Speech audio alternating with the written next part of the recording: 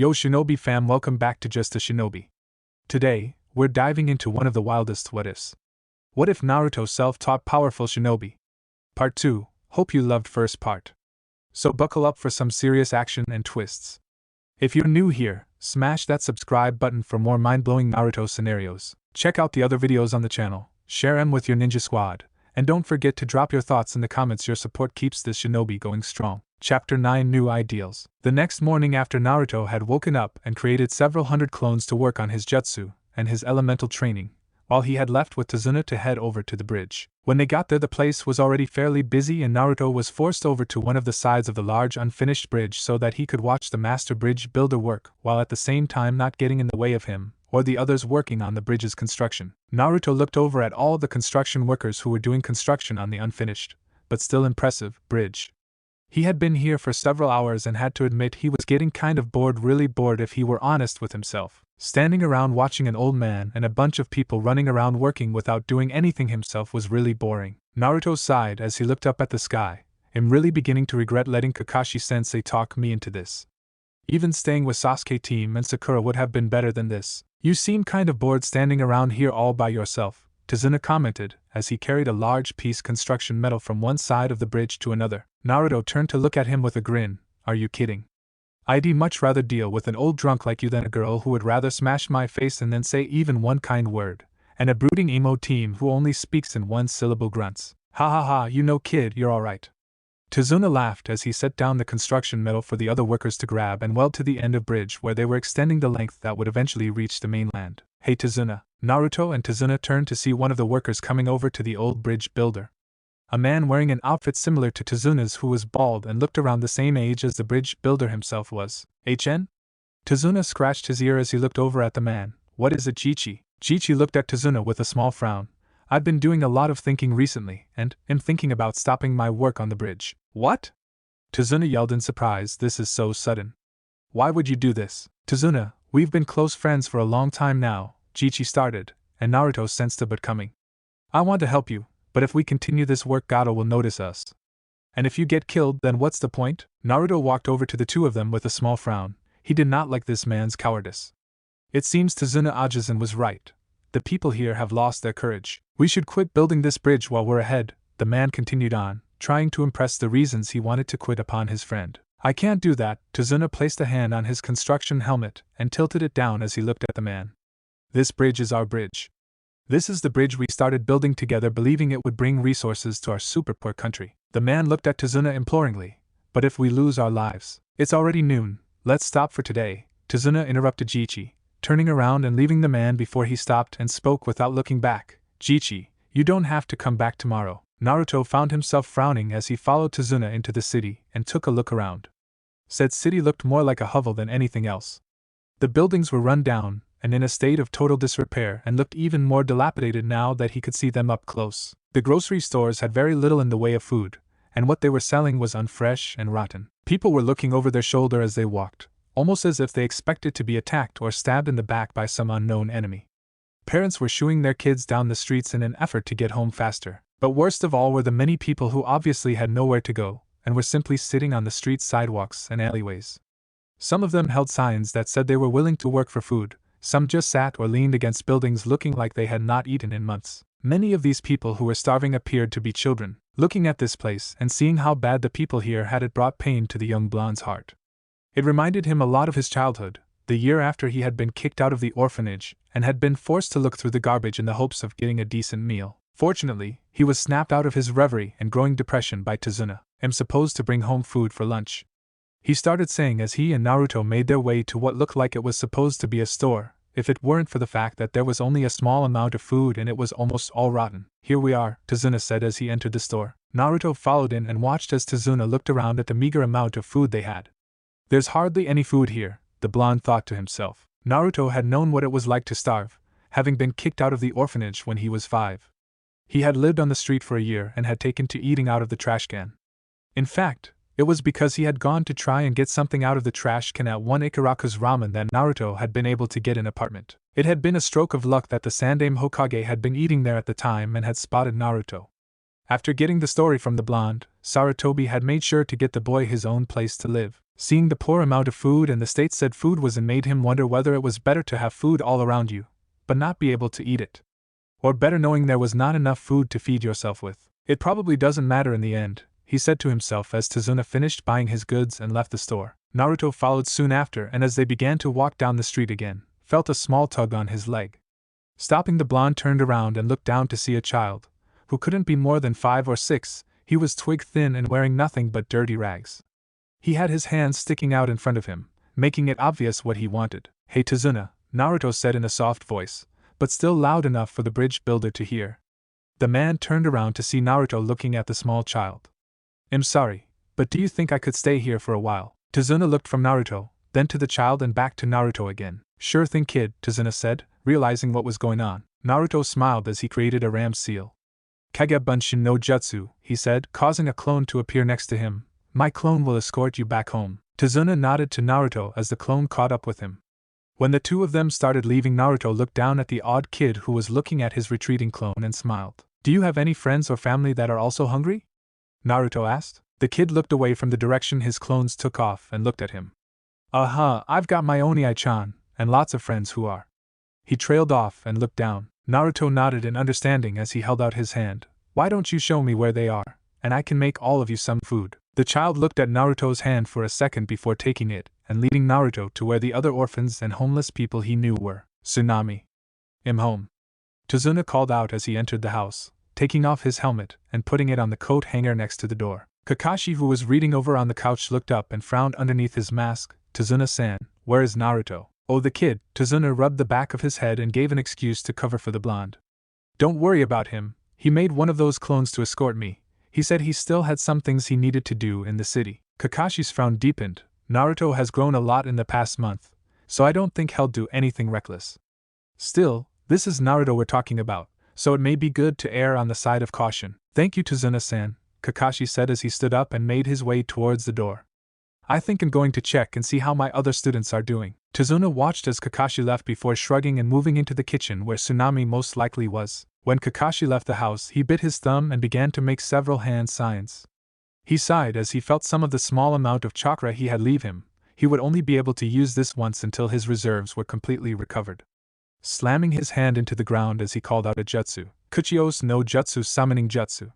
As soon as his hand touched the dirt, a seal array appeared on the ground under his hand. There was a puff of smoke, and when it cleared, Kakashi saw a small pug sitting there. The pug was wearing a blue vest with a Konoha headband, and had a lazy expression on its face. "Yo Kakashi," the pug said as it lifted a paw in greeting. "You haven't called me lately. Is there something you need?" "Pakin," Kakashi greeted, reaching into his pouch and pulling out a small torn bandage. "I need you to find the person this scent belongs to. Come back and tell me if he's alright." Pakin nodded as he took a whiff of the scent. Putting his nose to the ground, he sniffed around a bit before looking up. "I got the scent, Kakashi. I'll see you later." As Pakin took off, Kakashi looked after him before sighing and going back inside. "And then the Chunin and Jonin of our village all started chasing me around the village." Naruto finished telling the story of his grandest prank of defacing the Hokage monument to the kids who had gathered around him. The child who had come up to him begging for food had led Naruto to where a group of 15 people ranging from the ages of 5 to 12 had been, all of them wearing the same rag-like clothes that he was and all of them starving from lack of food. With a talent for showboating that only a prankster of his caliber could have, Naruto had proceeded to wow the entire group by creating 50 clones of himself. He had divided them up into groups. Group 1 was 25 clones who had used his still-fledgling water-walking skills to stand above the water with a net and catch as many fish as they could. Clone Group 2 had been 20 clones split into 2 groups of 10. One group had gone to get firewood, while the other built several fire pits to cook the food caught. The last group had been 5 clones who were given the task of helping Naruto play with the children. They had done everything from playing tag to giving piggyback rides. Naruto had even shown them some of his less destructive jutsu, such as the jutsu he had now taken to calling the Kagehen Shadow Transformation, due to the fact that Anko had told him his jutsu was not an illusion like the standard henge, but a real transformation. Once the clones had finished cooking, Naruto had gotten the children to settle down, and he and his clones had passed out food to them, watching in a mixture of amusement and sadness as the group of ragtag kids devoured their meal as if they had not eaten in months. The blonde suspected that this was actually very close to the truth. "That's so cool, Oni-chan," one of the kids said, a little girl with long brown hair and green eyes. Naruto grinned at her. "Yeah, it was, until Irika-sensei caught me at least." He finished with a bit of a sheepish expression. Who's Iruka-sensei ni-chan?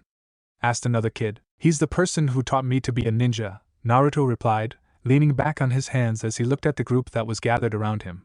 He's pretty cool, except that he always seems to have this magical ability to find me after my pranks. Naruto stayed with the kids for the next several hours, regaling them in tales of his pranks.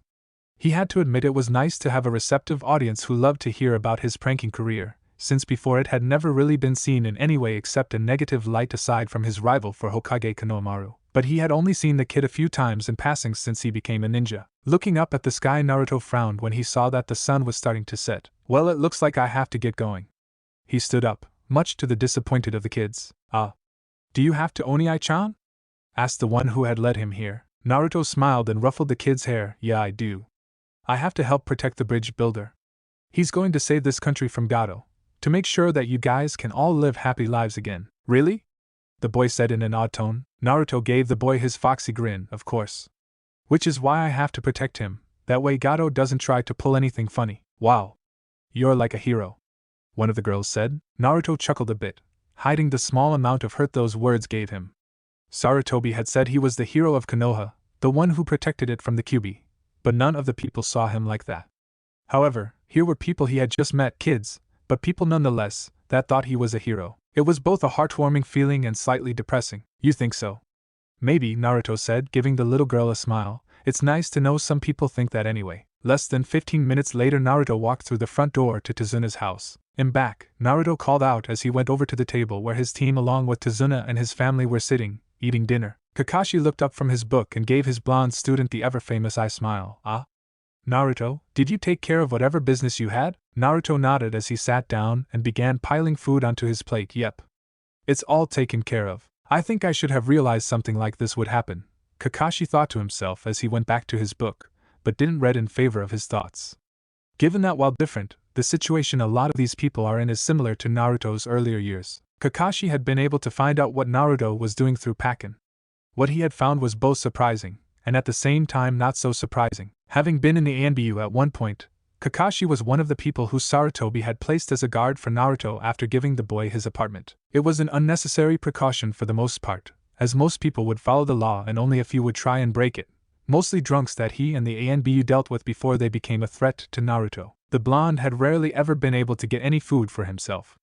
Most if not all of the stores refused to sell to him, and the one store that did charge triple the price for rotten goods. Even after having this reported to the Hokage, nothing had changed for Naruto, especially since the civilian council had managed to hoard more political power after the Kyuubi's attack before Sarutobi had reclaimed his position and now controlled nearly all of the stores, and those they did not were blacklisted if they allowed Naruto entrance, making it very hard for his student to get food. That he would already be working on water walking is impressive. It still looked a little shaky, but the fact that he can already stand on water shows he's training hard. Kakashi was actually impressed with the initiative of his blonde student, as most would wait for their sensei to begin teaching them. That Naruto had taken to learning things himself showed that he was willing to go above and beyond to learn and grow stronger. Kakashi looked over at his other two students, both of whom did not have the same motivation and determination the blonde had. Hopefully he can help me with the other two. As everyone began eating again, Naruto looked over at his two teammates.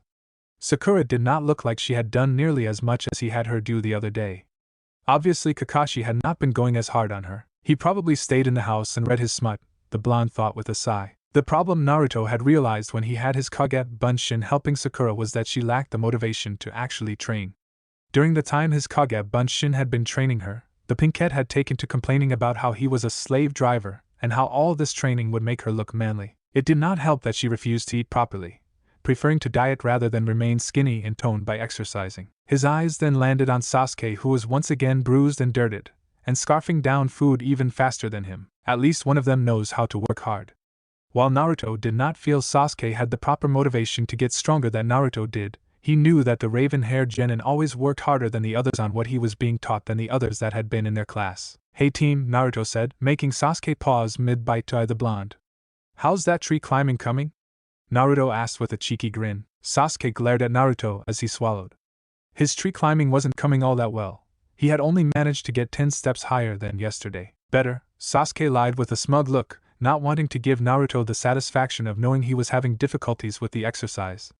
Pretty soon he'll have this exercise complete. Oh? Naruto said with a raised eyebrow. So you call 10 steps higher than last time better? I didn't realize that an elite Uchiha felt such a small amount of progress was something to be proud of. Oh no, Kakashi's sweat dropped as his blonde student began antagonizing his raven-haired student. This doesn't look good, Naruto baka. Stop. Sakura did not get to finish as Naruto tossed her a small glare laced with killing intent, not in the mood to listen to her shouting. Sasuke stiffened in his seat as he glared at Naruto. How did you know that? Were you spying on me? Hardly, Naruto scoffed. I have several clones stationed around the house for added protection.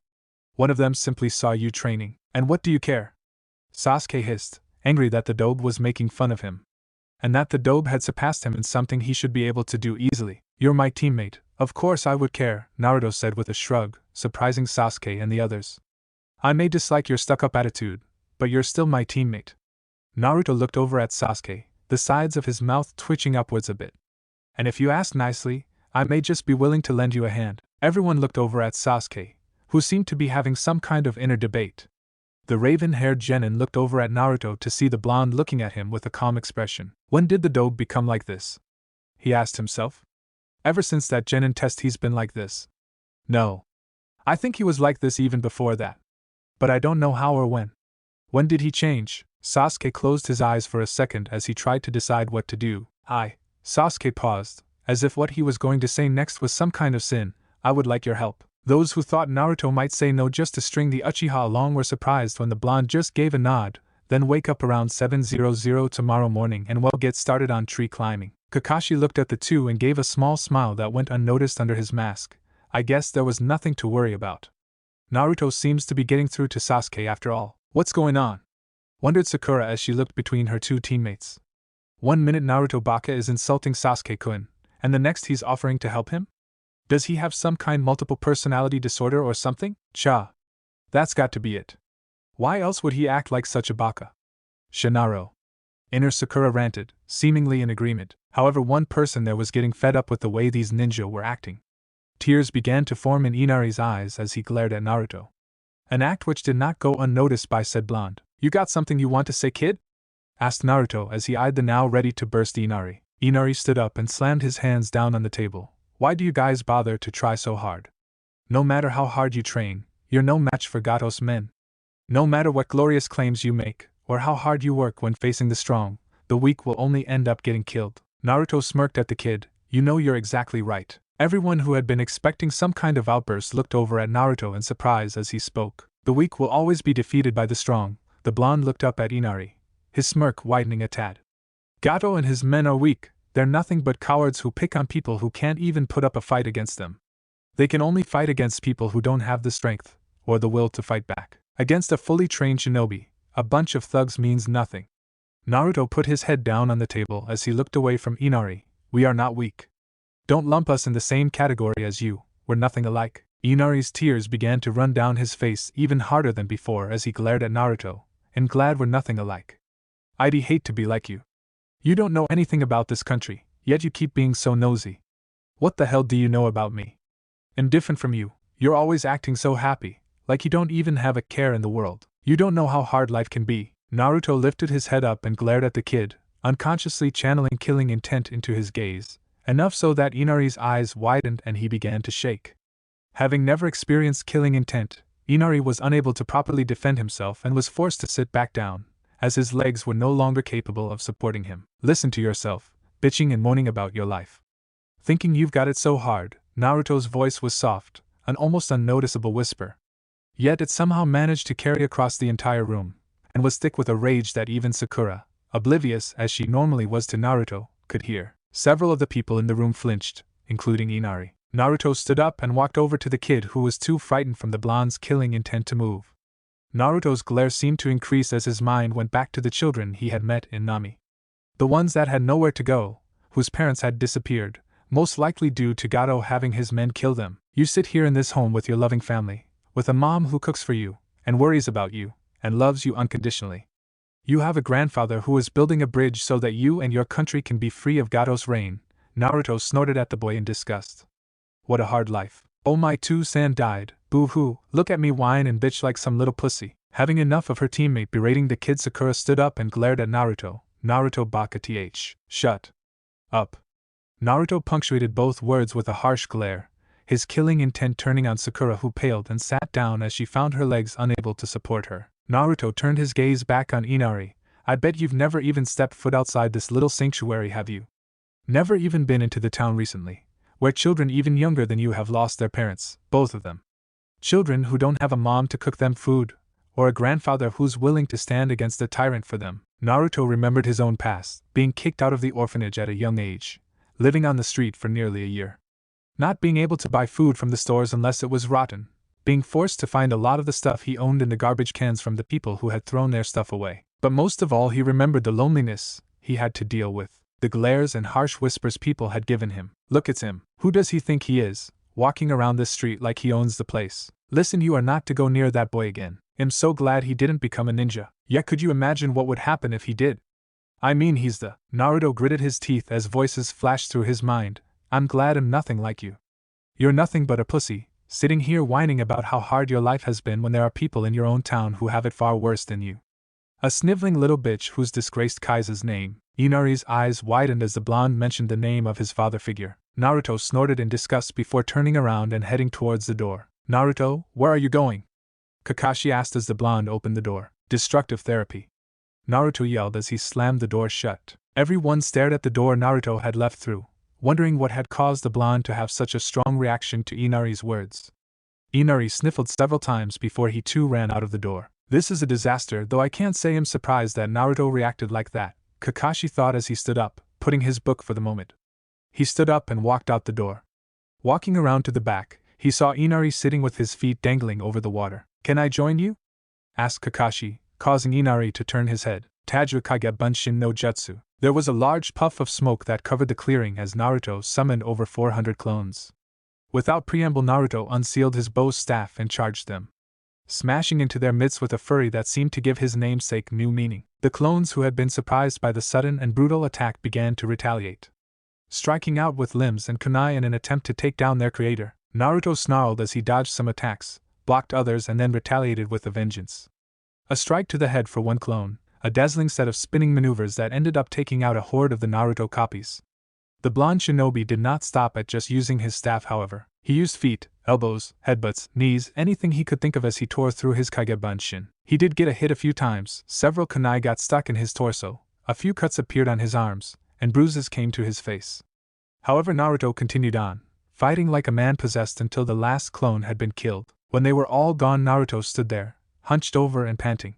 His eyes began to droop as he fell onto his back. One last thought passed through his mind as he fell into blissful unconsciousness. The nerve of that brat, thinking I don't know what it means to suffer. It seems we're out of medical herbs, Haku mumbled with a sigh. Closing the pantry, the hunter ninja walked back into Zabuza's room. Walking over to the bed, Haku looked down at him. You were far more injured than I thought. We're all out of herbs. What's your point? Grunted Zabuza. My point is I need to go out and get some more for you. Haku's gave the man a blank stare, slightly irritated by Zabuza's cavalier attitude. You'll be back sometime around noon. I should be able to get enough for you to finish healing. Whatever, Zabuza grunted, trying to shift his position in the bed despite the sharp pains he felt as he moved. Haku looked over at the Akuma brothers. Take care of him while I'm gone. If I find out that you've let him bully you into letting him so much as sit. The two brothers gulped at the implied threat. Don't worry, Haku. We won't let him talk us into anything, said Gozu, the older brother. Haku looked away. You said that last time as well. Not waiting for a reply, Haku left the room. Haku hummed a small tune while walking through the forest, looking for the herbs that the fake hunter ninja had found a few days ago. After passing a particularly large tree, Haku found the herbs. Bending over to pick one up before pausing, having caught sight of a figure lying on the ground a little ways away. Acting cautious, Haku approached the prone figure to see who it was, recognizing the blonde that had come up with that plan and used the collaboration jutsu to nearly kill Zabuza. The hunter's breath hitched, wondering what should be done. Kneeling down, Haku looked the figure over. The boy had tears in his cloak and clothing, showing off the blonde's surprisingly muscular figure underneath. There were also a lot of kunai and shurikens strewn around him, and dried blood over his clothes and on the ground. Haku reached a hand out to the blonde's throat. The boy was a hindrance to Zabuza's plan. The best option would be to remove him before he could cause a problem. However, Haku paused midway to Naruto's throat, sighed and gently began to shake the blonde's shoulder. Hey, wake up. You'll catch a cold if you sleep out here, Haku said. Naruto stirred. Stifling a groan, he opened his eyes. And the first thing he saw was Tenshi? he asked as he saw a beautiful girl with a heart-shaped face and a set of chocolate brown eyes. His slightly groggy and his sleep-addled mind coming to what he obviously thought was the correct conclusion. Haku blushed at being called an angel. I'm afraid not. If I was, you would have to be dead in order for us to meet. Naruto blinked a bit as the blurriness to his vision began to clear up. Sitting up, he stretched his arms above his head as he let out a loud yawn. Bringing his hands back down and leaning against them, Naruto turned to look at the person who had woken him. It was a young woman who looked to be maybe a year or two older than him. She had long dark brown hair and chocolate brown eyes.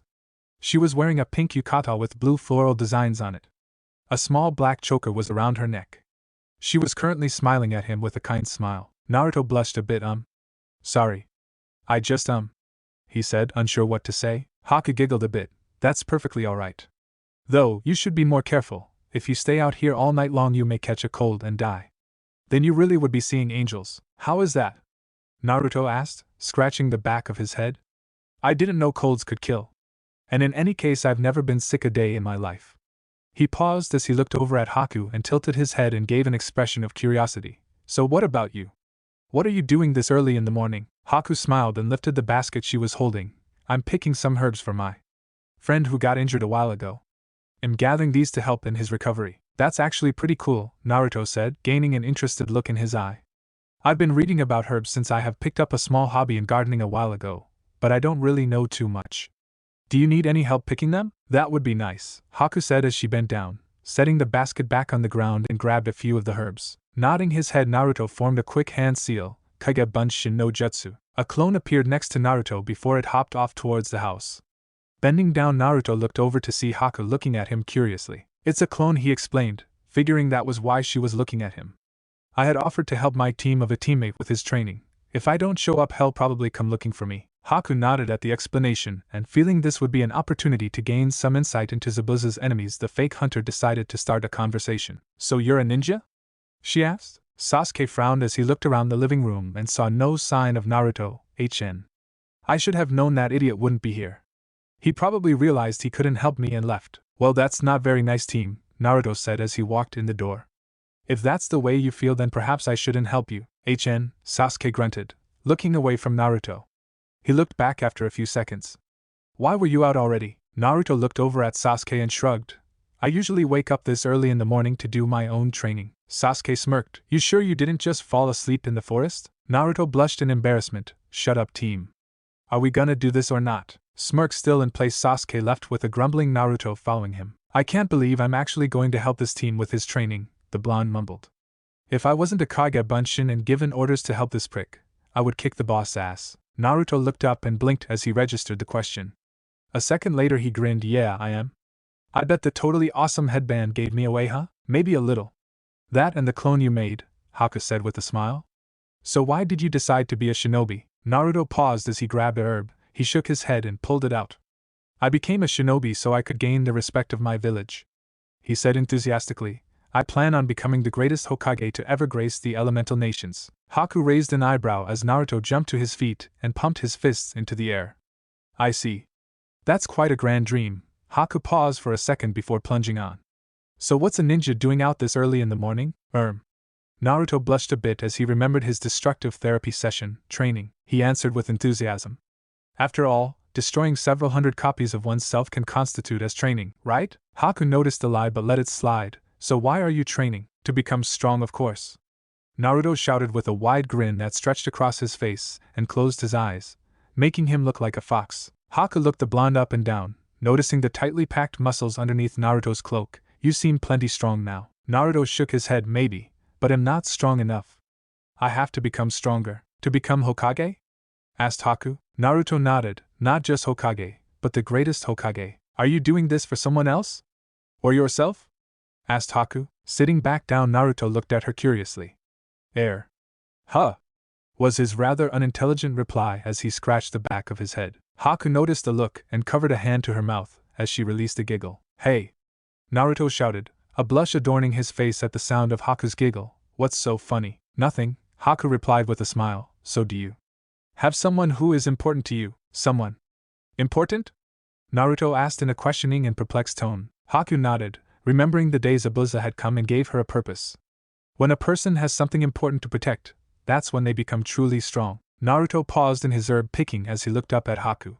Listening to those words, Naruto remembered Iruka-sensei protecting him from Mizuki and allowing him to graduate afterwards. His mind flashed to Hokage Ajisen, who had been with him ever since he had been kicked out of the orphanage, and he remembered the Ichiraku family, who owned the only restaurant aka food stand that did not kick him out. More images played through his head.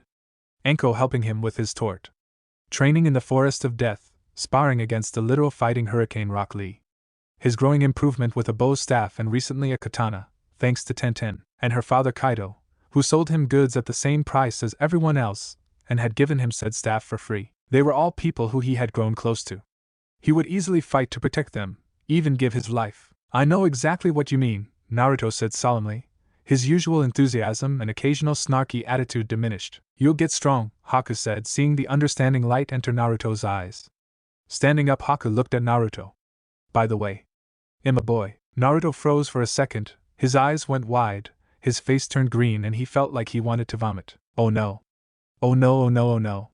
If I call the boy Angel I'm gonna. He paused mid-rant as Haku began to walk away and his nose caught a scent. You're lying, Naruto stated, causing Haku to freeze and look back at him. Grinning, Naruto stood up and walked over to her. You almost had me fooled, but there is no way you can be a guy. Haku kept calm and merely raised an eyebrow. Oh? What makes you say that? Well, the first thing is you have no Adam's apple. Naruto had been reading up on human anatomy, and so he knew that was one of the differences between male and female. The other differences are. He shook his head, mind out of the gutter, Naruto. Looking back at Haku, he continued, second, you're far too pretty to be a man. He grinned as Haku blushed. It's too bad I can't make Anko turn red like that. Gah. He shook his head again and cursed Anko for corrupting him. And finally, no self-respecting male would ever smell of lavender and lilac. I see, was all Haku said, too surprised that someone had called her out to actually say anything, though a part of her mind was trying to come up with an excuse for posing as a boy. I'm guessing you're posing as a male because of Gado's reign of tyranny over the island? Naruto asked. Haku felt herself relax as the blonde unwittingly provided a cover story. Yes, Gado's men have been known to do things that were less than savory to women that they catch alone. Naruto nodded. Yeah, I could imagine that slime who already works for someone as slimy as Gado would do things like that. He tilted his head for a second before smiling and thumping his chest. I know. Why don't I escort you home? That way if any of Gado's goons even try to touch, he'll beat the shit out of them. Haku giggled but grew worried as she tried to find a way out of this situation. That's okay. I don't want to interrupt your training.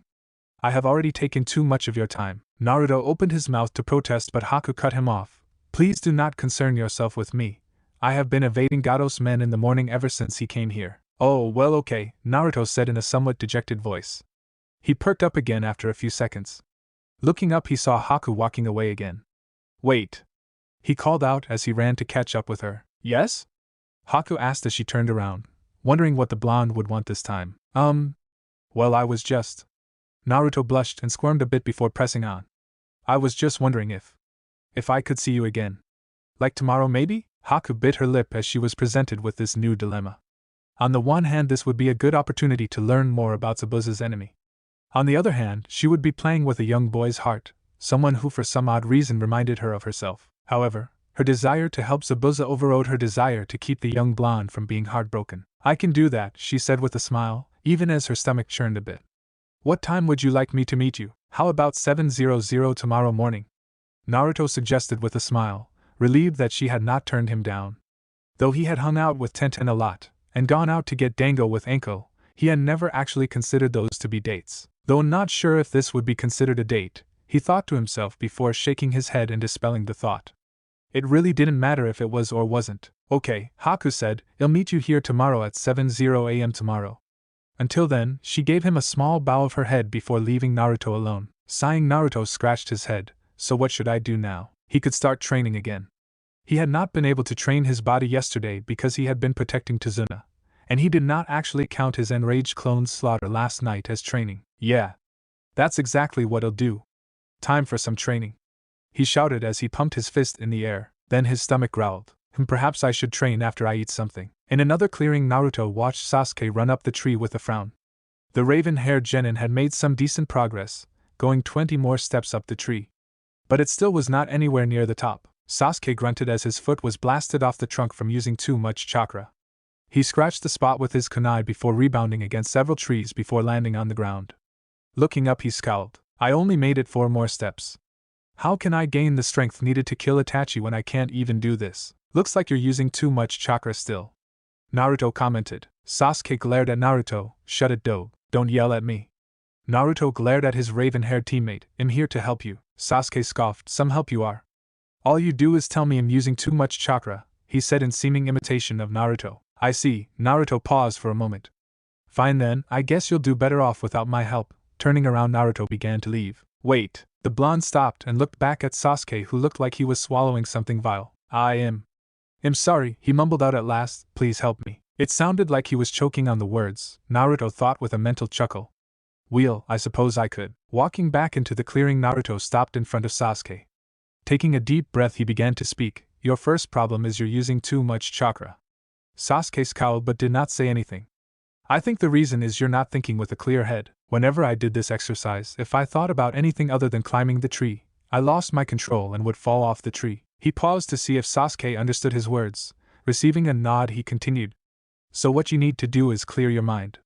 Don't think of how you can't do this, or how superior you are to everyone else, or even of how you want to kill your brother for what he did to your clan. How do you know about that? Sasuke asked with a glare. I read a bingo book and your brother was in there. It said he was wanted for killing the Uchiha clan, Naruto said with a shrug, patting the pouch where his bingo book was located. It wasn't hard to figure out who the man you intend to kill was after that, and while I can understand why you want to, right now thinking about him is merely a distraction for you. Now clear your mind and being channeling your chakra. Sasuke sighed and decided to do as asked. It couldn't hurt more than anything he had been doing recently. When all thoughts, even the many plotted ways he would kill Itachi, were gone, he channeled his chakra to the bottom of his feet. Feeling ready, he ran at the tree. Jumping on and sticking his feet to the trunk, he began to move up 2 steps, 4 steps, 10 steps, 15, 30, 55, 60. Before Sasuke knew it, he had reached the top of the tree. Blinking in a bit of surprise, he grabbed onto the top and swung himself on the topmost branches. He looked out over the forest, seeing how far it went on. He looked back down to see Naruto looking at him with a smirk. Unbidden, a smirk came to his own face. It looks like the dobe has his uses after all. Later that night, Naruto came in with a beaten and battered-looking Sasuke. Said raven-haired Genin's arm was around the whiskered blonde's shoulder as Naruto held him up and walked over to the table. Sasuke-kun. Sakura screeched as she saw Sasuke. Everyone winced and covered their ears at the loudness of her voice. Except for Sasuke, who was simply too tired to cover his ears, and Naruto, who was holding Sasuke up. Naruto baka. What did you do to Sasuke-kun? Quiet down, Sakura, Naruto said in an annoyed tone. I was just helping Sasuke with his training. The blonde looked over at Kakashi. He can reach the top now, so we're working on perfecting his tree walking. Kakashi raised an eyebrow as he looked up from his book. What do you mean perfecting? He asked in curiosity. Naruto grunted as he set Sasuke down at the table, said raven-haired Genin, resting his head on the table as soon as he was seated. What I mean is perfecting. I was told that the tree climbing exercise is not truly mastered until you can stay on a vertical surface for 1 hour, while in combat, the blonde answered as he grabbed a plate and some food. That's actually a good idea, Kakashi said, looking over at Sakura. Sakura, tomorrow, Naruto and I will be guarding the bridge. I want you and Sasuke to work on mastering tree climbing. Sakura paled a bit at the thought of doing what Naruto had said, but nodded as it would not be wise to go against her sensei. Yes, Kakashi-sensei. Good. Smiling, Kakashi turned to Naruto. You don't have a problem with this, do you, Naruto? Naruto shook his head. That's fine. I can get my training done early in the morning before we leave. Excellent. Kakashi said with another smile. I'll be counting on you to back me up in case something happens. Naruto grinned. You just want me there so that if something does happen, you can read your porn while I do all the fighting. Now you know that's not true, Naruto, Kakashi said with a fake tone of hurt, which may have been more believable had he not gone back to reading his porn. I would never let a comrade fight on his own if I could help it. Hush, sure. Naruto rolled his eyes as he began eating. You would be more convincing if you weren't reading your precious Ika right now, sensei. Well, you never know when he'll get another chance, Kakashi said as he turned the page and dutifully ignoring the glares from the 2 females in the house. Especially if something happens tomorrow. I have to use my time wisely after all. Ha! Naruto laughed. Just admit it. You're a lazy-ass bastard who simply doesn't want to do anything other than read his porn. Throughout the whole conversation, Sakura, who had been getting increasingly red, spoke up. Would you two shut up? I don't want to hear you talking about sensei's porn addiction. Cha. I don't want to hear about our dirty old sensei reading porn. Shinaro. Inner Sakura raged. Kakashi and Naruto looked at each other before shrugging. Sure, Sakura, Naruto said, another grin coming to his face, one that Kakashi recognized as the grin when the blonde was doing his pranks. If you want, we can talk about how you have a shrine of Sasuke hidden in the back of your closet instead. As soon as Naruto said that, several different things happened. Kakashi dropped his book as he fought to keep from laughing. Tazuna did laugh. Inari looked confused as he wondered why someone would have a shrine of another person in their closet.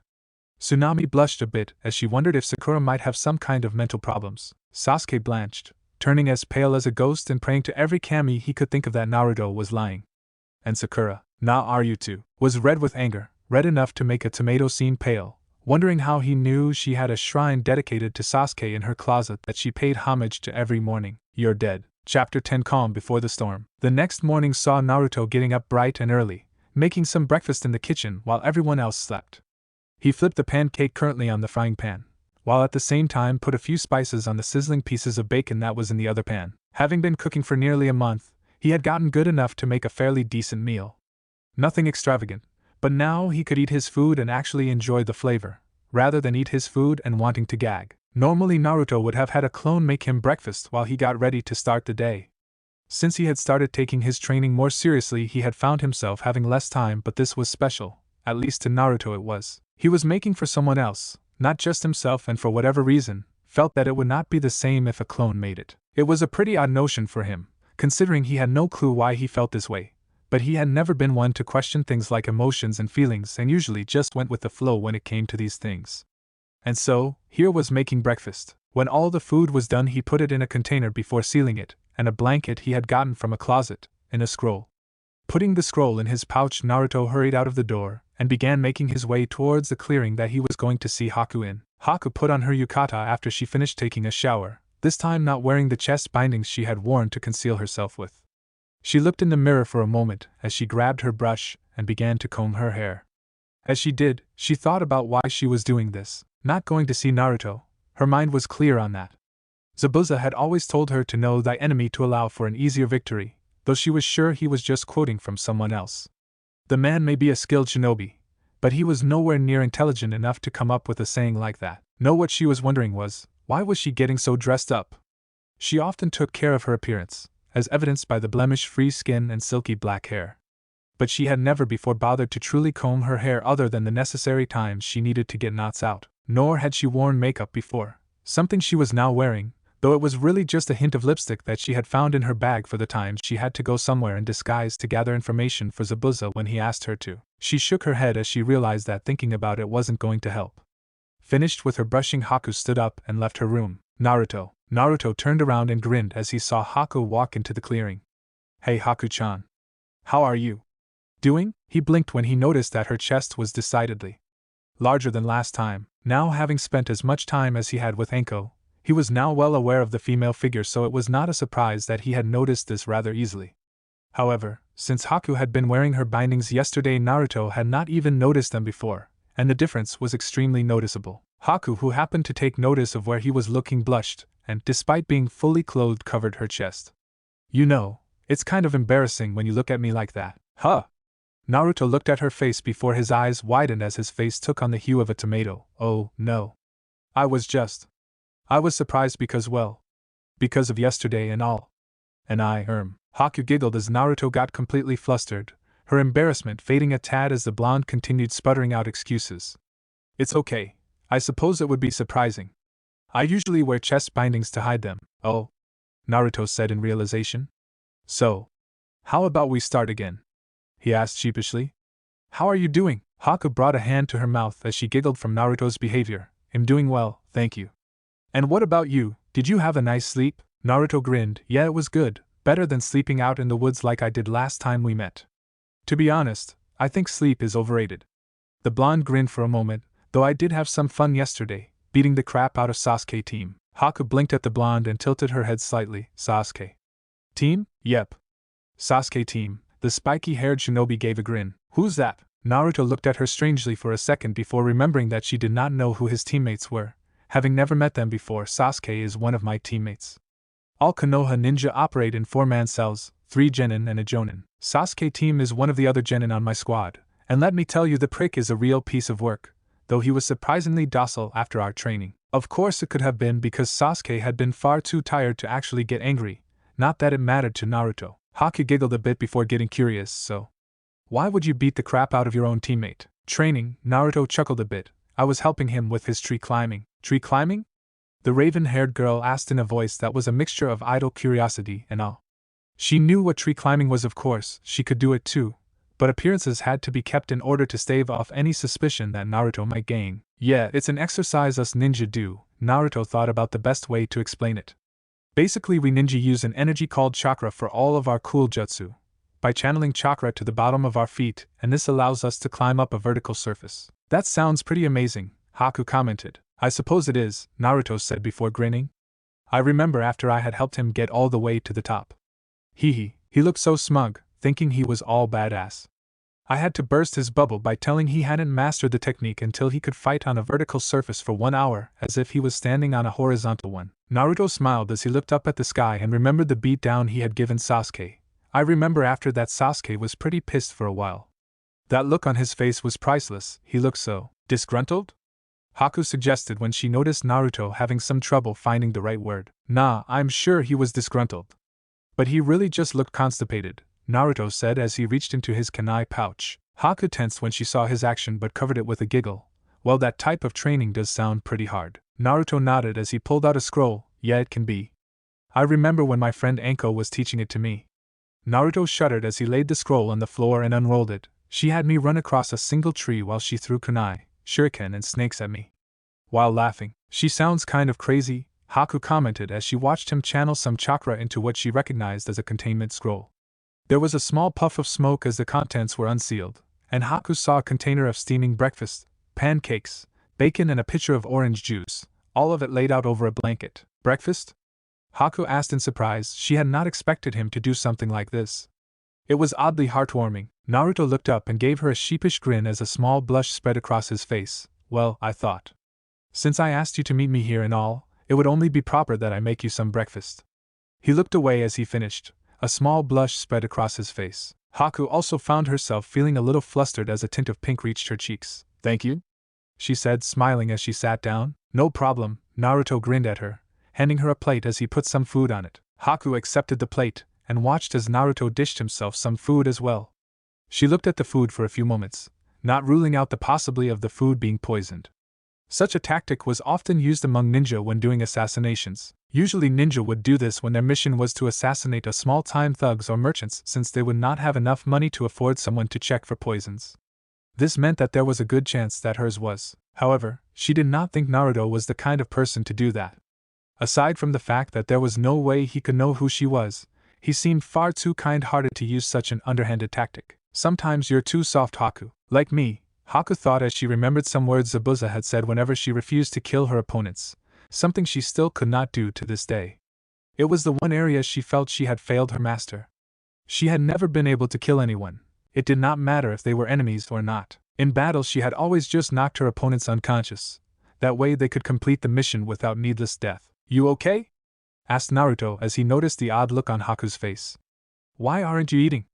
Is it bad? He hoped it wasn't bad, but maybe his clone's cooking skills hadn't passed over to him. That would really suck. All that time they spent cooking and others still can't eat it. Huh? Asked Haku before she realized what Naruto had said. Oh no. She picked up her fork and began to grab a decent-sized piece of food with it. I was just thinking about something. Not wanting to be rude, she took a bite. The food wasn't amazing or anything, but it was good. It's good, she complimented, taking another bite of her food. You think so? Naruto asked as he rubbed the back of his head in a sheepish expression. I only just started cooking a month ago, so I wasn't really sure how good I've gotten. Well, you don't need to worry, Haku said with a smile. It's definitely good, especially considering you've only started cooking for a month. A little more practice and if you didn't want to be a ninja, you could end up being a chef. Naruto put a hand to his chin in mock thought. Now there's a thought. Maybe I could work at Ikaraku's if I ever decide to retire after being Hokage. Ikaraku's? Asked Haku in curiosity, having never heard of such a place. What's that? Naruto looked up and grinned. Only the best place in the world. The very place that makes the ultimate food of the gods, and Kami's gift to man. Haku giggled a bit as she saw fire light up in Naruto's eyes as he spoke of a place that obviously sold his favorite food. And what food do they make? She asked. Ramen, of course. Naruto shouted as he held a fist up to his face. There is nothing better than the noodle goodness that is ramen as it slides down your throat, or the broth that tastes of heaven while you drink it. Ramen is the gift that Kami has bestowed upon man, in order to grant us unworthy mortals a small taste of heaven before we die. Ramen is the food of the gods. Haku's sweat dropped a bit at the boy's obvious obsession for the unhealthy noodles. Sushi's better, she said with a shrug. What? Naruto shouted as he looked at her with a shocked look. How could you possibly think that rotten fish could be better than a gift that Kami herself bestowed upon us? Sushi is not rotten, Haku shot back with a glare. And it's far better than those disgusting and unhealthy noodles you eat. She gave Naruto a smirk. It also doesn't make me short. Hey! I'm not short. Naruto shouted. How dare she insult him for his height? Ever since he had entered the academy, Naruto had been the shortest person in class, so one could imagine that he may be a little oversensitive about the subject. I've grown a whole 2 inches since I. He paused for a moment before his cheeks burned, with embarrassment, since I started eating things other than ramen. Haku giggled before it turned into a laugh.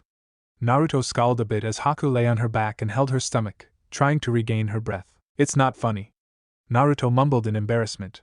So what if it makes me short? It's still the food of the gods, he said to himself, reaffirming his belief in ramen. I am sorry. Haku apologized as she struggled to get herself under control. But you have to admit, it was funny.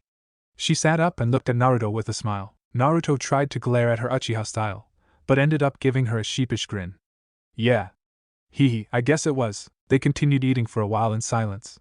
Normally Naruto would find any kind of silence uncomfortable, even with his recent changes in personality. Whether it was the sound of his clones shouting out jutsu, or his own sarcastic remarks while training, or Anko's sarcastic remarks while she was beating the crap out of him, Naruto always needed some kind of noise. Yet the silence here was oddly comforting, as if he didn't need to have any noise around Haku in order to be comfortable. It was perplexing. So this Ichiraki you mentioned, Haku started, getting the blonde's attention. Are the people there important to you? Yep. Naruto said with a grin. In fact, they were the first of 3 people to ever become precious to me. His grin faded into a small frown. Not well liked in my village. Haku's ears perked up when she heard that, as well as catching the hurt in his tone. For some reason, people hate me, and I never knew why. He decided to leave out the part about having a 9-tailed rampaging fuzzy sealed inside of him. After all, it was supposed to be a secret. He shook his head and continued, they were some of the first people to look at me like I wasn't some kind of monster. I remember they would often give me free meals when I didn't have enough money to buy food. Haku looked at the blonde next to her wide-eyed. The tone of his voice, the way it sounded so helpless. It was the exact same tone she herself had before Zabuza found her. It was then she realized why this boy had reminded her so much of herself. A part of her should have realized it sooner, and was now berating herself for having not seen it. She looked into his eyes and saw the same pain she herself had felt before she was given a purpose. The pain of loneliness, the feeling of having people hate you for something beyond your control. The blonde had the same eyes that she had. I had people very dear to me once. A long time ago. Naruto looked over at Haku in surprise as she started talking. My parents. I was born in a small snowy village in Nizu no Kuni. My parents were very kind people. And I was happy. But when I grew up and began to learn the ways of the world, something happened. Naruto noticed Haku's expression getting depressed. You don't have to tell me something like this, just because I shared some of my past with you. He told her as he placed a hand on her shoulder. Haku looked up and her eyes widened as she realized what she had just been about to tell him, something that only Zabuza knew of. She was about to heed his advice and stop, but for some odd reason felt compelled to tell him, like there was some kind of force that was pulling the words out of her mouth, compelling her to let the blonde know of her past so that he would understand that he was not alone. No, she shook her head. I want to tell you. I've kept this in for so long, maybe telling someone will help. Naruto looked at her before nodding and offering a smile. So, what happened? My father. He had gathered a mob, and then he killed my mother. Naruto gaped at her as she told him that, not even able to truly comprehend what she was saying. Then, he tried to kill me. What? Asked Naruto, sounding like he didn't understand what she was telling him. The country of Mizu has had endless civil wars, and those with Kekkai Genkai came to be hated. Because of these clans with Kekkai Genkai bloodlines were used as weapons in countless battles. As a result, these clans were blamed for the cycle of war that had plagued the country. After the wars, these clans were forced to hide their Kekkai Genkai, or be willing to risk getting butchered by the hunter squads specifically designed to kill Kekkei Genkai clans. You have a Kekkei Genkai? Asked Naruto as he realized where this was going. Yes, Haku said, my mother was from one of the clans that carried a Kekkei Genkai. My father discovered this because I had been careless enough to use it. A few tears came to Haku's eyes, but she wiped them away. I had discovered my Kekkei Genkai's powers and had gone to show my mom. I had thought they were so cool at the time and wanted her to be proud of me. I remember her slapping me for it and telling me to never use it again. However, my father had also seen me use my abilities. I remember coming home one night and my father, he had killed my mother and tried to. Haku had to pause as more tears came and she cursed herself for showing such weakness, and in front of an enemy no less. Someone she shouldn't even be telling this to. She should not have even told him this much in the first place. Not only did she have nothing to gain from telling him, but he could use this information against her and Zabuza should he figure out who she was. She was shaken from her thoughts when Naruto came closer to her and wiped away the tears on her face. I think I understand, he said, looking at her with a look of understanding and compassion. He too had noticed the look she had when she was talking about her past. He had seen her eyes whenever he looked in the mirror, more often than he cared to admit, and more often than anyone else would ever know. When the pressure of the villagers' hatred became too much, he would gain those eyes, and considering how much hatred they had for the blonde, he looked like that quite often. He shook his head and focused on the girl in front of him. You don't have to say anymore. She knew she should follow the young man's advice, as there was no reason to tell him potentially harmful information. However, Haku shook her head. No. I want to. She took a deep breath before continuing. After that he had tried to kill me and I was forced to kill my own father and the rest of the mob that was with him. In my panic I had accidentally activated my Kekkei Genkai and used it to kill them. After that I ran. I ended up living on the street, scavenging for food from the trash cans. Every day coming a little closer to death until I wanted to die. Naruto was not sure how, why or when it happened, but before he knew it, Haku had bowled him over, clutching to him like some kind of lifeline. For several minutes Naruto was too shocked to do anything other than lay there, his eyes widened to the size of dinner plates. Thankfully, his experience with Anko, while so completely different from this new situation it was not even funny, had enabled him to know what to do when a member of the opposite sex was hugging you. Either hug back, or make a smartass comment about the person hugging you being a child molester. Naruto decided to go with hugging. He wrapped his arms around Haku's shaking form, one hand going to the small of her back and the other going into her hair and running through it, much like how his grandfather figure, Sarutobi, would hug him when he was depressed. It's okay, Naruto said in a soft voice, let it all out. Naruto was not sure how long he had stayed like that, with Haku lying on top of him crying. Not that he particularly cared. It was obvious she had suffered even more than he had. If he knew his parents, and they had tried to kill him, he probably would have broken a long time ago. That she had survived was a testament to how strong her spirit was. I'm sorry, Haku sniffled out eventually, after getting all the crying out of her system. I don't know what came over me. In all the time she had been a tool for Zabuza she had never cried, and now here she was bawling her eyes out not only on some stranger, but an enemy she would have to do battle with when Zabuza recovered. Shaking her head, Haku sat up and set her hand in her lap, looking down at them as if remembering the past. Naruto said with a small smile. Wanting to comfort Haku in some way, the spiky-haired blonde moved on instinct and brought an arm around the raven-haired girl's shoulder. Haku smiled as she leaned into the blonde, resting her head on his shoulder. Even knowing he was an enemy, she felt an odd sense of peace settle over her. Enough so that she had dropped most of her defenses and guards. Maybe it was the odd aura the blonde exuded, the strangely warm and comforting presence that he held.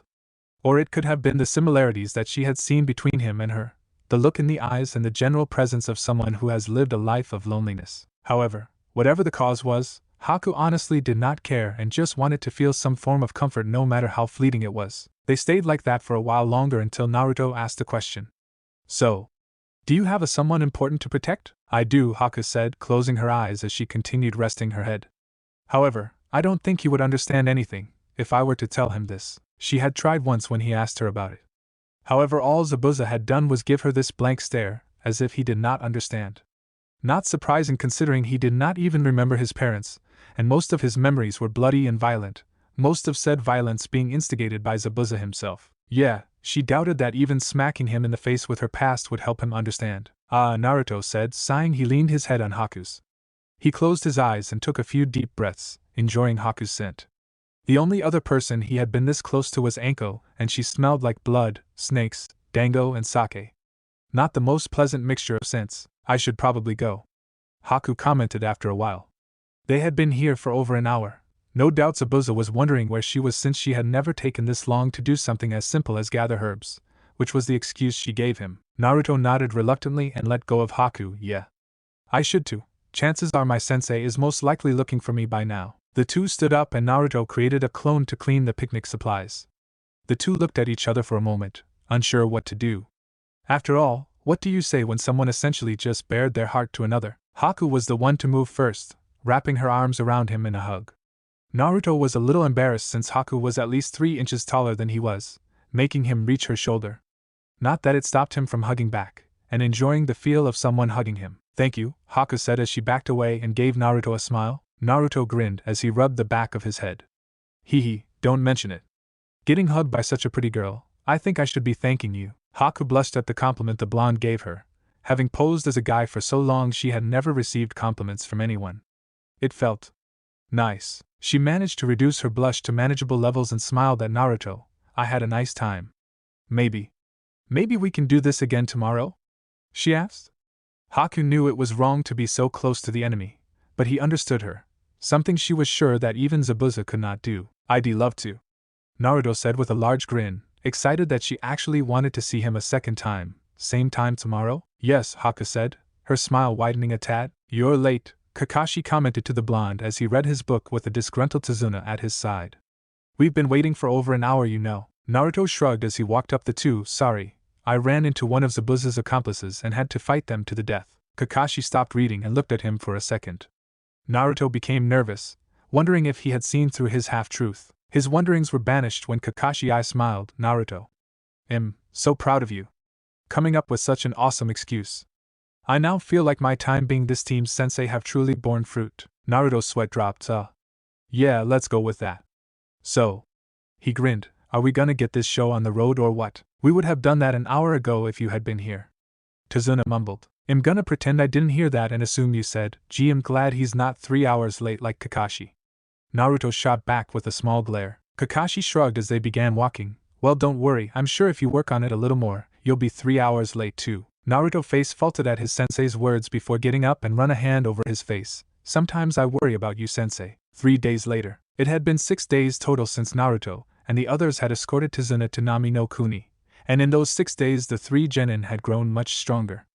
Thanks to Naruto's tort training, Sakura had actually managed to increase her reserves a fairly decent amount. She had not mastered tree climbing, but had managed to at least double her reserves, though she still refused to do any physical exercise in fear of looking manly. Both Kakashi and Naruto had tried to get her out of that phase, however neither had any luck with it, and eventually gave up. Sasuke had improved much more drastically than Sakura. While his reserves had not improved much, he had mastered tree climbing. He had also admitted, even if only to himself, that Naruto was alright. He had noticed that the more time he had spent with the blonde the stronger he got, and so did not complain or let his jealousy get to him too much. Not that it had changed the dynamics of their rivalry. Naruto still thought the raven-haired genin was the archetypical brooding team. And Sasuke still believed that Naruto was a blonde idiot who was inferior to him, even if he knew that was not true as the two were fairly close to even when it came to their physical prowess in hand-to-hand combat. Naruto himself had probably improved the most. Not that anyone other than Kakashi would know that since the blonde preferred to keep his training secret in order to avoid any jealousy on his team's part. He had managed to learn Shunshin, and could even do it without hand seals, giving him an edge when he needed extra speed. He had also mastered water walking and was now adding the leaf floating exercise to it. He had also increased his training seal to level 2. Of course, he had found level 2 nearly impossible to move in for the few 2 days. Naruto had learned that in order to properly use the training seals he had to enhance his body with a constant stream of chakra so that his body could move when the resistance seals were on. Once he could move through a set of taijutsu katas at the speed he could normally, he would slowly decrease the amount of chakra he was using to keep himself moving. It was a slow-going process, especially because he had to sometimes take the seals off so he could get used to his Boda's speed without them. But he knew that once he started getting the hang of it, this form of training would allow him to use his training to its maximum effect. His elemental manipulation had unfortunately not gone as well as he had hoped. So far Naruto was only able to slice the leaf 1/3 of the way through. Thankfully some good did come out of the training, as all of his wind jutsu took less chakra to use and he had better control over some of the higher level ones. Things had also gotten a little better at the house as well. Inari, though still quiet, no longer made comments against Naruto. Sometimes the whiskered blonde had even caught the kid watching and following him when he trained, though the blonde had no idea what that was about. His relationship with Sakura had remained unchanged. She still seemed to either ignore him or tried to hit him on some occasions. Though this may have been on the account that Naruto had begun finding amusement in torturing the girl every chance he got with comments on her obsession with Sasuke. He and Tazuna got along pretty good. They would often tell jokes, and Naruto, in a bout of inspiration, had used his Tajua Kage Bunshin no Jutsu to make a 100-man strong workforce, much to Tazuna and the workers' amazement and delight. Kakashi also seemed to be treating him well, not that he hadn't always, but the man seemed to respect him more. Something Naruto suspected came from when he had made that excuse for being late. Naruto had also spent more time with Haku, who had come to meet him in the same clearing every day since they had met. The two had grown extremely close despite the short amount of time they had been together due to their similar experience they shared from their past. They had never spoken of the time Haku had mentioned her past, and in truth, they didn't need to, having come to understand each other well enough due to the similarities in their lives. Instead, Naruto would often regale her in tales of his pranks. How he had started his pranking career in order to get back at all the people who had ignored and made fun of him, though the main reason was a little darker than that. He would tell of her setting up stink bombs in restaurants, small explosives in toilets that would go off when someone flushed in the academy, painting the Hokage monument in broad daylight, and other pranks he had pulled throughout the years. Haku had never laughed so hard when he had told her some of them. If she were honest with herself, being with Naruto had been the most fun she had ever had. It depressed her to know that this happiness and content she was feeling with the blonde would end soon. Looking out the window from her room, Haku sighed as she finished getting ready to meet up with Naruto. It was the last day they would get to see each other as friends. Zabuza was now completely healed and had told her the plan to kill the bridge builder would commence tomorrow, which had been why she decided on having dinner with the blonde instead of breakfast like normal. Looking herself over in the mirror one last time, Haku tried not to let her emotions spill before she looked away and left her room. Going somewhere? Haku stiffened as she turned around and saw Zabuza leaning against the wall. "You're going to see that boy again, aren't you?" he asked. "How did you know?" Haku asked, knowing better than to lie to Zabuza. She had never been able to lie to Zabuza, not that she had ever tried to before. Zabuza looked at her before casting a careless shrug. "Since you came back the second time to get herbs and had this odd glow about you." He put up quotation marks when he said getting herbs. "From what I understand, that only happens when a girl becomes a woman." Haku blushed a bit at the implication.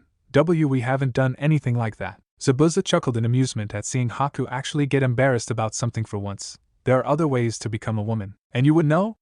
Haku asked in a slightly snappish voice. "Whoa, looks like the claws are out today," Zabuza said, hiding his surprise with a laugh. "I don't think you've ever snapped at me unless I hurt myself." "I'm sorry, Zabuza-sama," Haku said, looking contrite. "Meh, it's fine," Zabuza replied, not really caring that she was a bit snappish. He paused and looked at her intently. "You know I don't approve of this. Getting close to the enemy unless you're going to assassinate him is not what a ninja would do." Haku winced and looked down. "However, I am not going to stop you, should you wish to see him." That caused Haku's head to snap up so quickly Zabuza was sure she would snap her head. "You want?" she asked in a guarded voice. "You're not a child, Haku," Zabuza said. "You can make choices for yourself. I'm not going to stop you." He began walking away, but still managed to toss a parting comment over his shoulder. "Just be ready to not let your feelings get the best of you when we take down the bridge builder, and everything will be fine." "Going somewhere, Naruto?" asked Kakashi as his blonde student left the dinner table and went over to the door. Naruto stopped and turned his head to look at Kakashi. "Just going to get some fresh air, sensei," he replied as he scratched the back of his head. "You said that tomorrow, chances are Zabuza will be healed." "I admit him feeling a little nervous." His other two teammates looked at Naruto in surprise. The old Naruto would have never admitted to being nervous about anything. Kakashi, however, narrowed his good eye as he saw through Naruto's lie, though what he was lying about Kakashi was unsure of. He decided not to press the issue for the moment and shrugged. "That's understandable, just don't stay up too late. We're waking up early tomorrow." "Bah. You worry too much, sensei." Naruto whined, waving his hand in the air. "It'll be fine, and even if I'm late, I'll just tell Zabuza about the black cat that crossed my path, forcing me to take the long way around. I'm sure he'll understand." While everyone else in the room face-faulted, Kakashi I smiled, "Perhaps, but I don't think he would get the joke like I would." "Whatever," Naruto said as he left. Walking into the clearing, Naruto saw Haku was already there. "Haku-chan," Naruto said with a smile as he walked up to the beautiful raven-haired girl. Haku gave Naruto a smile of her own as she gave him their by now customary hug. It's good to see you, Naruto-kun. Naruto grinned as he broke the hug. You make it sound like we haven't seen each other in years rather than yesterday with a tone like that. Haku just gave him a sad smile, something that Naruto noticed but ignored as he grabbed her by the hand and led her to one of the trees. Sitting down, Naruto leaned against the tree while Haku sat in between his legs, leaning her head against his chest. This had been something that they had started doing on their third meeting. It had been amusing when Haku had first began snuggling into the blonde, who had felt his face about to burst, something that the fake hunter ninja had found surprisingly amusing. Though after the first 15 minutes of blushing, stuttering and trying not to pass out from the feeling of having a beautiful young woman pressed against him, the whiskered blonde had gotten used to, and come to enjoy the cuddling they did. Naruto wrapped his arms around her waist, pulling her as close as possible without making her uncomfortable as he put his head on hers.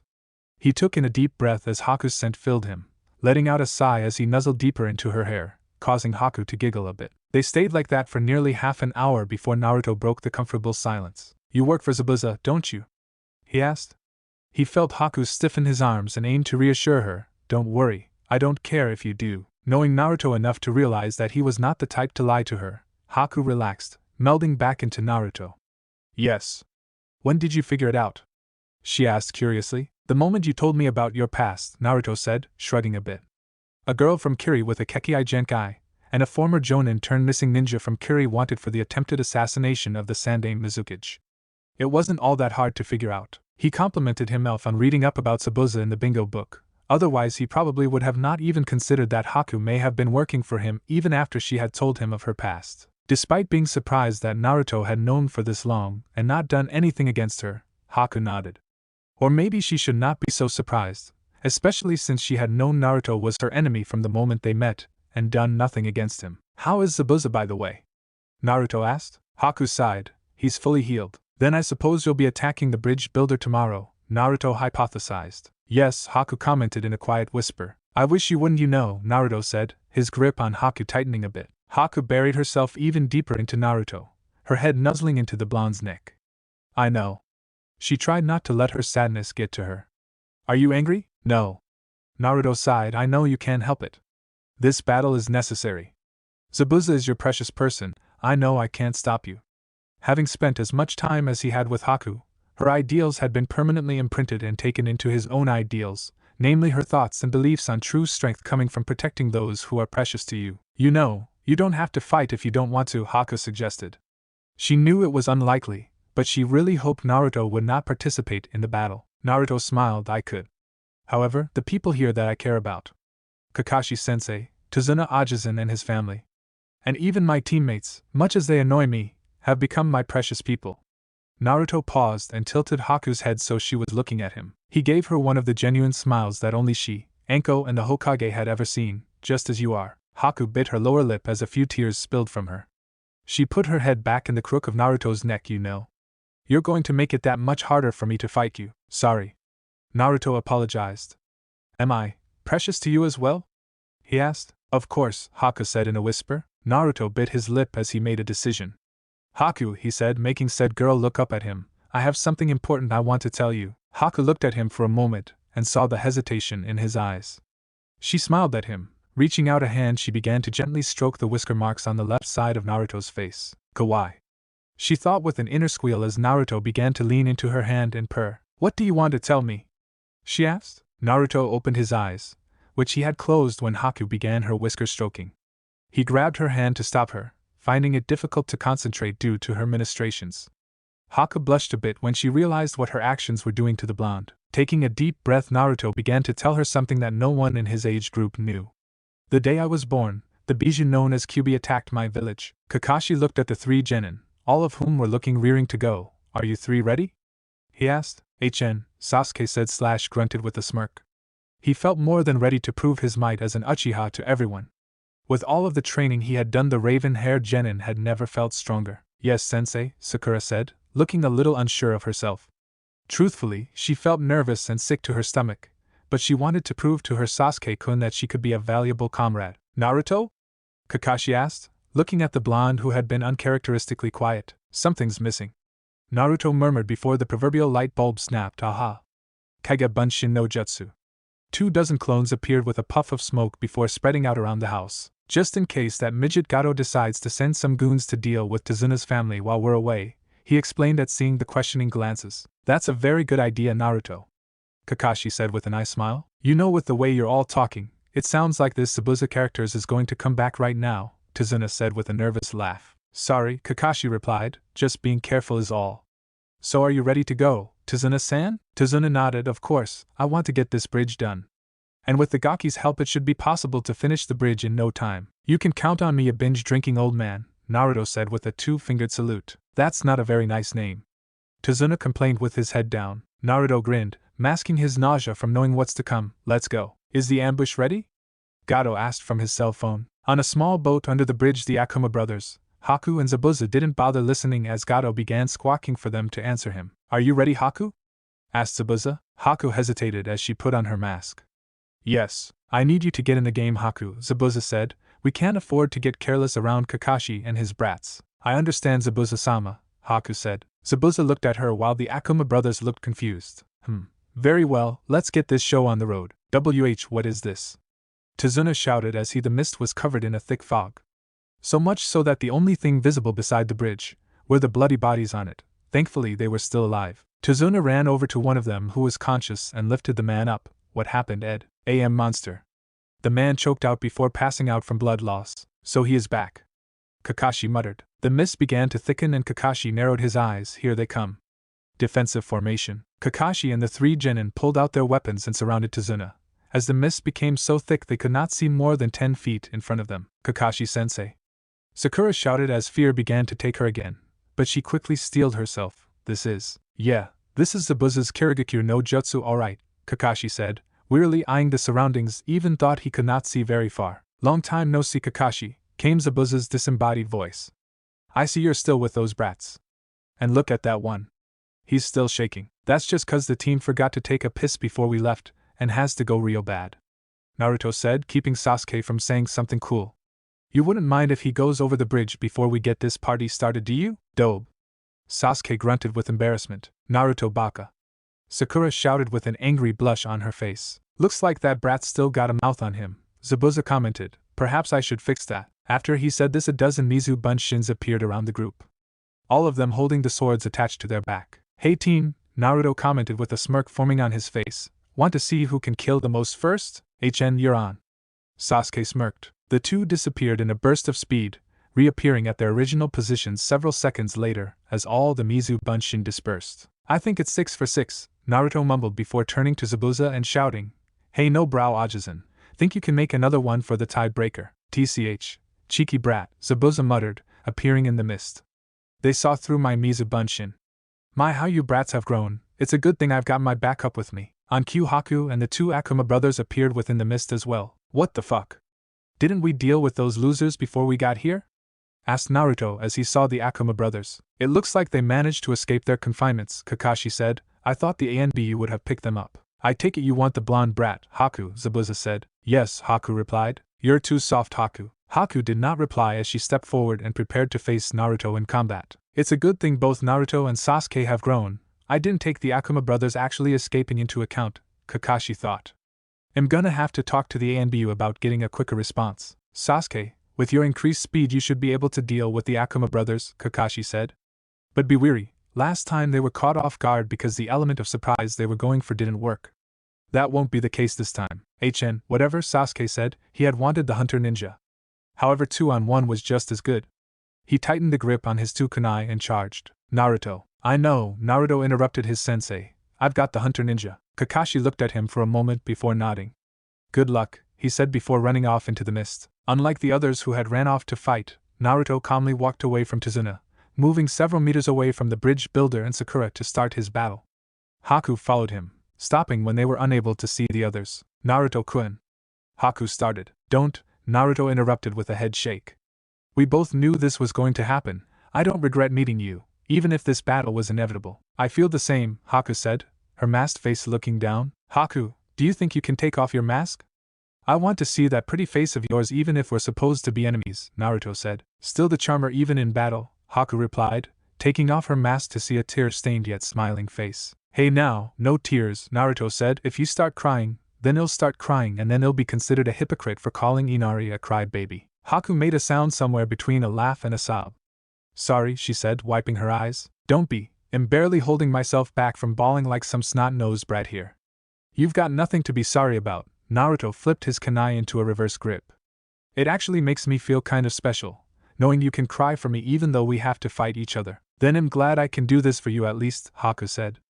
I suppose we should start. Naruto sighed as he closed his eyes. Yeah? Opening them again, he looked at Haku and charged. Haku did the same and the two met in the center of the arena, Naruto's kunai clashing against Haku's Senbon. The Battle of the Bridge had begun. Chapter 11 The Battle on the Bridge. Kakashi was just barely able to duck under a swing from Zabuza, the attack coming so close he actually felt the top of his hair get chopped off. He cursed as he realized his Sharingan was useless in this mist.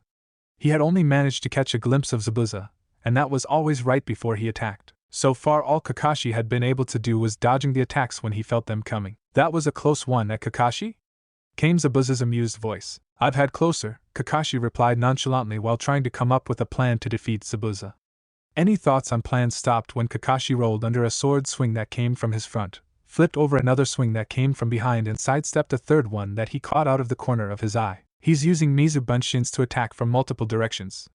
Great. You know, your brats don't stand a chance, Zabuza conversed lightly, as if they were not in a life-and-death battle. You guys may have gotten lucky when they ambushed you, but the Akuma brothers are a force to be reckoned with, and they won't be underestimating them this time. And Haku?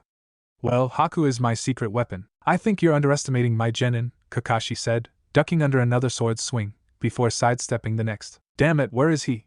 Kakashi gave a mental curse, though he did not let his inner thoughts be known. After all, Sasuke is from one of Konoha's most powerful clans. Ah yes. The famous Uchiha clan, though I hear he is the last, Zabuza replied.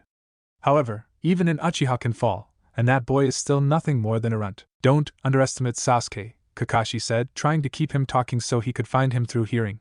He's not one to be trifled with. As for your secret weapon, I'm afraid Haku has met his match. Despite not looking like it, Naruto is the strongest of my genin.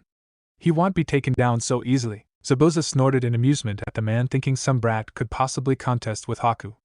Though in truth he knew that she would be unable to actually kill the kid after spending nearly an entire week sneaking out of their base just to see him. I think it's you who underestimates their chances for survival.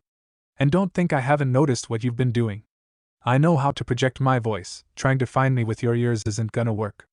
Also that Sharingan of yours is useless. Since I am a master of Muon Satsujin Jutsu, I don't need to use my eyes to fight. Shit. Kakashi swore as he was forced to duck roll away from another sword swing. He should have realized this battle would not be the same as last time. He began dodging more attacks as he tried to come up with a new plan. Sasuke ran at the two Akuma brothers. The demon's brother smirked before Gozu, the older brother shot right, and Meizu, the younger brother, went left. Sasuke was forced to stop as he tried to keep both of them in his sights. It didn't work as Meizu came in behind Sasuke, making the raven-haired genin roll left. When he came up, Gozu was in front of him, slashing at Sasuke with his clawed hand. Sasuke jumped up and managed to kick the claw away with his left foot. At the same time he spun around and smashed his other foot in Gozu's face. Gozu stumbled back and glared at Sasuke. A lucky shot, HN, Sasuke said with a smirk as he charged back in. However, he had forgotten about Meizu, who came in from the left and slightly behind him. It was only Sasuke's fledgling danger sense that allowed him to dodge, jumping back and to the right. Meizu continued on, jumping over Gozu before turning around. The two then came at Sasuke in a crisscross weaving pattern, forcing the genin to try and divide his attention between them. Meizu came in high with a slash from his claw, while Gozu came in low. Sasuke managed to duck the high slash, blocked the low slash by using his hand to redirect Gozu's hand, placing it on the man's forearm and pushing it over his head. However, he ended up getting hit when Meizu continued on, jumping over Sasuke and kicking him in the face. Sasuke's head snapped back as he stumbled backwards a few steps, his nose now bleeding as he glared at the two. He began going through several hand seals and took a deep breath. Katan Gakakyu no Jutsu. A large fireball spewed from Sasuke's mouth, barreling towards the two. The Akuma brothers just smirked and began going through their own hand seals. Suetun Tepidama water release gunshot. The two shot out two large cannonball-sized bullets of water, which combined and doubled in size. It struck the fireball and the two jutsu cancelled each other out and burst into steam that began to mix in with the mist, making it even harder for Sasuke to see. Said Uchiha was now forced completely on the defensive as the Akuma brothers used their impressive teamwork and the thick mist to attack. Sasuke just barely managed to jump back from another claw swipe, only to be forced away from a jab with another claw. He blocked a kick, but was hit in the face with a thankfully unclawed fist. On and on this went as the two brothers worked in perfect synchronization to keep the young Uchiha heir on the defensive, never giving him a moment's rest with their relentless attacks. Jumping back, Sasuke tried to gain some room to think of a plan. However, the two were not about to give him any breathing room.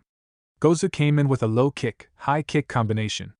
Sasuke ducked the high kick and then blocked the low kick, only to see Meizu come at him from the slightly behind and to his left. Gritting his teeth, Sasuke channeled chakra to the bottom of his feet like he would do with tree climbing.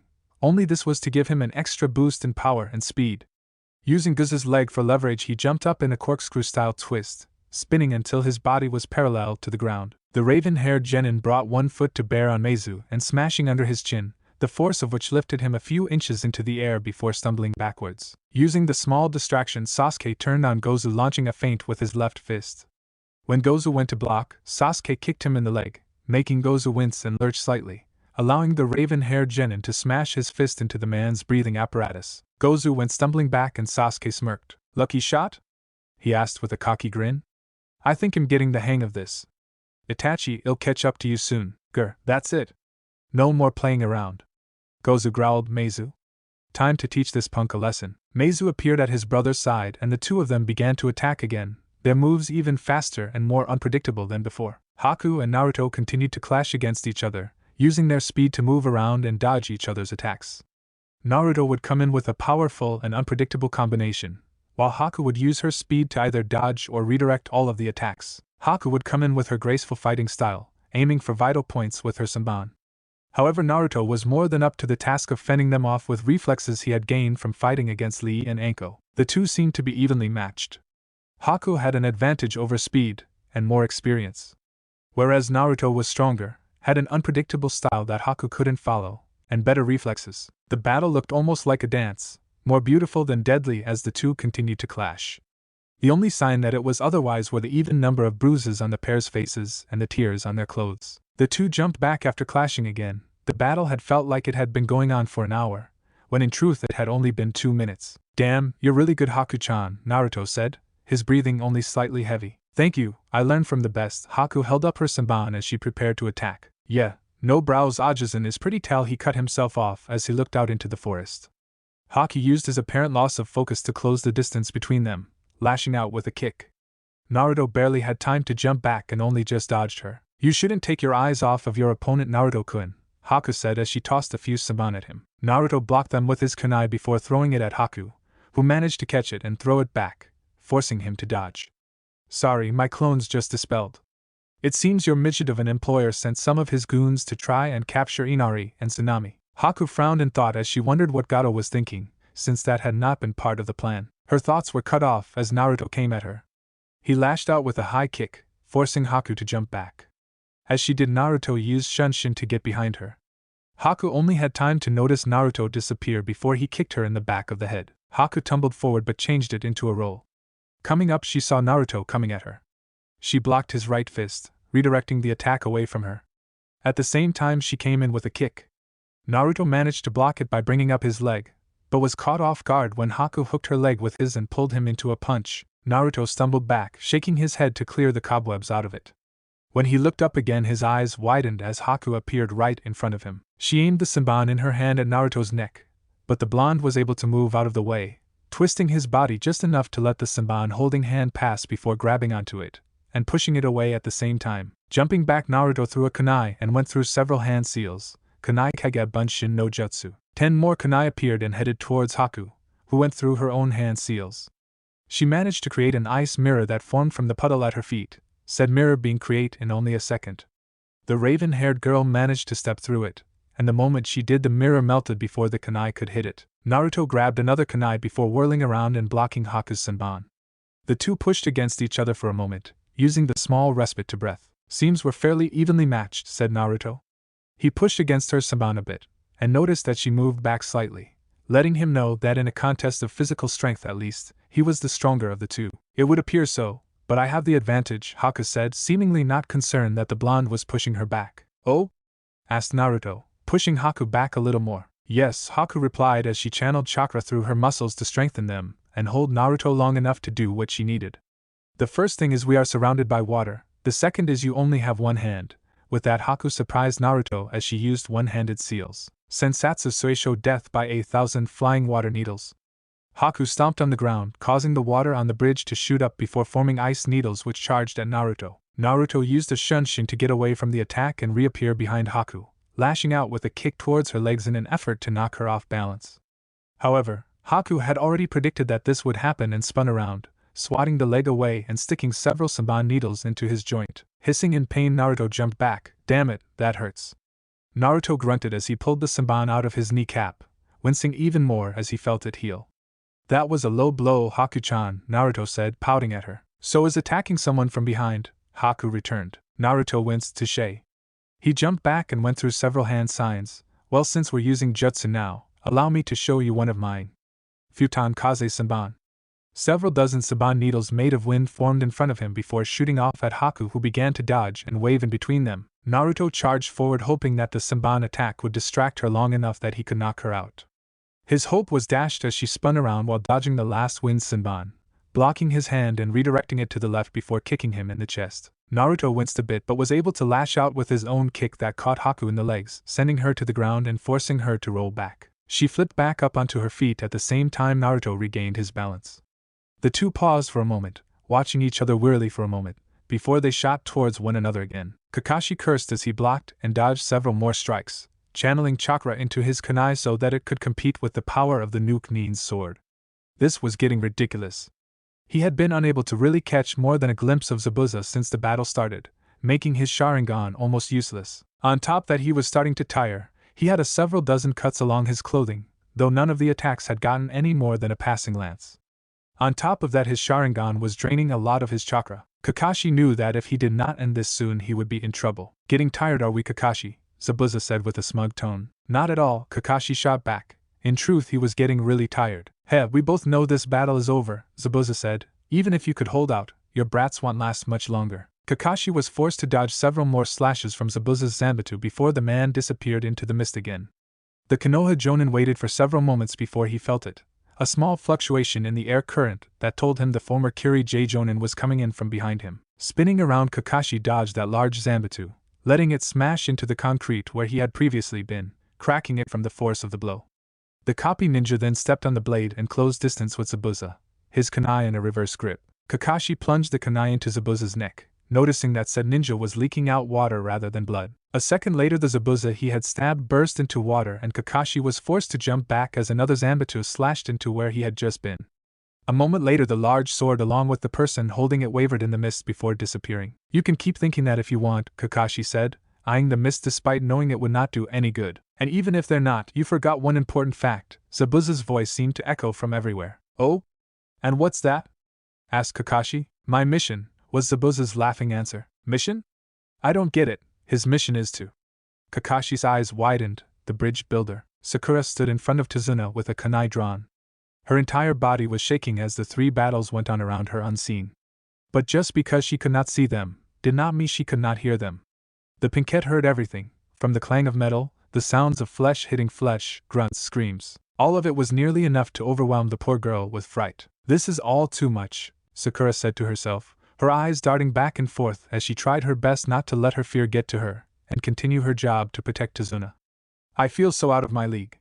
Like I'm completely useless and at any second I could just die. On top of that, Sasuke-kun and even Naruto are fighting out there, while I'm just sitting here doing nothing. She was so worried about what could happen to her that she never noticed Zabuza appear behind her and Tazuna until it was too late. Zabuza hefted his blade off his back just as Sakura and Tazuna turned around to see him. As the giant Zanbatsu was about to cleave into the pair, Kakashi appeared in front of them, using his body to shield the pair from attack. Too late, roared Zabuza as his blade came down. Kakashi's eyes widened as the blade came down. There was a splash of blood and Sakura screamed. Sasuke stumbled back as he received another fist to the face from Gozu. His breathing was getting ragged and his clothes were torn and ripped from the many close calls he had with the pair's poisoned gauntlets. It seemed they had been toying with him. After that second punch Sasuke managed to land, the two had seemingly turned up the heat. Now they were nearly twice as fast, twice as vicious, and had used it to their advantage, turning Sasuke into what amounted to a glorified rag doll. Sasuke rolled out of the way of another attack, moving into a series of flips, knowing from experience that Meizu would be there to attack him from behind. As soon as he landed on his feet, he was forced to dodge to the left, but ended up running right into Gozu, who hit him in the face. Sasuke shook his head and jumped back as Meizu came towards his position. He would have thrown several kunai, but Gozu appeared on his left and came at him with his clawed hand. Sasuke was forced to backpedal right into Meizu, and only barely managed to dodge the claw swipe he sent. Damn it! Sasuke cursed as he dodged another attack, only to be knocked back by a kick to his chest. Sasuke skidded across the ground before pushing himself up. How am I supposed to beat these guys if I can't even follow their movements? They mask each other so well that I can't predict them. As Gozu came in with another lunge, Sasuke tensed and timed his attack until the last second. Pushing the clawed hand down, Sasuke used it to jump over Gozu and smash his foot in the Chunin's face. Landing on the ground, Sasuke had no time to celebrate as he was forced to dodge Meizu's relentless attacks. I've got to concentrate, Sasuke thought as he tried to focus on the pair, to see their movements and react accordingly. They're fast, but if I can just see their movements and predict where they're going to be next, I can beat them. Sasuke watched Meizu's attacks and tried to follow them. The man came in with a claw swipe that the raven-haired genin managed to dodge by spinning on the balls of his feet to the left. As soon as he dodged, Gozu was right in front of him, set to impale the Uchiha survivor with his clawed gauntlet. Sasuke jumped up and over the claw, using one of his hands to give him an extra push skyward by planting it on the gauntlet. Landing on his feet behind Gozu, Sasuke saw Meizu already coming at him. As the younger brother came in with a claw swipe, time seemed to slow down for the raven-haired genin. Everything became much clearer, and he could pick out all of the little details on Meizu. From the way the small details of the missing Chunin-level ninja, to the small twitches and muscles movements as he came in. Sasuke also noticed a small flaw in the man's attack. Sasuke waited until Meizu was attacking him with another claw swipe and this time, ducked under a punch. Getting inside Meizu's guard, Sasuke managed to nick him with a kunai. Though Meizu was fast enough to not get too hurt, getting only a small cut on his torso, Sasuke panted as he eased off his attack. It was only for a moment, but I managed to see his moves. In getting the hang of this, Meizu jumped back as Gozu came up to him. You alright, brother? The older one asked. Meizu nodded. Yeah, he just nicked my side. Still, we can't let him get away with that, Gozu yelled. The two shot towards Sasuke again, but this time it was just a little easier. Sasuke managed to block Meizu's next punch, dodged Gozu's kick, and then he jumped over the foot from Meizu. Using the foot as a springboard, Sasuke jumped up and smashed one foot each into the two Chunin's faces by doing a small split kick. Flipping back, Sasuke landed on the ground and smirked. I can see their movements now. Damn. Is it just me, or is that kid getting better? Meizu asked, getting confused. They had been pulverizing this kid just a few seconds ago, but now it felt like the kid had suddenly gotten this huge leap in ability. I think you're right, Gozu said as he stared at Sasuke, frowning, not that it could be seen beneath his breathing mask. Though I don't know how with his eyes bleeding like that. Did you get him, in bleeding? Sasuke questioned as he ignored the rest of their banter. My eyes don't feel like they're bleeding unless. Sasuke looked down at the puddle at his feet and grinned. His eyes were now red with one tomo in the left eye and two in the right. He had the Sharingan. Naruto and Haku skidded back from yet another failed attack. They had been going at this for a while now, and even Naruto's legendary stamina was being pushed. Naruto had long since lost his cloak, and his shirt had several rips in it. Haku had likewise received numerous rips and cuts on her body, one of which had cut off the chest bindings she had been wearing. Something that had instantly caught Naruto's attention, causing his attention to move towards her chest. Noticing his distracted state, Haku launched herself at Naruto. She aimed a kick at his head that the blonde was barely able to dodge. However, he could not dodge the next kick that hit him in the face, sending him tumbling back. It's not wise for a shinobi to be distracted on the battlefield, Naruto-kun, Haku commented. Naruto grunted as he wiped away the blood from his already healed lip. Sorry, but it's not every day I get to see such a beautiful sight. Well, technically I see it all the time with Anko, but who's counting? Haku looked down and noticed that her chest bindings had been ripped up, revealing her mid-C cup chest, and there was a rip in her battle kimono exposing the lower part of her left breast. She blushed a bit before looking back up at Naruto. Pervert. I'm not, Naruto defended himself. I was merely saying it's distracting. Besides, I thought we already established your beauty when we first met. Tenchi. Haku blushed a bit but shook it off as she looked at the blonde with a small smile. Only you could say that in the middle of a battle, Naruto-kun. I figured as much. Naruto grinned and gave a careless shrug. It's just 'cause I'm awesome like that. They ran at each other again. Naruto came in with a low kick to the kneecaps, but Haku jumped over it and attempted to kick Naruto in the head. Bending backwards slightly, Naruto let the attack pass over his head. Turning around, he lashed out with a fist while Haku was in the air. But she managed to swat the attack away, landing on the ground and coming at him with a kick of her own. Naruto backpedaled, letting the kick pass him by a few inches. He stopped his reverse momentum, jumped forward and came in with a punch to Haku's face. The raven-haired girl swatted the attack to her left and tilted her head slightly to let the attack pass by. It was close enough that she could feel the rush of air as the blonde's fist brushed against a few strands of her hair. Closing the distance between her and Naruto, she managed to hit him in the ribs with 2 quick jabs. However, the attack cost her, and she was unable to retreat in time to get away from the blonde's counter-attack. Said counter being Naruto grabbing onto her head with both hands and smashing it into his knee. Haku stumbled back and shook her head in an attempt to clear it. When she did, it was to see Naruto coming at her hard. He sent a kick, punch, elbow, knee combination at the raven-haired girl. She managed to bend backwards slightly to dodge the kick, letting it pass a few inches from above her face. She came back up and brought out her left hand, twisting her body at the same time as she pushed the attack to her left. Despite being overextended, Naruto used the slight forward momentum it granted to come in a little faster and launch an elbow at the girl's face. Haku had other plans, however, and ducked under the attack. As soon as she ducked, the blonde stuck out his knee and tried to hit her in the face. Realizing she could not block this attack and did not have the time to dodge, she put her arms in a cross guard, taking the attack. Haku was pushed back as Naruto's knee collided with her forearms, with said attack being forceful enough to send her backwards into a tumble. However, she managed to plant her hands on the ground before she completed her first somersaulted roll and pushed herself back onto her feet. As she landed, she saw Naruto coming towards her and began making several hand seals. Hijitsu Korikiri's secret technique, Ice Mist. Haku inhaled a deep breath before exhaling. As she did, Naruto noticed that the mist in front of her turned white and looked like the small water molecules were becoming crystallized. It only took a second for him to analyze what she was doing. She's freezing the mist by infusing it with her chakra. If I get caught in that, I doubt even Kyuubi will be able to heal the frostbite it'll receive. Not wanting to become a popsicle, he kawarimed with a clone he had created when the Zabuza Mizu Bunshins had attacked them. The clone froze in his place, turning pure white as it became a crystalline structure. Haku ended the technique and waited for the mist to clear, before walking over to the now frozen Naruto. "I'm sorry, Naruto-kun, I did not want to do this to you," she apologized. "That's alright." Haku's eyes widened as she turned around and saw Naruto right behind her. She was unable to dodge the blow to her face, however, despite her surprise, she was still able to counter and catching his foot with her own as she stumbled back, forcing the blonde to catch himself when he got tripped up and make sure he could not counterattack, allowing her some time to work out a plan. The point became mute as Naruto began a set of hand seals, Futon Kamikaze Saiken. Linking his fists together, the blonde thrust them out, and a powerful blast of concentrated wind in the shape of his fist shimmered as it pushed through the mist. Haku jumped out of the way, feeling the air get displaced as she dodged the attack. But Naruto knew she would and had only used it as a distraction while he closed the distance between them.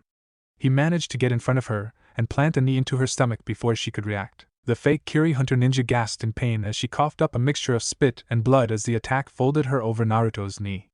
However, Haku was not about to be outdone and latched onto his leg, using one of her own to trip him and send the blonde sprawling to the ground. Naruto's back hit the concrete with a small oomph from the whiskered blonde as the wind was knocked out of him.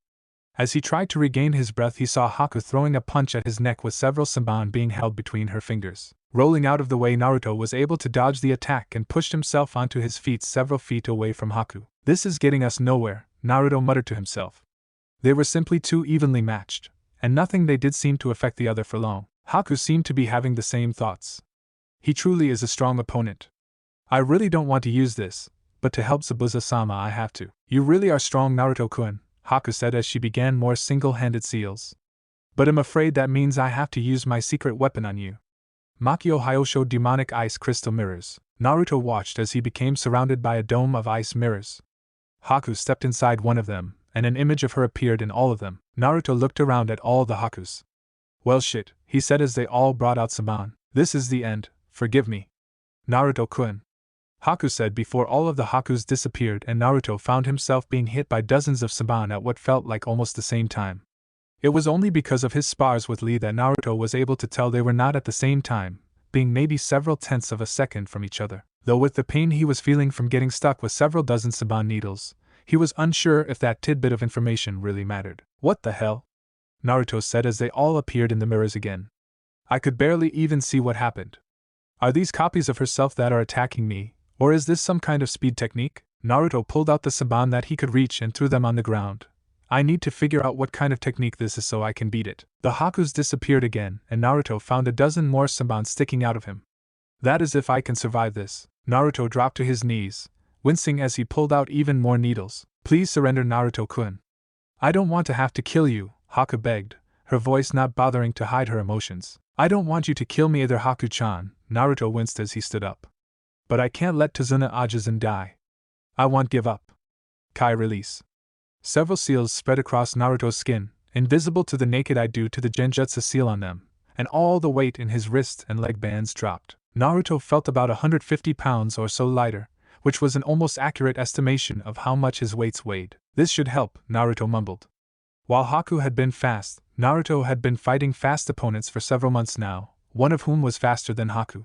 It's time to get this fight really started. Haku was not sure what Naruto had did, but decided not to give him a chance to try something against her. She attacked. Sasuke grinned as he dodged another set of attacks.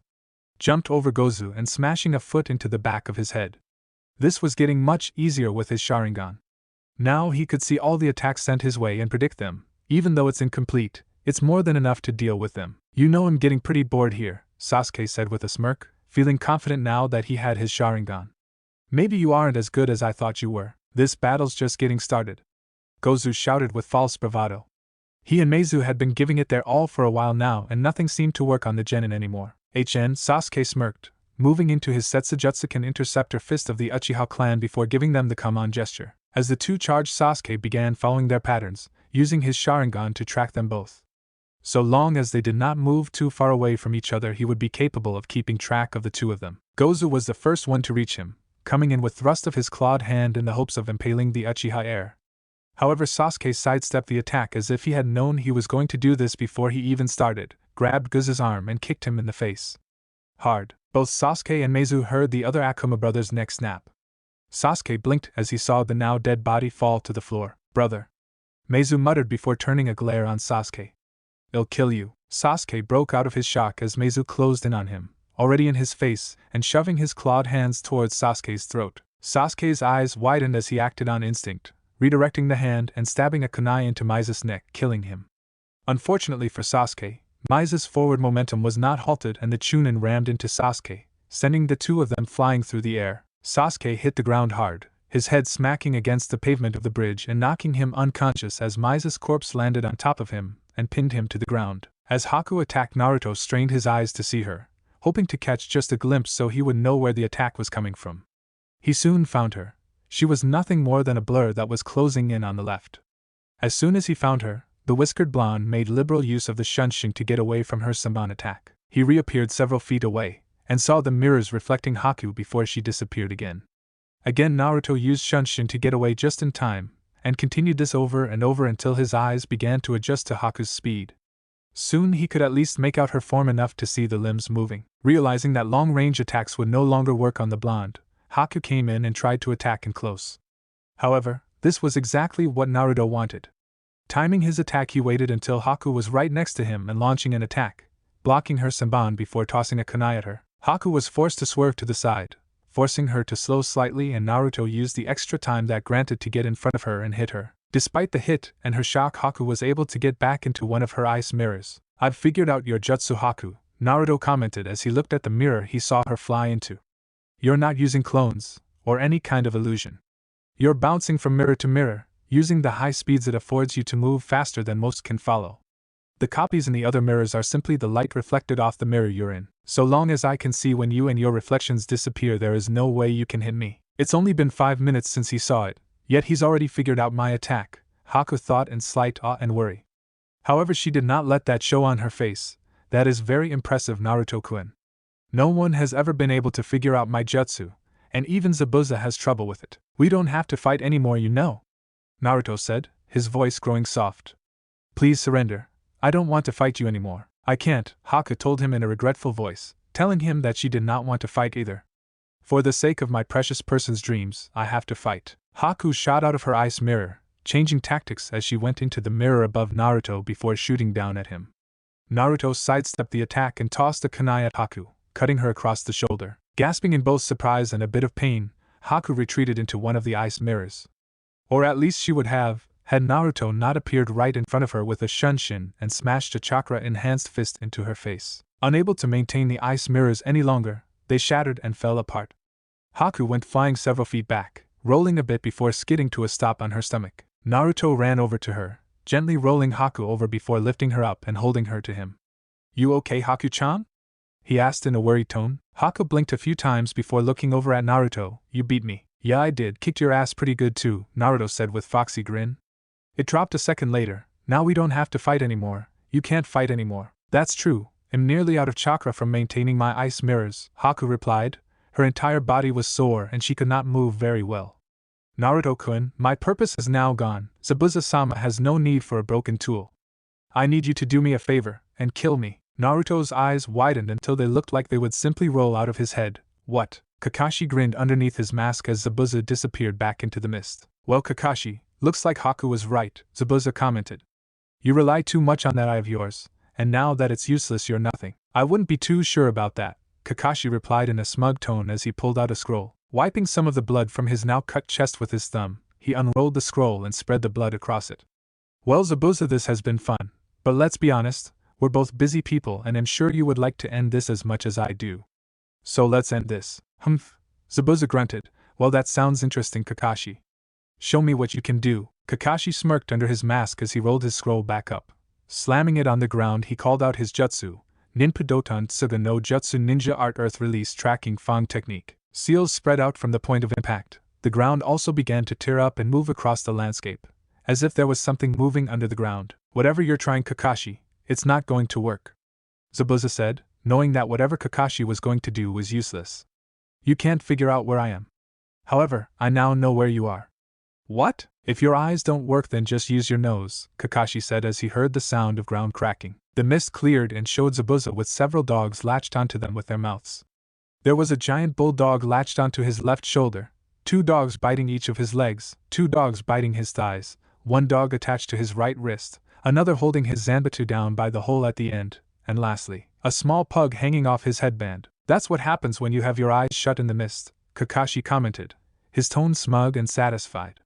"This summoning is specifically for tracking down an opponent. When you cut me, I let you cut me so that I could get my blood on your weapons. These are my cute little ninja dogs. Their sense of smell exceeds that of all other dogs. You are the one trapped in my jutsu." Kakashi put a finger to his temple as he closed his one normal eye. "The mist has cleared, and do you know what I see?" "I see your death." "My future is death?" Zabuza asked, scoffing at the silver-haired jonin, and seemingly not the least bit worried. Though Kakashi could see from the man's change in demeanor that he felt otherwise. "I'm sick of your bullshit." "Don't be foolish, your death is certain," Kakashi said. "You went too far, your ambitions were too great. You abandoned your country and became a missing ninja. Your story even reached Konoha. Your attempted coup d'etat and your attempt to assassinate the Mizukage failed. You were forced to flee the country and become a missing ninja with what little followers you had. You realized that in order to try again, you would need money, and so you ended up working for scum like Gato." Kakashi began going through several hand seals before putting one hand near the ground, the other holding that hand's arm in place. "I won't end this with someone else's jutsu. No, you're going to get a taste of my very own original jutsu. Raikiri Lightning Cutter." A burst of lightning sparked into his hand, crackling with repressed energy so potent it was visible. "Look at that jutsu." Zabuza felt a trickle of fear at seeing the lightning shooting from Kakashi's hand. "It's so powerful the chakra is visible, yet he holds it in his hands." "You're too dangerous, Zabuza." Kakashi's eyes narrowed at the man as he spoke. "Tazuna-san, the person you are trying to kill is this country's courage. The bridge he seeks to build is this country's hope. Your ambitions will sacrifice too many people. That's not what a shinobi would do." "I don't give a shit about other people." Zabuza growled as he tried to fight against the dog's hold on him, only to find their grip was solid and he could not more than a few centimeters. "I have my own ideals and ambitions to fight for, and that, Zabuza, is why you will die," Kakashi said, his sharing and eye blazing. "Why you can't ask me something like that?" Naruto shouted, "Why would you even think that I could kill you? What makes you think I could ever kill you? Just fighting you feels like I'm tearing apart pieces of my soul." "I am nothing more than a tool, Naruto-kun," Haku said, releasing herself from Naruto's grip and standing on wobbly legs. Naruto was too stunned to do anything more than just sit there and stared at her. "I am a tool that has now been broken. I can no longer help Zabuza-sama fulfill his dreams. Therefore you shut up." Naruto shouted as he gave her a glare that would have melted others. How dare you say something like that? If you're nothing more than a tool, then what did all those times you spent with me mean? Was that a lie? Are you telling me that you felt nothing when you were with me? That all those times we had spent together meant nothing to you? Naruto's shoulders dropped and his voice lowered. Were you simply using me to help Zabuza? He asked. Haku's eyes widened in shock and oh. She shouted as she took a step forward. How can you think that? Everything I said was true. I loved being with you. Every minute we were together I felt safe and content. I even spent time with you when Zabuza-sama voiced his disapproval. Don't even think that our time together meant nothing. I thought you were nothing more than a tool, Naruto said as he gave Haku a heated look, watching her flinch. Tools aren't supposed to feel, especially not for their enemy. And tools aren't supposed to aim for non-vital points that would only knock a person out. Haku's eyes widened as she realized he knew that was what she had been aiming for the whole time. You're not a tool, Haku-chan, you're a ninja. But ninja aren't just mindless tools who are used and then thrown away when someone feels they are no longer useful. Be but my purpose. Haku tried. If Zabuza can't see the value in having someone as amazing and willing to go to such great lengths to protect him as you are, then he doesn't deserve you. Naruto's eyes softened. If he can't see what's right in front of him, then you would be better off leaving. But Naruto shook his head, interrupting the girl as she tried to give some flimsy excuse. You don't have to be his tool anymore, Haku-chan, he said, his voice soft, much like when the two would hold each other during their times together this past week. You can come with me. I'll treat you like you should be treated. I want to be with you, Haku. Despite having only met you this past week, you are my most precious person. Haku's breath hitched in her throat as Naruto said something like that. No one had ever told her that before, not since her parents had died. Haku was unsure what to do. She wanted to go with him, to be with someone who could understand her pain better than anyone else. But at the same time, Zabuza-sama gave me a purpose. What do I do, Haku? Naruto said as he held out his hand. Please don't do this to yourself. You hate killing, you hate all this running. I can give you a home, a place away from all of that. Please just come with me, Naruto. Haku reached out to grab his hand. However, as she did, she stopped, sensing that Zabuza was in trouble. She took a step back. I'm sorry, Naruto-kun, I would love to go with you, but it seems I have one more purpose. Naruto's eyes widened as she went through a few hand seals. I am sorry, she gave him a brilliant smile. Know that even if I can't go with you, I will always love you. And with that she disappeared in a burst of speed, leaving Naruto to stand there too shocked to actually move. Haku. Naruto mumbled, staring wide-eyed at the spot that Haku had just vacated. Haku. Makio Hyosho demonic ice mirrors. Using her Kekei Genkai, Haku can create a dome of 21 mirrors made out of ice to trap an opponent. 12 remain at ground level, 8 are placed above the first 12 and angled toward the ground, and the final mirror is above the rest and facing the ground. Haku can then enter one of the mirrors and instantly transport to another mirror. While moving about, she bombards the opponent with attacks at very high speeds, such that the rest of the world appears to be moving in slow motion compared to him. Also, all the mirrors show a reflection of Haku, so it is difficult for the opponent to discern which mirror she is in. If the mirror Haku is in is broken, she can leap out of one of the fragments and continue her attack or move to another mirror. The technique requires a large amount of chakra to maintain, so Haku's movement becomes progressively slower the longer she maintains the mirrors. Hijitsukuri Kiri secret technique. Ice mist, a technique where Haku infuses her chakra into a very fine ice-like mist. This technique is used to freeze mass amounts of opponents, though it can also be used as a wide-scale attack on a single opponent. Katan Gakaku no Jutsu, a technique where chakra needed inside the body is converted into fire and expelled from the mouth in a massive orb of roaring flame. The scope of the attack is altered by controlling the volume of chakra that is mustered.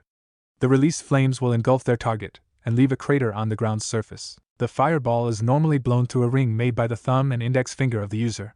However, Sasuke and Itachi are seen doing this technique without making a ring over their mouth. According to Kakashi Hatake, the fire release great fireball technique was originally created by the Uchiha clan, becoming one of their favorite moves with which they became very adept. The Uchiha clan also uses the fire release great fireball technique as a coming-of-age technique. This technique apparently requires more than average chakra reserves, and most genin should not be able to do this technique. Suetun Teppadama water release gunshot. The user needs chakra, and converts it into water, and then spits it out in the form of condensed balls. The high-speed water ball attack possesses just as much power to kill as an actual gunshot. While this is a water release technique, it can still be employed someplace where no water is available, which is a great advantage. It's also possible to increase the power of destruction of the balls themselves by building up the chakra inside of them. The number of bullets is determined while needing chakra. By taking advantage of gravity, the bullets can brutally increase in power. Sensatsu Suisho 1000 flying water needles. Using this jutsu, Haku gathers some water from the air and surrounding environment into 1000 long needles. She then directs them to a specific target at high speed, leaping backwards before impact so she doesn't get caught in the crossfire. While the needles do surround a target from all sides, they don't appear above the target, creating an escape route. Haku is able to perform this jutsu with one-handed seals, allowing her to pin an opponent's arm and attack while they cannot use any techniques themselves. Ninpo Doton Tsuga no Jutsu Ninja Art Earth Release Tracking Fong Technique. This jutsu allows Kakashi to summon his own personal Niken to perform special tasks. After he marks an opponent with his blood, Kakashi rolls out a scroll and smears his blood across it. Afterwards he places it between his hands and makes the seals before he slams the scroll into the ground. The Niken are summoned there and travel through the ground following the scent of the blood. When the target is found, they erupt from the ground and hold down the opponent with their mouths. Kakashi uses this to immobilize an opponent for his lightning cutter. Raikiri Lightning Cutter. The lightning cutter is an enhanced and concentrated form of the Chidori with the same effects and drawbacks. According to Might Guy, it gained its name after Kakashi split a bolt of lightning with it. Because the Chidori is already powerful on its own, the lightning cutter requires better chakra control, which is exemplified in its appearance. The Chidori appears as simply a mass of white electrical chakra in the user's hand, while the lightning cutter is more focused and blue. In Part 1, Kakashi is limited to using it 4 times a day, but by Part 2 he can use it at least 6 times. Chapter 12. The sea dyed red. Kakashi stared wide-eyed as blood splashed across his face and clothing, his arm shoved elbow deep in the person's flesh and moving out the back. He was so shocked that he could not even think of removing his arm from said person's chest, and instead watched as blood began to stain the cloth covering his arm. Everything seemed to stop in that single instance as Kakashi, Sakura, Tazuna and Zabuza all stared at Haku in shock, having had used herself as a shield to protect Zabuza and taken the silver-haired Jonin's assassination technique. None were more shocked than Zabuza himself, who could only stand there with his eyes wide and Haku's blood splattered all over his face. He had known of the girl's devotion to him, having been the one to take her away from the hellish life she had been living in Mizu no Kuni, but even he had not expected or even thought she would have taken her desire to protect him this far. He was so surprised that he could not even think of using everyone else's distracted state as an opportunity to kill Kakashi. Haku. The near animalistic scream tore everyone's attention away from Haku and towards Naruto, who had stopped running as soon as he saw his sensei's arm through Haku's chest. No, he mumbled before breaking out into a run. Naruto. Kakashi tried to say, only to be ignored as Naruto grabbed Haku, pulling his sensei's arm out of her and sinking to the ground, and as he attempted to shake Haku awake. No, no, no, no, no. Haku. Wake up. Naruto shouted, his voice frantic and his eyes looking into her now dull ones. Come on, Haku, you need to wake up. I need you to wake up. Don't. Naruto's voice chocked. Don't leave me. Naruto stared into Haku's eyes looking for any sign of life, only to find them dull, lifeless, like what you would expect of a doll. No, Okami, no. Tears came from Naruto's eyes, even though he didn't notice. Not like this. I never wanted this to happen to you. Why? Why did this have to happen? Damn it. Haku. The blonde shoulders began to shake as sobs racked his body. Heedless of the blood that was pouring out of the wound in Haku's chest and began to stain his clothes, Naruto pulled the now still Haku closer to him, and began to rock back and forth as seeking, hoping to find that warmth that he had always felt from her before. It wasn't there. All he now felt was the fading warmth that she had held when alive, and it was soon replaced with the cold feeling of one who had just died. Naruto. Sakura mumbled, completely shocked at what she was witnessing and not at all sure what she should think at seeing the sight of the person who, even after his increase in intelligence and skills, had always seemed to be an idiot to her. Naruto, who had always been fairly cheerful, even with his recent changes, the boy had still carried that near indomitable optimism and enthusiasm. Now he seemed to be almost broken. Tears were streaming down his face as he held on to the raven-haired kunoichi, and was seemingly ignoring the world around him. His lips moved, whispering apology after apology to the girl he was holding, even though she was no longer alive to hear them. The sight of Naruto breaking down so utterly was so foreign that the young pinkhead did not know what to think. Her thoughts were broken away from the sight as she remembered someone else who had his own battle here on this bridge. Sasuke-kun, she mumbled as she stood and began her search for the uchiha heir. Spinning around, she went to search for Sasuke, and found him unconscious and heavily bleeding under the body of one of the now dead Akuma brothers. Sasuke-kun. She ran up to him and tried to push the body off of her crush, the rest of the world forgotten to her. The two Jonin-level ninja looked over at each other, each trying to determine if there was any real point in fighting anymore. A few minutes later, which were only broken by the sounds of Naruto's cries, the stare down ended, and both nodded as a silent agreement passed between them that the battle was now over, at least for the moment. The two ninja turned their attention back to the distraught blonde. Thunk. Thunk. Thunk. The pair's heads snapped over to the end of the bridge to see Gato grinning at them, along with a large horde of thugs behind him wearing the same grinning expression only tinged with bloodlust, no doubt from the thought of killing the group here and then moving on to pillage the village. Look at you Zabuza, all beaten up and getting your ass handed to you by a bunch of brats and a scarecrow, Gato said with a smirk, feeling pretty confident now that the battle was ended and he had a large group of mercenaries behind him for backup. Gato. Zabuza growled. He was already angry at the death of Haku. He did not want to deal with this fat, greedy midget. What do you want, such a temper Zabuza? Gato grinned that showed how much he was savoring this moment. I forgot to mention there's been a change in plans. You see, missing ninja like yourself are simply too expensive to pay for. I never planned on actually paying you. It's always been my plan to simply get rid of you after you did the job and were too weak to do anything. It's so easy to get rid of you missing ninja. You abandoned your village and now no one will come after me after I kill you. Hell. I usually get a bonus with your bounty when I hand you over. Zabuza growled at the man. I see, so that was how you always wanted to do this. Of course, Gato smirked, and now you're not going to be able to do a thing to my boys. PFT, Kiri no Kijin, more like Kiri no Koin, a puppy of the hidden mist. I doubt you could take down even one of my boys here, though I would be appreciative if you did at least try to kill a few of them. After all, while they may not be as expensive as you, they still cost me some money. Looks like my quarrel with you is well and truly over, Kakashi. Zabuza grunted as he grabbed the handle of his sword and prepared for another battle. It does seem that way, Kakashi agreed, readying a kunai. He did not know how many he could take out with how exhausted he was, but he was not about to go down without a fight. Gato laughed as they prepared themselves. However, he blinked when he saw Naruto holding on to Haku. Oh, so the kid died, eh? That's too bad. I was hoping to kill him myself. There was a spike of killing intent that went unnoticed by everyone except Kakashi and Zabuza, both of whom turned their eyes towards Naruto, who had looked up sometime during the conversation and was now glaring at the man. Hey kid! Gato shouted as he walked up to them. I don't know what kind of gay circus this is, but hold on a minute. The fat midget got a closer look at Haku. Despite the amount of blood covering Haku and the blonde holding her form protectively close, the fat frazzle-haired businessman could see something that he had not seen before due to the bindings Haku had been wearing. Now that they had come undone, he noticed she had quite a nice set on her. Oh ho! So he is in fact a she. Gato grinned lecherously. Well now, I'm really depressed she's dead. I could have made quite the killing after I made her my bitch. Though, she is quite the looker, so maybe you'll give her over to my boys so they can at least get some fun in before her body starts to rot. So why don't you be a good little boy and hand the bitch's body over to me? Naruto glared at the man through bloodshot eyes, his killing intent slowly rising. This man, this monster was talking about having a bunch of filthy pigs degrade Haku-chan's body. This person was the entire reason Haku was dead in the first place, for hiring her and Zabuza for this job. Without Gato, Haku would have never come here, would have never faced him in battle and would have never gotten hit with his sensei's technique.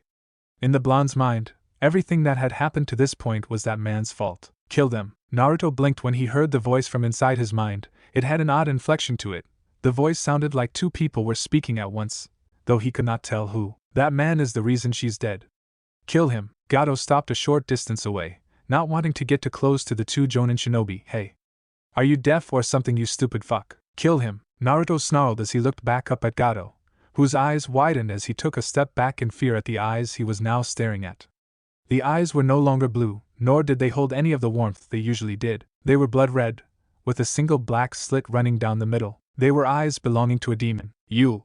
Naruto whispered. His voice was harsh and ragged, carrying such rage and unbridled hate that everyone, even Zabuza, could not repress the shudder that ran down his spine. This is all your fault. Because of you, Haku's dead. And now you want to desecrate her body. All of it. It's your fault. I'm gonna kill you. A powerful bloodlust and killing intent crashed onto the bridge, being so powerful that Gato had fallen on his ass and was crab walking to get behind his men. Meanwhile, a powerful red energy began to swirl around the blonde. The energy began swirling around him before shooting into the air to form a column of red energy, which lashed out around him in a violent manner as if it had a will of its own. The energy covered the area around and above him, and at the top the energy took a shape. It too the shape of a grinning fox head. Is the seal breaking? Wondered a frantic Kakashi as he jumped away from the blonde, the red energy burning his skin. No. He realized, the seal is perfectly stable, it almost seems like this was supposed to happen. But I'll need to be careful since I don't know what Naruto will do in this state. What is he? Wondered Zabuza as he was forced to jump away from the blonde, after getting his skin burned from being near the energy. Such bloodlust and unbridled killing intent far more potent than my own. This much intent shouldn't even be possible. The others on the bridge were not faring nearly as well. Sakura, who had been facing away from Naruto and trying to futilely wake Sasuke, had been unable to do anything more than pass out on top of the uchiha. Her body was spastically twitching and drool coming out of her mouth. Tazuna was on his hands and knees, breathing heavily and unable to even move, since staying conscious from the feeling of power and bloodlust around was a challenge in and of itself. The thugs who were with Gato were all shaking, some were already on their hands and knees like Tazuna. A few of the weaker-willed ones had already passed out, and as for Gato, the man had fallen onto his ass, his entire body shaking uncontrollably as he lost all motor functions and had already released his bowels. His breathing was strained, and he could see images of his death at the hands of the blonde. Images of his head getting ripped off, of getting torn to shreds. Out of all the people there, the killing intent was affecting him the most, being the one it was directed at. Never before had he felt something so vile, and it was enough that he almost wished he were dead just so the feeling of his impending doom would stop. Within the swirl of energy, Naruto began to transform. His whiskers became jagged and thick, his hair stood up even spikier than before. Claws formed on both his hands and feet, and his canines turned into long fangs that jutted from his upper lips. Naruto gently set Haku down on the ground, caressing her face before he closed her eyes. Standing up, he stepped over her prone form as the energy coalesced around him. His head was down, shadows covering his eyes as his ragged breathing filled the air. Finally he looked up at the man who was responsible for Haku's death. Gato and the mercenaries that he had brought with him took a step back in fear. Naruto took a step forward, and then disappeared. He reappeared right in front of one of the bandits, plunging his hand into the man's throat without preamble, impaling two of his fingers all the way through and out the back while seemingly not caring about the blood that was beginning to stain his hand. Rotating on his heel, he swung the corpse around, smashing it into three others, knocking them off balance before throwing it off and disappearing again. Naruto appeared behind another bandit and plunged both hands straight into his back and out his chest, palms facing away from each other. The man's screams filled the air before Naruto roared and ripped the man in half, letting the blood splash across his face only to be burned off by the malevolent energy that only one person there could identify as the Kyuubi's Yoki. A moment later the whiskered blonde set his sights on the others that Gato had brought. The sounds of screams soon filled the air as Naruto tore through Gato's men, not just killing them, but brutally slaughtering them. Many had limbs torn off, arms, legs, heads. Some of the men were even ripped to nothing more than chunks of flesh that could not be recognized as having ever been human. Naruto spared no one in his gruesome quest to massacre every single individual who had come with Gato. As far as he was concerned, they were all guilty of what happened to Haku, and none of them deserved any form of mercy or compassion. When Naruto had killed all of the bandits, he turned his eyes to Gato. Said man was currently curled up into a ball, somehow still conscious despite the overwhelming bloodlust and killing intent coming from the blonde, and began to stalk over to the sniveling little midget. PP please. SS spare me. Gato begged as Naruto stopped in front of him. I'll owe you anything you want. Just let me go. The whiskered blonde stopped short at Gato's words and looked at him with a sort of absent curiosity, like a lion might look at an antelope that was pinned under its paws. For a moment Gato was not even sure the blonde would speak, as all Naruto was doing was staring at him. Finally, anything? Asked Naruto, his voice deep and guttural, no longer sounding human but taking on the pitch and timbre of something demonic in origin. Yes. Anything. Gato said enthusiastically, feeling certain he could buy off this demon. Just name it. Money, wealth, power, women. Anything at all. Very well. Naruto tilted his head at the man, seemingly in thought of what he wanted. I want you to bring Haku-chan back. Gato's eyes widened and his face paled. I can't do that. No? A pity, Naruto said with a shrug before lifting the man by his throat. Gato gasped and latched onto the hand now holding his neck in a vice grip in an attempt to pull it off. He continued to beg and plead, telling Naruto of all the things he could give the blonde. You know what I want, Gato? The demonized Naruto asked, not expecting a response, and ended up squeezing Gato's throat even tighter so he could not get a response. I want you dead. Naruto reared back a clawed fist. Before launching it forward, grabbing onto Gato's face, the man screamed as the red chakra began to burn his face off, melting it like wax. With a roar of finality, Naruto channeled the red chakra into his hand as he squeezed Gato's head, making the corrupt businessman's head explode in a shower of gore. Naruto dropped the now headless body unceremoniously as the red energy began to leave him. His transformation reversed, his eyes changed back to normal, his claws reverted and his canines shortened while his whiskers went back to their original state. With his mind now clear of the bloodlust that had taken over it, he looked at the devastation he had caused, then down to his hands, his eyes wide.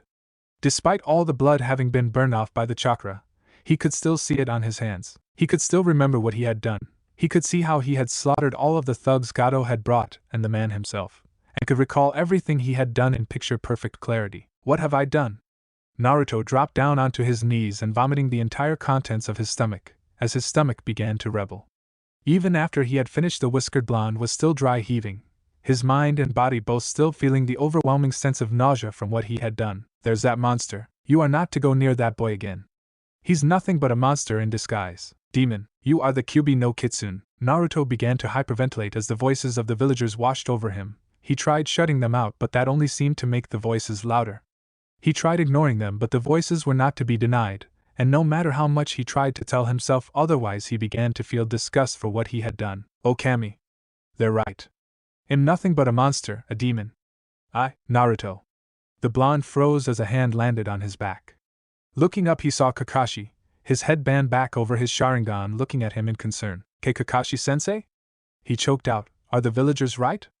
Am I really a demon? Kakashi's eye widened slightly before going back to its concerned look. No, Naruto, you are not a demon. Do not think like that. What you are is a shinobi. A shinobi?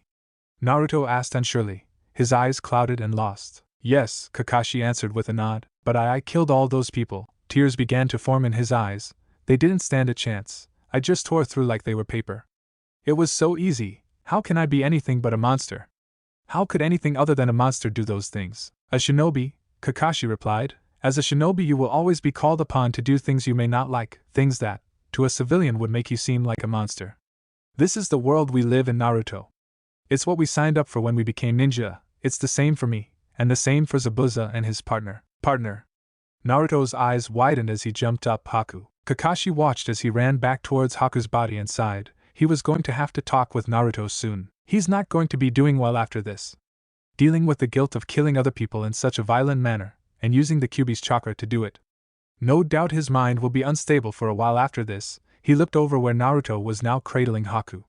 And then there's that relationship. You'll definitely have to talk to him about that. I can only hope I or maybe the Hokage or Anko can help him through this. Naruto gently lifted Haku into his arms, standing up and ignoring Zabuza, who was watching him curiously.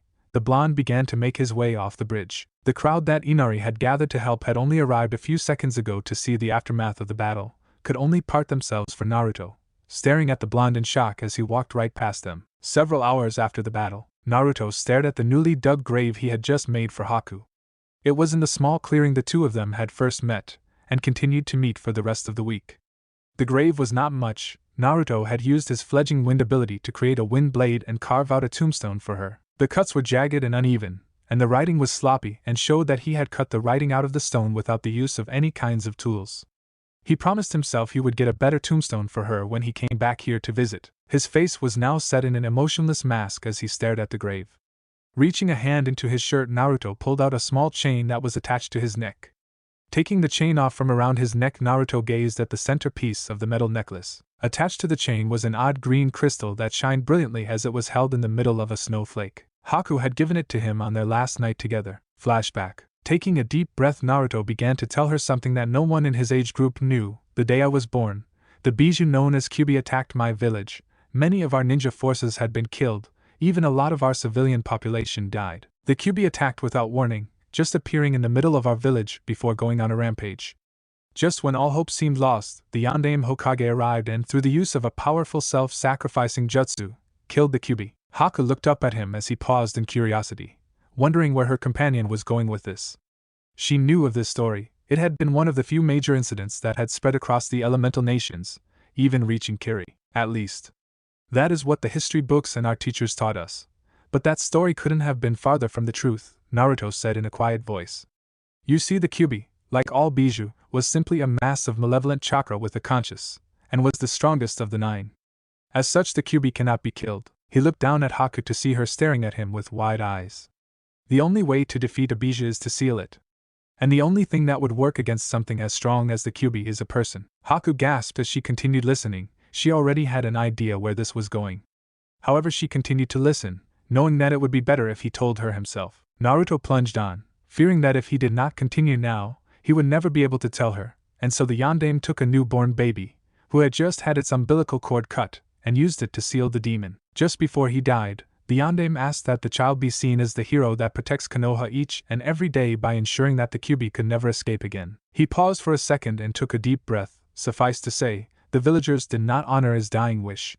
From the moment the boy was born, he was treated like he was less than dirt. At the orphanage he was in, the matron refused to let him play with the other children, fearing that the monster would taint the others. He was only fed the scraps other children left after their meals once a day if he was lucky, once a week if he wasn't. And on his 5th birthday, they kicked him out. Closing his eyes, Naruto missed the tears that were already falling from Haku's eyes. For nearly a year this child lived on the streets, going through the garbage cans in order to find sustenance. On many occasions he would get tossed away from them by the people who owned the shops that used them, causing him to starve. He would live wherever he could, often in cardboard boxes and even living in the sewers of Konoha for several months just to stay warm during some of the colder seasons. It was only by chance that he happened to come upon a little ramen shop, and even more amazing luck, that the Hokage happened to be there. The Hokage, after hearing of what happened to this child, gave him an apartment of his own and a monthly stipend for his necessities and the utilities of the apartment. However, even then, it was not enough. The apartment owner could not raise the price high enough so he could not pay, but she did make it so that he was nearly broke all the time. Not that it would have mattered. The boy was unable to buy the bare necessities anyways. Shops would kick him out, or sell rotten goods to him. Clothing stores kicked him out, or charged triple the price for nearly ruined clothes. And no matter where he went, people would either glare at him, or try to ignore his existence entirely. The boy also had no friends since parents had told their children to stay away from the boy, saying that he was dangerous and could not be trusted. Eventually, the parents' hatred was passed on to their children. Even when he went to the academy to become a ninja, it was no different. Teachers would yell at him when he tried to answer questions, or throw him out for trying to outdo clan heirs. Nothing he seemed to do helped improve his standing in class, and eventually the child turned to pranks, hoping it would get him the attention he wanted. A stifled sob and the feeling of a body pressing into his caused Naruto to stop his story. Looking down, he saw Haku crying into his shirt. Deciding that she knew enough, he stopped there and got to his point. I don't think I need to tell you who this child was. Haku shook her head as she looked up at him. I don't.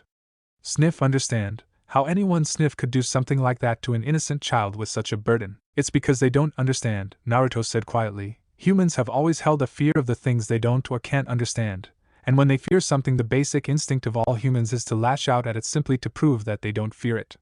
You should know this better than anyone since the same thing that happened in Kiri. Still, Haku said as she placed her head on his shoulder, I don't know how you could handle something like that without breaking, and I don't know how you could deal with your parents' death, or the fact that you were forced to kill one of them without breaking, Naruto replied. I can handle it because I understand why they're doing it and want to change their opinions of me. Before I found out why, I had used my pranks and hid behind a goofy smile and upbeat attitude to deal with it. I guess I figured that if they were going to ignore me, or hate me, I would give them a reason to with my pranks. The whiskered blonde ran a hand through his hair and sighed. It wasn't until a traitor tricked me into stealing the forbidden scroll of sealing that I found out why. But now I do understand, and it'll make them change. It'll become Hokage and show everyone that I'm not the demon they think I am. Haku smiled as she looked up at him. You really are an amazing person, Naruto-kun, she said. Naruto blushed. Well, I'm not really all that special. Haku shook her head and smiled. You're just too modest to realize how amazing you are. Reaching into an inner pocket where she normally carried saban, Haku pulled out a beautiful necklace with a green crystal being held in the center of a snowflake. My mother gave this to me. It was a family heirloom, she said. The raven-haired girl placed it in Naruto's hand and closed his fingers around it. I want you to have this. Naruto looked at Haku in shock. Looking down at the necklace, he shook his head. I can't take something that important from you. Haku smiled. You can't take something if it was given to you freely. Please have it. I want you to have it. But I feel kind of bad, Naruto said, though he did end up putting the necklace in his pouch. I mean, I don't have anything of real value to give to you in return. I know one thing you can give me, Haku said with a small blush. Naruto tilted his head to the side quizzically as he looked at her. Really? What's th? Naruto was cut off and his eyes widened in shock when he felt a pair of warm, soft lips press against his own. His entire body froze in place, and it felt like someone had lit him up with the Amaterasu flames. Every single nerve ending felt like they had been hit with the right unjutsu, causing him to stand ramrod straight. When she noticed Naruto was not responding, Haku pulled back and gave him a pout. You know when someone kisses you, you're supposed to kiss back. That is to say we. And you? Kiss. And Naruto tried, the red on his face increasing several shades. Haku sighed at how embarrassed and shocked the whiskered blonde looked. Even she knew how to kiss. Looks like this is something we're going to need to work on. Feeling that there was nothing left to be said, she claimed his mouth with her own, and even after Naruto started to respond, their lips had remained locked. Flashback end. Naruto clenched the necklace in his hand as he tried not to let any of the emotions he had been feeling overtake him. He had never imagined that after everything he had been through in Konoha, there would be something else that would hurt even worse than his loneliness. Honestly, the thought that he could feel a pain more keen than he had felt in his home village, especially after learning why he was so hated, was almost laughable. He could no longer see any amusement in that lie of thought. So this is where you've been at, brat? Naruto turned around as he heard the gruff voice to see Zabuza walking up to him. The whiskered blonde turned around, not really caring what the bandaged-faced man wanted, or that he could kill him if he so decided. What do you want? Naruto asked in a dull voice. Zabuza shrugged as he stopped next to the blonde. The others have been looking for you since you've left.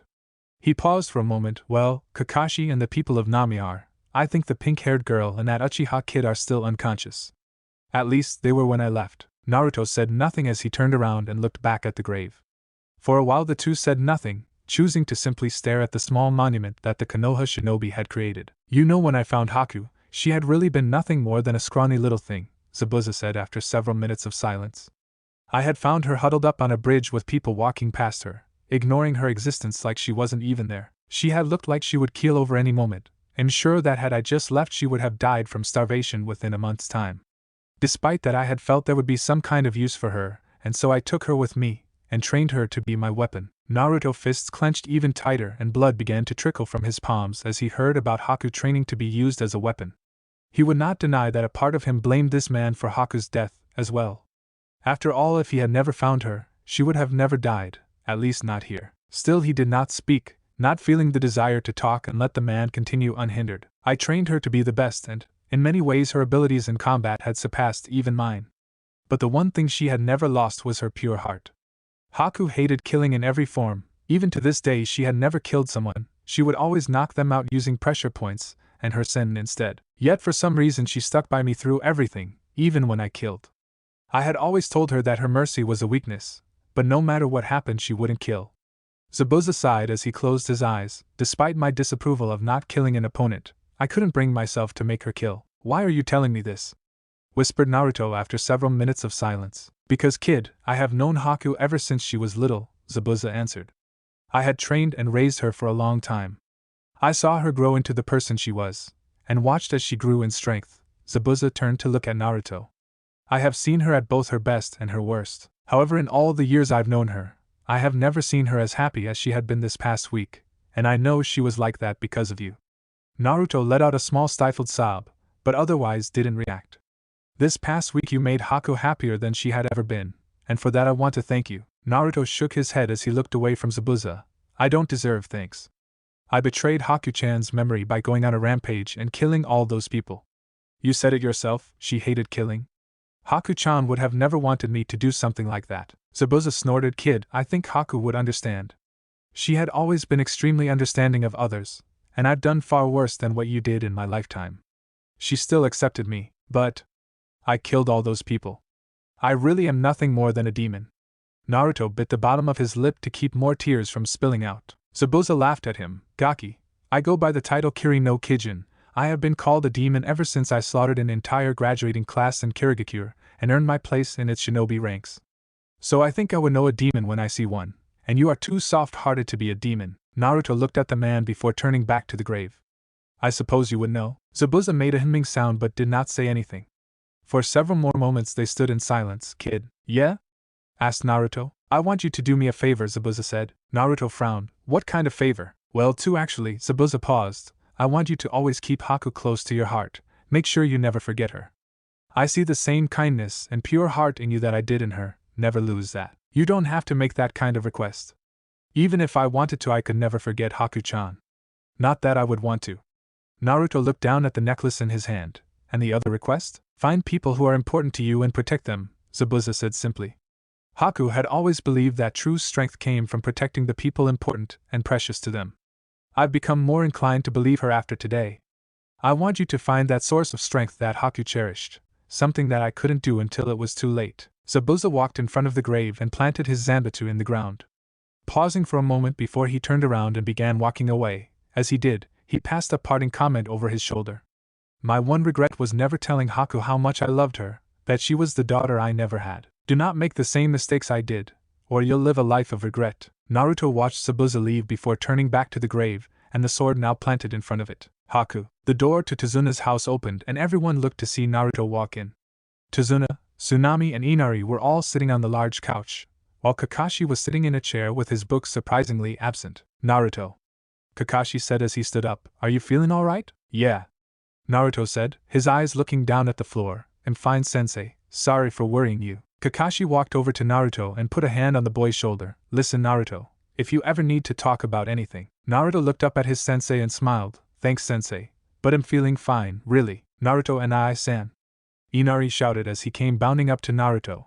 Everyone's saying you're the one who defeated Gato on the bridge. Is it true? Naruto winced almost imperceptibly but put on a smile for Inari. The kid didn't need to know the gruesome details or how he hated what he had done. Yeah, it's true, he ruffled the kid's hair. I told you I'd send him packing. Sugged. Inari said as he looked up at Naruto. That's so cool. I'm gonna train to get stronger just like my two-san and you, Naruto and I-san. Naruto gave Inari a large smile. If you want to be as strong as I am one day, then there is something very important you need to remember. What is it, Ni-san?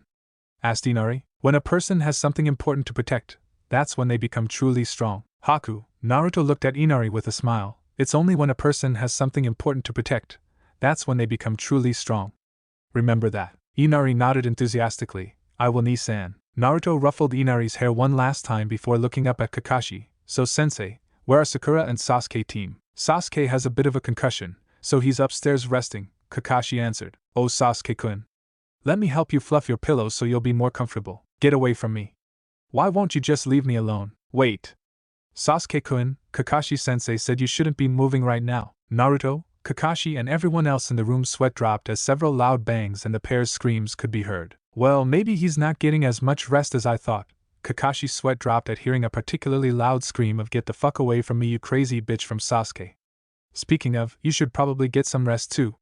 The bridge should be finished by next week. Until then we still have a job to do. Naruto nodded as he headed upstairs. Then I'll see you tomorrow, sensei. 1 week later. The passing week had been very hectic for the three genin. With Gato gone and the battle of the bridge having ended in victory only because of Naruto losing control of the Kyuubi, Kakashi had decided to start training them harder than before. He had started teaching Sasuke the water walking exercise since he had already gotten tree walking down. Sakura was still on tree climbing since her reserves were simply not large enough to use water walking. Both of them had been run slightly ragged by their Jonin sensei, Sasuke even more so since he now had his Sharingan, something he had taken to turning on and off every chance he got. For Naruto things had been even worse, though it was by his own doing rather than his sensei. He had taken his training to a whole new level, pushing himself far beyond anything he had ever done. To him, his time in Nami had shown him that he was too weak to protect the people he cared about. He felt that he should have been able to do something, anything that could have saved Haku. That feeling of guilt and the pain of loss was channeled into his training. Now, instead of his usual 200 clones, he had summoned up 300 and began to make them work on further developing his fighting style.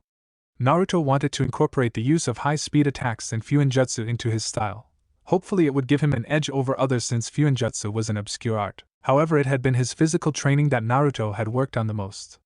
While he had not upped his training seals, he had nearly quadrupled his workout routine, and was often so exhausted and sore that one of his clones had to take him back to Tazuna's. Kakashi and Tazuna's family became somewhat worried for him when they would see a clone carrying his bloody and beaten form into the house, but he assured them that he was fine. Despite assuring everything that he was fine, Naruto knew the truth. He knew that each time he reassured someone when they were worrying over him after finding out he had his clones beat the crap out of him on a daily basis, that he was anything but fine. But he knew that he could not stop. The moment he stopped training, the memories he had made with Haku over this past week would come back. And each time they did, It felt like someone had taken a molten hot kunai and shoved in his heart. That was why he trained himself into the ground every day, the true reason he could not stop training. Why he came to Tazuna's home every night nearly unconscious. Because the moment he stopped, the pain he felt set in, and he did not want to acknowledge the gaping feeling of loss he could now feel. So long as he kept busy, he could ignore it, so that's what he did. Another thing Naruto had done was talk to Tazuna about making an orphanage for the orphans he had found and helped. Tazuna along with a few others had helped Naruto build the orphanage. Of course, all they did was get supplies. Naruto had used his ability to produce ungodly amounts of clones to build the orphanage himself. They had also managed to get a few people who were childless to help take care of the orphans when Naruto left. At the end of the week, the bridge, with more help from Naruto's clones, had been completed.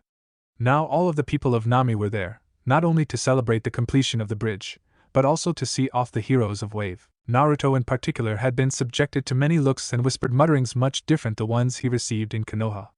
Unlike in Konoha where people would call him monster behind his back, or glare at him with hate-filled eyes.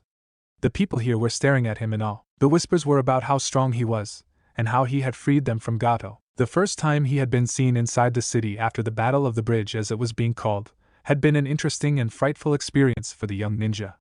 He almost understood what Sasuke had to suffer through during the academy while having to deal with a horde of fangirls proclaiming their love for him. Thankfully for the blonde it was not quite that bad.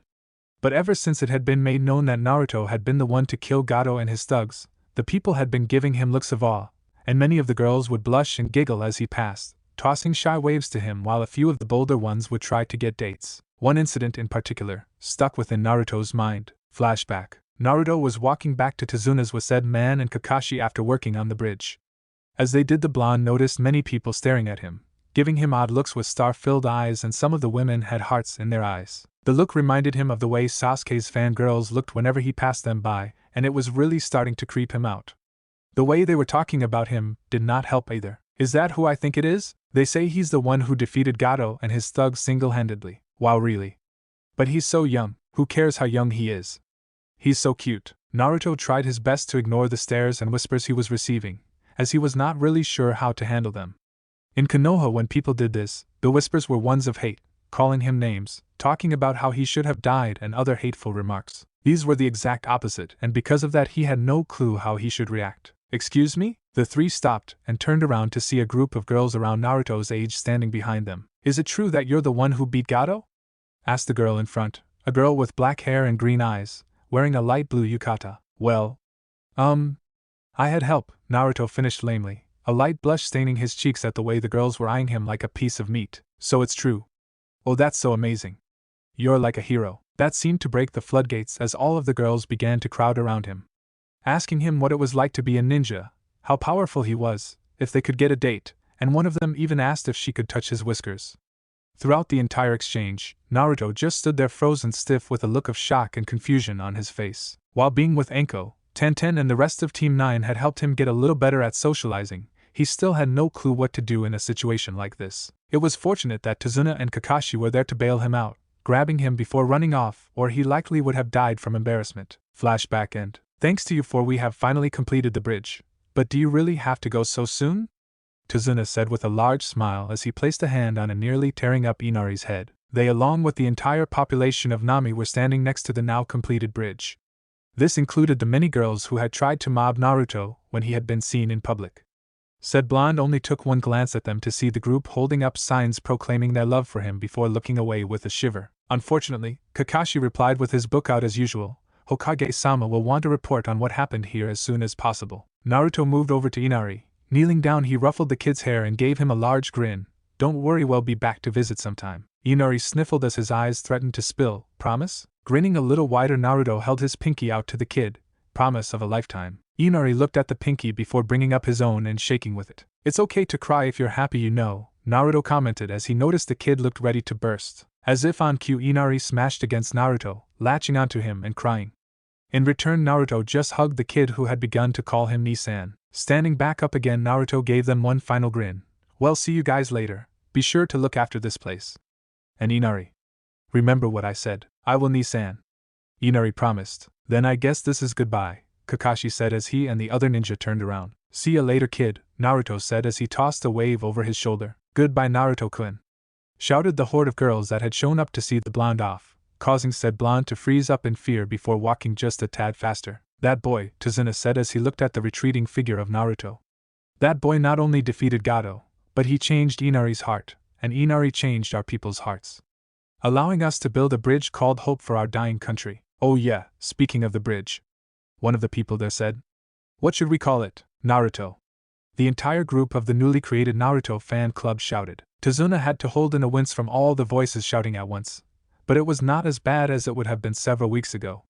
He was now almost glad he had gotten used to someone whose screeches were louder than all of these girls combined. As his equilibrium and hearing came back, he thought about the name for a second before laughing. The Great Naruto Bridge. It does have a nice ring to it, doesn't it? That does sound like a fitting name, father, Tsunami said with a giggle. Yep, I have a feeling that name is gonna bring this bridge good luck, Tazuna stated as people began to cheer for the new bridge and the genin who made it all possible. Who knows, it may even bring other people good luck. Chapter 13A Healing Hand. Or Snake. It was late in the afternoon that Team 7 trudged through the gates of Konoha. The trip home had been rather quiet and awkward for the three genin. Naruto had been silent the entire way, not even making the usual snide and sarcastic remarks to anyone in the group as he was wont to do, and had seemingly withdrawn into himself almost as soon as they had left Nami. Sasuke had switched between continuously playing with his Sharingan and glaring at or trying to goad Naruto into a fight. Having heard that the blonde had single-handedly decimated Gato and his forces that had shown up after the battle, the raven-haired Avenger had been disappointed that he had not gotten to prove himself against the horde of thugs Gato had come with, and jealous that Naruto had been able to do that while he had been knocked out, and so now he wanted nothing more than to fight Naruto and prove that he could beat the blonde, feeling secure in his chances of winning now that he had his Sharingan. Sakura had also been surprisingly quiet, switching between looking longingly at Sasuke and worriedly at Naruto. She was still going through some minor shock at having seen the blonde cry. It did not help that Kakashi had chosen to read his book instead of trying to engage in conversation and make sure his students were all right, though that was mainly due to the fact that Kakashi had no clue what to do or say, having never had to deal with this kind of situation. Naruto refused to talk to him, or anyone. Sakura only tried talking to Sasuke, and she did not really get involved in this mission enough that it had any effect on her psyche. And Sasuke did not seem to be bothered at the fact that he had killed two Chunin, focusing his attention on either his new red eyes or Naruto. The silver-haired Jonin now had even more respect for his sensei than he had previously thought possible. The man had made this seem so easy, but apparently it was anything but. Kakashi-san, Kotetsu, one of the gate guards who had become known as the Eternal Chunin along with his partner Izumo, greeted as soon as they entered the gate. I see you've returned. I trust the mission went well? Kakashi grimaced on the inside. Well, would not be how he put this mission, but he kept an indifferent face as he showed them his and his team's identification papers. As well as can be expected for my team's first time out of Konoha, Kakashi replied in a nonchalant voice. Izumi, who sat next to Kotetsu, nodded. Yeah, I remember my first time out of the village. Not quite the experience I had expected as a genin either. That's because you accidentally sat in poison ivy, Kotetsu snickered. Shut up, man. Izumo shot his partner a small glare. Did you have to bring that up? Yes, Kotetsu answered with a grin. You sat in poison ivy, and then you had to have a specialized ointment for your ass. Kakashi ignored the two as they began to squabble since he had grown used to it by now. Turning around, he looked at his team, and going to report to the Hokage. Since this mission was a bit more than we had anticipated, you three can head home and rest while I give my report. Sasuke nodded and left as soon as he said that, hands in his pocket, and his I care about nothing, in an uchiha attitude in place. Sakura gave one last look to her sensei and the unusually quiet Naruto before leaving as well, following after Sasuke in the hopes of maybe getting a date. Sensei, Naruto said in an unnaturally soft voice, getting the attention of the Cyclopean Jonin. Can I go with you? I need to talk to Ajisen. I see, he still doesn't quite trust me, Kakashi thought with a sigh. He should have known that Naruto would want to talk with the Hokage about what happened in Nami. Given how close the two were, it was only natural. Kakashi had tried to talk to Naruto about it, but the genin had rebuffed his advances with what Kakashi now recognized as his old mask, that cheerful smile he always gave. I guess it will take a bit more to get him to open up to me. Sure, Naruto, let's go, Kakashi said, turning around and walking off. A few seconds later, Naruto caught up and walked by his side. Sarutobi giggled perversely as he sat on the couch next to the pictures of the four Hokages and read his book. Over at his desk were two Kagabunshin diligently working on the paperwork that he had. He really did have to thank Naruto for finding out such an ingenious use for the jutsu. Truly the boy was a genius like his father was. He was knocked out of his thoughts when a knock came at his door. Hokage-sama, Kakashi and Naruto of Team 7 are here to see you. Sarutobi sighed as he heard both the hesitation and the disgust that his aide had when she said Naruto's name. He was going to have a talk with her, and if she can't change her opinions about him, I guess he'll just have to fire her. Standing up as his clones dispelled, Sarutobi sat down in his chair and addressed his aide. Send them in. The two opened and Kakashi walked in with an unusually subdued Naruto. Sarutobi quirked an eyebrow as he saw the boy's solemn and fearful expression. He shook his curiosity off and looked over at Kakashi. Kakashi, Naruto-kun, it is good to see you two back from your mission. However, I must ask, where are Sasuke and Sakura? The mission was a little more than we anticipated, Hokage-sama, so I sent them home to get some rest, Kakashi answered, giving the aging Sandame a meaningful glance as he snapped his book shut. Naruto here came because he wanted to talk to you. Understanding the look, Sarutobi held up a hand. The A and B who were hiding in the corner of the room appeared and then walked out of the door. Sarutobi used some chakra to activate the silencing seal that Minato had created when he had been Hokage. There was a soft glow that filled the room for a second before going back to normal. I take it there was a lot more to this mission than simply an escort and protection detail, Sarutobi said, gesturing for Kakashi to give his report. Hi Hokage-sama. The mission was much more than we expected. It started on our way to Nami, when we ran into two Chunin-level missing ninja from Kiri. Kakashi began explaining what had happened on the mission, making sure to be concise and to the point. When he got to the part where Naruto had used the Kyuubi's chakra, Sarutobi stiffened and Naruto flinched. Afterwards we left Nami and headed straight here, Kakashi finished. I see, Sarutobi said, puffing on the pipe he had gotten out sometime during the report. To think that such a thing could happen on a mission that was supposed to be a simple C rank. This is what we get when we have a bad case of misinformation, both from our client and apparently our network outside of the village. Still, to hear that a squad of genin were able to complete a mission that was easily A ranked is astounding to say the least, even if the jonin with them was a ninja of Kakashi's caliber. Sarutobi looked at Naruto, who was emitting so many emotions it was hard to tell what the boy was thinking. Thank you Kakashi-kun, you may go now, Sarutobi said, knowing that Naruto would want to speak with him alone. Hi Hokage-sama, Kakashi bowed a bit. He briefly put a reassuring hand on Naruto's shoulder before leaving. When the door shut again, Sarutobi left the silencing seals on as he stood up and moved over to the couch, gesturing for Naruto to follow him. Sarutobi said nothing as the boy sat next to him, knowing the boy would speak when ready. You already know I used the fox's chakra, Naruto began. Why don't you start at the beginning? Sarutobi said in a kind voice after Naruto stopped speaking. The boy nodded before beginning again. It started when I met a girl in the woods. Her name was Haku. As Naruto started his own story, Sarutobi paid close attention to the boy's emotions. It was obvious this was a painful experience for him, even more so than learning about the fox. As the Sandame listened, he found himself surprised again. He had never heard of two enemy ninja falling in love while on opposing missions, and he had experienced and heard a lot of things in his life.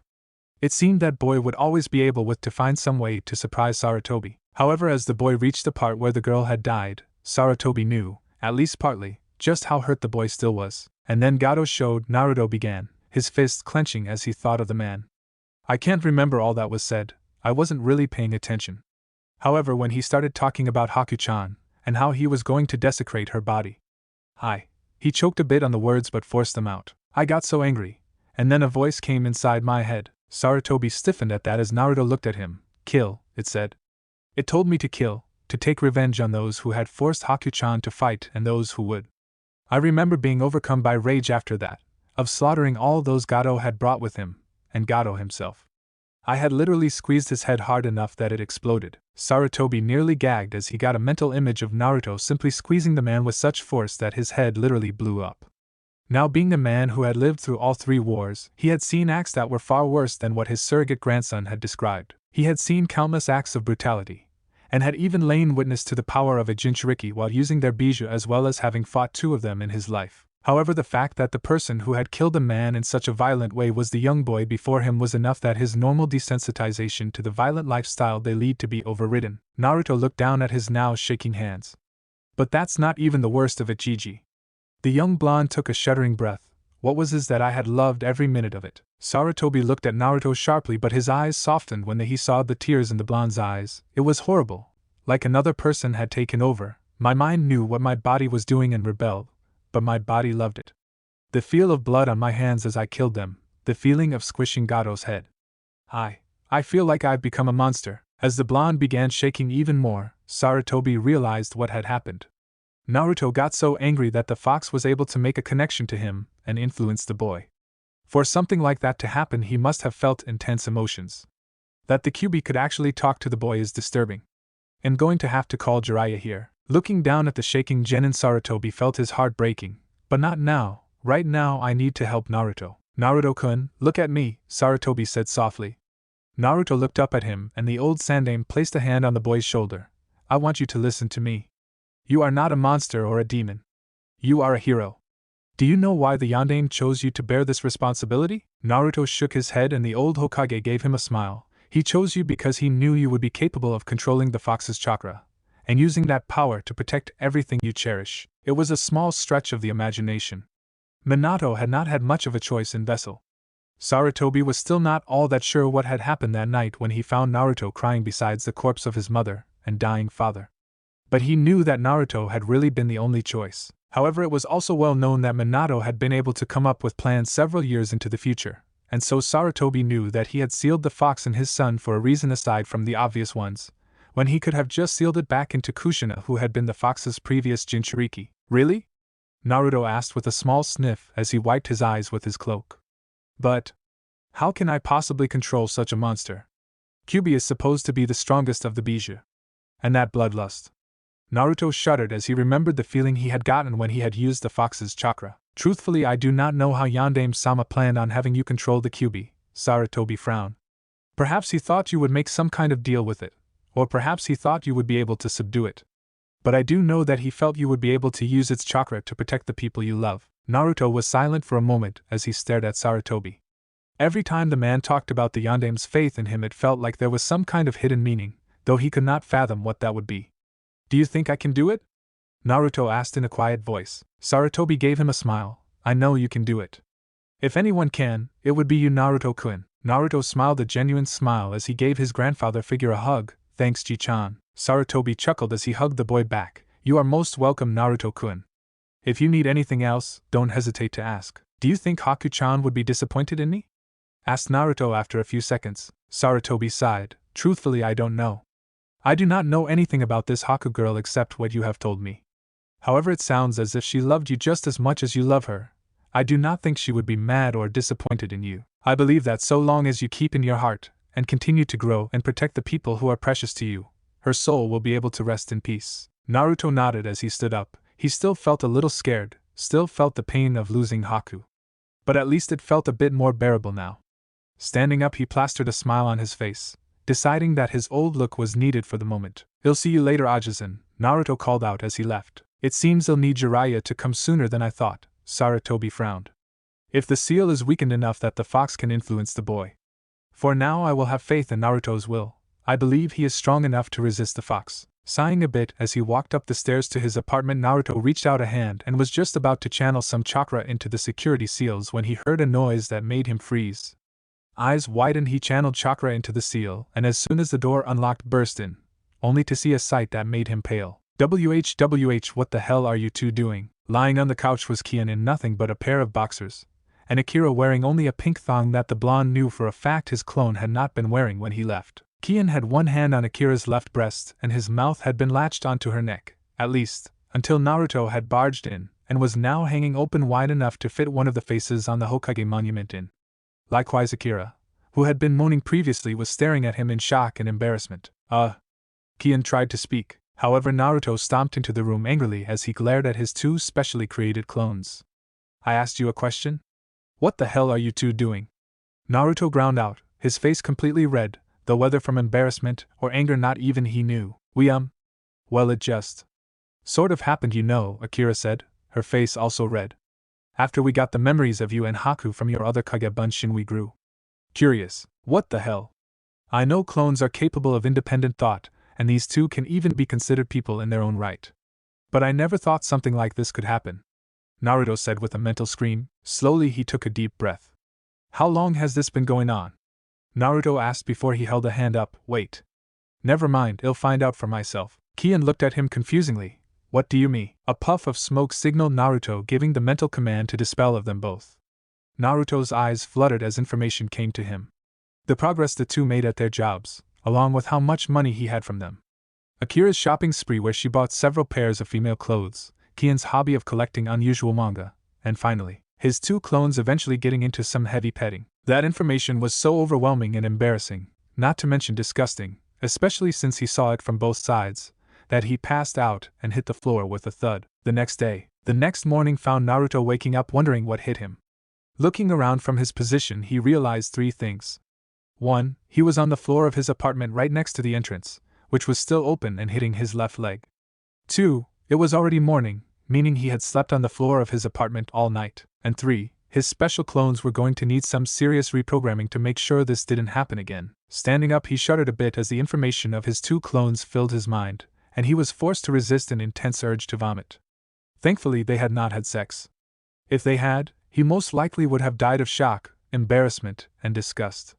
But that they had started actually getting into each other was repulsive, to say the least, and it was worse for him since he saw what was happening on both sides, making the experience all the more disturbing. It went without question that he would be doing his best to fix them when he made the pair again so that they did not remember their intimate encounter. Sighing, he decided to get his day started. After getting ready, Naruto found himself at Training Ground 10, where he hoped to find Team 10 training. His sensei had given his team the week off to recover from the ordeal they were put through. However, Naruto felt an intense need to keep himself as busy as possible, feeling that so long as he was busy, the memories would not bother him. So here he was looking for some help in his elemental training. Of course he did find them, though training did not even seem to be on the mind of their team. Shikamaru and Asuma were seated under a large tree, a board situated between them. The two would move pieces back and forth. Occasionally Shikamaru would take a piece and Asuma would look at the board in frustration. Chuji was eating a bag of potato chips, an act that the Akimichi genin was always doing at just about every time of the day. He was sitting down next to Shikamaru watching the match going on between his best friend and his sensei, and Ino was complaining loudly. What she was complaining about Naruto didn't know, she was talking so fast even he could barely make it out. Not that he cared to find out, since the girl was always complaining about something. With the people, or in this case person he had been looking for found, Naruto set off in their direction. Come on, why do you guys all have to be so lazy? Ino yelled as she tried to get one of her teammates, or her sensei, to do something. Shouldn't they be training to be ninja? How could she impress Sasuke if all he did was sit around here being lazy? Aren't we supposed to be training after missions? Ino, we are training, Asuma said as he took a puff of his cigarette. Shogi requires a tactically sound mind and is a good way to come up with strategies that the team might employ. And yet, only you and Shikamaru ever play the game, Ino said with an angry huff. Asuma frowned and was about to make a retort when a voice called out his name, Asuma-sensei. Turning their heads, the 3 genin and Jonin-sensei saw Naruto running towards them at a light trot. When he got near them he stopped and grinned. Just the person I was looking for. The 3 genin looked at him in confusion. Well, Shikamaru and Chuji looked confused, while Ino just looked disgruntled. Naruto, what are you doing here? She asked, placing her fists on her hips and looking at him in a haughty fashion. In case you haven't noticed, this isn't your training ground. You can't just waltz around wherever you want. Raising an eyebrow, Naruto looked at Ino for a moment, before he shrugged and turned his attention to Asuma. I was actually coming here to ask you for some advice, Asuma-sensei. While Ino fumed at being ignored, Asuma and the others looked surprised, but the Jonin merely shrugged. Shouldn't you be asking Kakashi for whatever help you need? He asked. He is your Jonin-sensei after all. I have, Naruto said with a small shrug, however he doesn't have enough knowledge on what I want help with, and Ajisen suggested I talk with you about it. Asuma's eyebrows rose a good deal. Kakashi was exceptionally gifted and hailed as one of the strongest ninja under the Hokage. There were very few things he could not do that Asuma could, so. What is it that you need then? In response, Naruto gave a grin and held up what Asuma noticed as chakra affinity paper.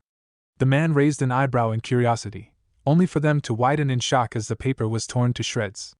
Looking at the grinning Naruto, Asuma took a deep puff of his cigarette to calm the surprise he felt. You have a wind affinity, he said slowly, and a strong one at that, if the torn paper was any indication. Naruto nodded. Yes, I've been working on the leaf-cutting exercise but have only been able to get it halfway. You're the only wind user in Konoha, so I was hoping you would have some advice. Nodding slightly to himself, Asuma stood up and reached into his pouch, pulling a trench knife. Holding it up so Naruto could see it, the Jonin channeled his wind chakra into the blade to create a green glow. When I channel my wind chakra, I often think of it as 2 sharp edges rubbing against each other in order to create a sharp razor blade. Taking the knife, Asuma threw it at a tree. Naruto watched his mind going from amazement, to awe, to shock, as the weapon cut through tree, then the rock behind it, before coming out of the rock and embedding itself on the ground. Asuma looked at Naruto. The trick is to make the two edges as close as possible to create a sharp blade of wind that can cut through the leaf. Naruto nodded before running over to get the trench knife. Picking it up, Naruto walked over at a more sedate pace as he examined the knife. The blade looked extremely sharp and well maintained.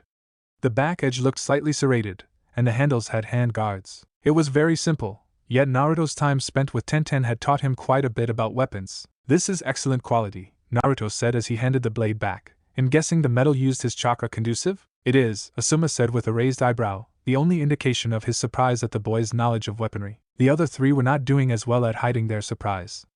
Ino was looking between the two, her face somewhere between shock and curiosity. Chuji while still eating threw glances at Naruto. Meanwhile Shikamaru had his eyes narrowed at Naruto, as if trying to solve some sort of puzzle. My 2-san told me that elemental manipulation is a Jonin level ability. So why is Naruto already working on it? Shikamaru wondered, his mind trying to come up with an answer, only to find none. Hey, is that a shogi board? His attention was diverted from trying to figure out how the blonde, who had been dead last of their class, could already be working on such an advanced ability. Yeah, it is, Asuma said as Naruto examined the game that was currently in play. You play? Not very much, Naruto admitted with a sigh as he ran a hand through his hair. I've only played with my clones, but trying to beat yourself is an exercise in pointlessness. You interested in a game? Asked Asuma. I haven't been able to beat Shikamaru yet, it's getting rather frustrating. Naruto raised an eyebrow and looked over at Shikamaru. Said Jen and shrugged. I don't see why not. Naruto nodded and sat down as Shikamaru rearranged the pieces. Since Naruto was just starting out, Shikamaru gave him the first move. Naruto watched as Shikamaru went after him and moved his next piece almost immediately afterwards. His opponent looked a little startled but moved another piece. Again Naruto moved one of his pieces almost immediately afterwards. Shogi was a game that was purely strategic. When playing you use traps, making plans and strategies to take your opponent's pieces and eventually placing your opponent's king in checkmate. It required a knack for thinking several steps in advance. The farther ahead you could plan out your maneuvers, the more likely you were to win. 13 moves into the game Shikamaru was sweating. Having already used his thinking pose 7 times in just as many moves, he was beginning to feel desperate. He looked up at Naruto to see his fellow genin staring at the board impassively. Looking back at the board, Shikamaru calculated the best strategy he could before moving his piece. Naruto then moved his piece right after. Shikamaru looked at the board carefully and moved another piece. Less than half an hour later Shikamaru was down to 1 gold general, 1 knight, his bishop and 6 pawns. Meanwhile Naruto had only lost a gold general and 2 pawns. It was only 15 minutes later that Shikamaru leaned over the board in shock, trying to figure out how he lost. He lost, Chuji murmured, having stopped eating a while ago as the intensity of the match had begun to heat up. But Shikamaru never lost. Asuma was also gaping at the scene. Having spent so much time trying to beat Shikamaru himself, it was rather hard to see someone else beat him. And for it to be the dead last of his students' graduating class, and his first time facing him was even more shocking. Ino, who did not know much about shogi or care enough to find out, was the only one who was confused about what happened. I don't get it. So he beat Shikamaru, so what? Ino, shogi is a game that requires an incredible amount of strategic thinking, using traps and combat maneuvers to eventually get the king into checkmate. Asuma said, trying to explain the significance of what happened. Huffing, Ino crossed her arms. I know that. I just don't see what the big deal is. It was probably just luck. I don't think so, Shikamaru said to himself as he replayed the match in his mind. I've never seen some of those maneuvers before. He managed to beat me and only lost 3 pieces himself. That kind of thing can never be considered luck. You're pretty good, he complimented the blonde. Maybe we can play again sometime. Naruto grinned as he stood up. Yeah, maybe. Anyways, thanks for the help, Asuma-sensei, he said as he turned to look at the son of Sarutobi. No problem. It will be interesting to see what another wind user can do, Asuma said. Naruto nodded. Well, thanks anyway. I'll see you guys later. Naruto disappeared in a puff of smoke, signifying that they had been talking to a clone the whole time. Kage Bunshine? Asuma thought as he took a drag of his cigarette. I had heard he could use it, but I didn't realize he knew its secret. Definitely an interesting kid. Hey, what was that? Asked Ino, once again the only one who was ignorant. How did he just disappear like that? Everyone except Choji, who was eating, just sighed as Ino began to ask questions in a loud voice. Within the clearing of Training Ground 43, all of the Naruto clones who were currently working on cutting a leaf in half looked up and blinked as the information came to them. With the new knowledge available, they got back to work on trying to cut a leaf. The original Naruto had also stopped his workout routine for a second as he received the memories of his Kage Bunshin. Grunting from the exertion, he began doing push-ups again, counting down as he finished his set of 300. He continued doing his routine until one of his Kage Bunshin dispelled, giving the knowledge that it had managed to cut a leaf in half. Nearly a second later, the sound of mass ripping was heard as all the clones cut their leaves as well. Yada! The clones shouted, causing Naruto to actually wince a bit. They weren't normally this excited, but given that he had been trying to learn to do this particular exercise for several weeks, it was quite an accomplishment. Standing up, Naruto began giving his clones orders. All right. You know the drill. Dispel in groups of 10. After getting a unanimous yash from his clones, Naruto walked over to one of the trees and sat down in a meditative pose. It was not necessary, but Naruto found he could sort through the information much easier if he was meditating. For about half an hour he went through the information his clones had on cutting a leaf with wind chakra. It was actually kind of interesting since his clones had independent thought. They did things differently from each other, giving him different perspectives from each clone. Once all the knowledge he gained was sorted, Naruto picked up one of the leaves that had fallen from the tree he was under. Channeling his chakra, he imagined two edges grinding together and sharpening. He nodded in satisfaction as the leaf split in half. Standing up, Naruto went back to his physical training. Smiling a bit to himself, Naruto entered the small ramen stand that had been one of his safe havens from the world when he was younger. After finishing his morning training, he decided that since he had not been to Ikaraku's for a while, he should go ahead and splurge. Tochi Ajisen. I am Chan. How about some ramen for your favorite customer? He shouted as he sat down in the stool reserved for him. Hey Naruto-kun. I am greeted with a large smile as she came out of the back. It turned into a frown, however, as she placed her hands on her hips. You know, you haven't been in very recently. Sorry, I am Nei-chan. Naruto rubbed the back of his head and gave a sheepish laugh. I was out on a mission away the village. I just got back yesterday. I am pouted for a second more before grinning. Well, I suppose that's alright since you were out of the village. So the usual? You know me too well, I am Nei-chan. Naruto said with a grin. Alright then, it will be comin' right up. I am said, enjoying the odd new nickname he seemed to have added to her title. As she began making Naruto's ramen, said blonde decided to make some more conversation. So where is Tochi Ajisen? Asked Naruto, curious about where the old man was since he was usually the one to greet the blonde. He's out of the village getting some supplies for this new ramen he's trying to concoct, I am said as she stirred the pot with ramen noodles in it. So I've been working on my own for the past few days. Naruto nodded as I am brought his first bowl of ramen. Thanks Nei-chan, he said, snapping his chopstick and say a quick itadakimasu before digging in. Oh ramen, how I miss thee. I am giggled at Naruto's antics. She went back to making some more ramen, knowing Naruto would want at least 6 more bowls before feeling even remotely full. Naruto slowed down his eating a bit as he savored their flavor. Ramen from Ikaraku's had always been his comfort food, ever since he had found the place. He was so caught up in his eating that he did not notice the presence behind him until it was too late. You know, you should have told me you had returned. A pair of arms slid around him and Naruto stiffened at the contact. An image flashed through his mind. He was sitting in the clearing, spreading out the things he had prepared this morning for his and Haku's picnic. As he reached into the basket, a pair of arms slid around him. Despite knowing who it was, he turned around and laid eyes on the beautiful girl he had come to know so well in the past 3 days. Anko frowned when she noticed Naruto's reaction. The way he reacted was similar to how he always did, getting stiff as a board, except this time he did not blush and get all flustered like usual. Instead, he was pale and looked like he was barely holding himself together. You alright, Gaki? Anko asked, releasing Naruto and noticing how he seemed to sag afterwards. Why yeah, Naruto said, closing his eyes and taking a deep breath. When he felt himself calm down, he opened them again and gave Anko his typical grin. So I'm guessing there's a reason you came all this way to find little Oilme? Anko frowned as she watched Naruto for a moment. He seemed tenser than before. Shaking her head, she decided not to bother with it. It wasn't any of her business. Well, Kakashi's been so busy bragging about you to the other jonin in the lounge, I figured I had to see you and figure out what the Cyclops seemed to be so proud of. He's bragging about me? Naruto asked, blinking a bit. That Kakashi would brag about him was surprising. Well, Team 7, Anko corrected, but mostly you.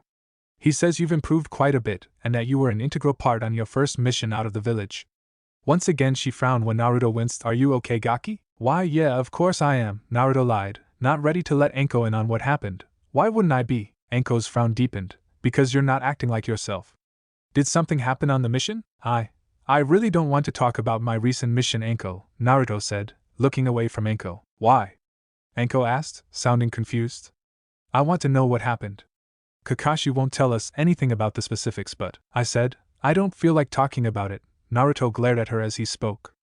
Anko was taken aback for a second as a look of rage flashed through his eyes, but there were many other emotions as well, though they were too fast for her to pick up. Sorry, Naruto said, sagging in his seat a bit as a concerned Ayam brought him another bowl of ramen. Please just drop it. Anko sighed. Well, I suppose I can.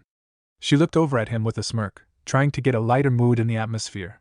But only because you're my favorite gaki. Naruto gave her a smile. Thanks, Anko. Finishing up his ramen, Naruto paid for his meal. I'll see you later, Anko, he said, tossing a wave over his shoulder. Anko once again frowned.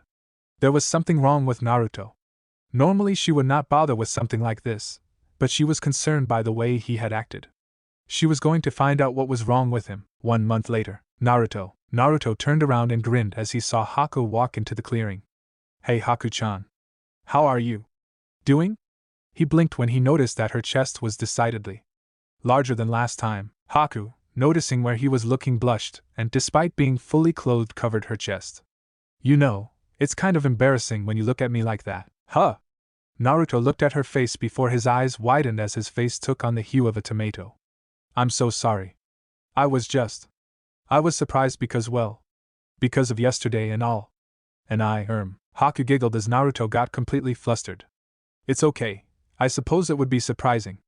I usually wear chest bindings to hide them. Oh, Naruto said in realization. So, about we start again? He asked sheepishly. How are you doing? Haku brought a hand to her mouth as she giggled from Naruto's behavior. I'm doing well, thank you. And what about you? Did you have a nice sleep? I am sorry. She gave him a brilliant smile. Know that even if I can't go with you, I will always love you. And with that she disappeared in a burst of speed. Haku. Naruto mumbled, staring wide-eyed at the spot that Haku had left from. Haku. Naruto shot up in his bed, his eyes wide and his breathing far heavier than it should have been for something like sleeping, or even training. He pressed a hand to his face and closed his eyes. His face, and most likely his entire body, was covered in sweat. It was that dream again. The same one he had been having since the battle at the bridge. How many times have I had this nightmare? 31? I've had this nightmare every night since Haku-chan's death. Naruto shook his head and looked around, his eyes blurry and unfocused because of the tears that were in them. Turning his head, Naruto looked at the clock. 5:30 am. That's earlier than the last time I woke up from this nightmare. Was it yesterday? The blonde wondered. I doubt I'll be going back to sleep now, Naruto mumbled before sighing and getting up. He headed into the bathroom, taking off his boxers on the way. Closing the door behind him, Naruto walked towards the shower, turning on the water. As soon as the seal on the shower head sensed the pressure, it began to glow with a soft green light as it began to use the ambient nature chakra around the village to heat the water. Stepping in, Naruto groaned as he stepped into the shower. Pressing his hands against the wall, Naruto hunched over, letting the water hit his back. He stayed that way for nearly an hour, trying to soothe his frayed emotions. After a while he stepped out of the shower, grabbed a towel and went back into his room. He looked out of his window as he changed into his shinobi clothing. The sun was just beginning to rise, painting a light golden red glow across the sky. I guess I'll just start doing my own training, Naruto frowned as he tried to think of what he should do. I suppose I could try to improve my elemental affinity. I'll have to come up with my own exercises though. Cutting a leaf doesn't seem to be doing anything anymore. He shrugged off his thoughts and decided to wait until he got to the training ground to figure out what to do. Hiya! Naruto gave a loud shout as he brought his bow's staff onto the head of one of the giant spiders in the Forest of Death, lacing his staff with wind chakra and using it as a bludgeoning factor to smash the spider's head. It was late in the afternoon, and Naruto had been in the Forest of Death for nearly 3 hours already, fighting any of the animals and plants he could find. Most of the time he would take on the spiders, however, since they were more numerous than the others and bred like rabbits, though he had also scuffled with a few of the tigers. He jumped back just as another spider came in and tried to impale him with its legs. Naruto thrust out his hand and used a free-form wind blade to slice into the creature's eyes. It was something new he was working on, using free-form wind attacks rather than ninjutsu. It was a theory he came up with, that if his control over wind was good enough, he would not need hand seals to use a jutsu, and instead rely on pure manipulation of the element. Though since it didn't kill the spider, or even get close to killing it, he knew it would require a lot of work to complete. Still, the creature reared its head back and let out a pained screech.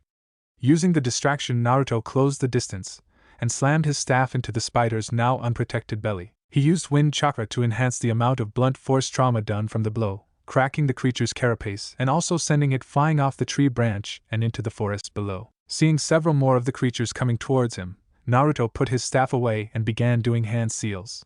There were a lot more hand seals than usual, about 50 all total since this was his most powerful wind jutsu, and one he had just recently learned, Futon Kamikaze no Jutsu Divine Wind Jutsu.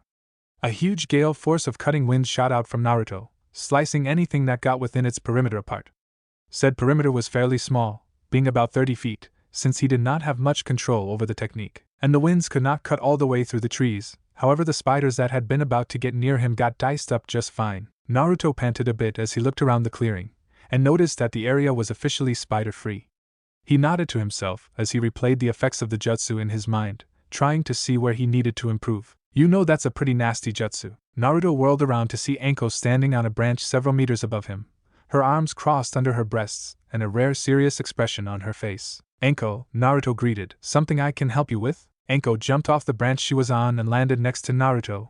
You can start by telling me why you're avoiding me. Naruto stiffened a bit but otherwise maintained his composure. I haven't been avoiding you. I don't know what you're talking about. Don't give me that crap, Gaki. Anko scowled at him. I tried finding you in your usual training field, and all of your clones told me you're not there. I tried searching for you in the Forest of Death before, but you never showed yourself. Hell, I even went up to Training Ground 9 to see the spandex-wearing wonders and that little chick you seem to be fond of. You weren't there either. Anko leaned into him with a threatening gaze. I haven't been able to find you for an entire month, and it was only luck I ran into now, so why don't you tell me why you're avoiding me, or I swear the next thing you'll feel is my snakes biting your ass. I can't. Naruto shook his head, not wanting to break down again. He had done that more than enough times in Nami no Kuni and did not want to do it now. Anko sighed in annoyance. Damn it, Gaki, you know how frustrating you are sometimes. Naruto turned his back to her and was about to walk off when Anko spoke again. You know I talked with the Sandaime. Naruto stiffened. He told me about your last mission. Look, I don't blame you for being all hurt and whatnot. Fuck, I'd probably all hurt if all that shit happened to me too. But this is the world we live in, and you need to move the fuck on, or quit being a shinobi. Naruto turned to her, his lips set in a thin line. You went behind my back to get this info on me? Because I was worried about you, Gaki. Anko defended herself, not believing that the kid was actually getting angry at her. Because you haven't been talking to me or anyone else for an entire month. You've been avoiding everyone like the plague. Even that scarecrow Kakashi is getting worried, and that's saying something. Naruto winced a little bit at that, but his face reset its scowl soon after. I don't have to answer to you. You're not my. He stopped, finding that he could not say mother. He didn't even know who his own mother was, much less what having one would be like.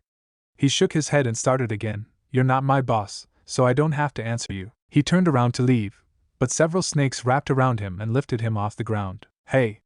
What the fuck? Let me go, you crazy bitch! Naruto shouted as he tried to get himself loose. It didn't work as the snakes constricted, making him lose his breath and wince in pain as his ribs creaked and compressed in on themselves. They brought Naruto back around so that he was facing a very angry Anko. You better damn well believe you're answering to me. Anko's snakes brought Naruto so close that their noses were almost touching. To anyone else it probably would have almost seemed intimate. But with the snakes crushing his ribs, Anko's eyes glaring at him in anger, and the sound of her teeth grinding, Naruto knew that was not the case. I may not have been friends with you for long, but we are friends, and if you don't tell me what's wrong so I can fix it, I swear Kami as my fucking witness I will beat the shit out of you. Naruto tried to laugh but it came out somewhere between a chuckle, a sob, and a pained groan. Naruto shook his head. Sighing, Anko put Naruto back on the ground and her snakes dispersed. Gaki, I already told you I know what happened. You need to learn to move on. I get that you fell in love with this chick, I understand that. But seriously, you need to let it go and move on. I don't want to let it go. Naruto growled as he looked up, his tears no longer able to contain themselves. Haku-chan was the only person who ever showed me any love. She gave me more happiness than I thought I would ever get. Even after she learned about the damn fox in my gut. So you're saying I don't care about you? Asked Anko in a mild voice. That's completely different, and you know it. Naruto countered. You're right, it is different, Anko said with a shrug. But that doesn't mean I don't care. I've accepted you, nine-tailed fuzzy, and all right, but that's... Naruto looked down at his feet as he shook his head. I don't want to lose anyone precious to me ever again. So you're going to push us away? Anko asked in an incredulous tone. Do you realize how stupid you sound right now? I thought you were smart. Naruto grit his teeth. That's not, and if you don't want to lose others who are important to you, then that just means you need to get stronger, Anko continued. That's the question I think you really need to ask yourself is what you think Haku would want you to do. Anko said. Her voice was far more quiet than normal, showing just how serious she was. I think you're so afraid of someone replacing your memory of this Haku girl that you're trying to distance yourself from others so you don't get over her. Naruto winced, mostly because Anko had hit the nail right on the head. While Anko was the first female to be nice to him, and Tenten was actually the first friend his age, neither of them had given him what Haku had, and he felt like he would be betraying her memory if he allowed himself to get close to either of them. Do you think Haku would want you to be like this? From what you told the Sandaime, she would probably stick you with Saban or something, Anko said. Naruto, in spite of himself, let out a small laugh, even though it was strained. Yeah? I suppose she would. Now are you gonna be all uchiha emo brooder on me? Asked Anko. I wasn't that bad, Naruto defended himself, only to stop at the deadpan look Anko was giving him. Okay, so maybe I was a little emo there. Kid, I think I saw a brood of fangirls following you on your way here because they mistook you for the Uchiha, Anko said, grinning as he scowled. His scowl gave way to a smile as he surprised Anko and gave her a hug. Thanks, Anko Nei-chan. Since when am I a Nei-chan? Asked Anko in an embarrassed voice. Since now, Naruto mumbled as he gripped her tighter. Despite her lack of moral scruples, Anko blushed in embarrassment at the fact that someone was calling her Nei-chan. Having been alone most of her life after Orochimaru abandoned her, she was not used to others being this close to her when it was not her messing with someone. Even more embarrassing was that Naruto had called her Nei-chan, essentially stating she was close enough to be considered his family, an honor only her friend Yuhi Kurenai ever gave her. It's alright, Gaki. Anko patted him on the back and tried to play it cool. They stayed like that for a while until the snake mistress of Konoha began to relax, which was a few seconds before Naruto decided to ruin the moment. Who knew that Konoha's snake bitch was such a softie? Naruto said with an unseen grin. Kid, if you tell anyone about this, I swear I'll feed you to my snakes, Anko threatened, actually feeling the blonde's mind turning. You're no fun, Naruto pouted as he pulled away.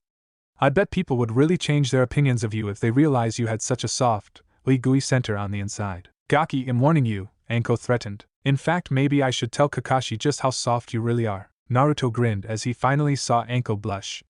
Meanwhile, Anko cursed at herself for ever thinking that teaching the Gaki about the birds and the bees was a good idea. Gaki, you better start running, Anko warned, her hair overshadowing her face.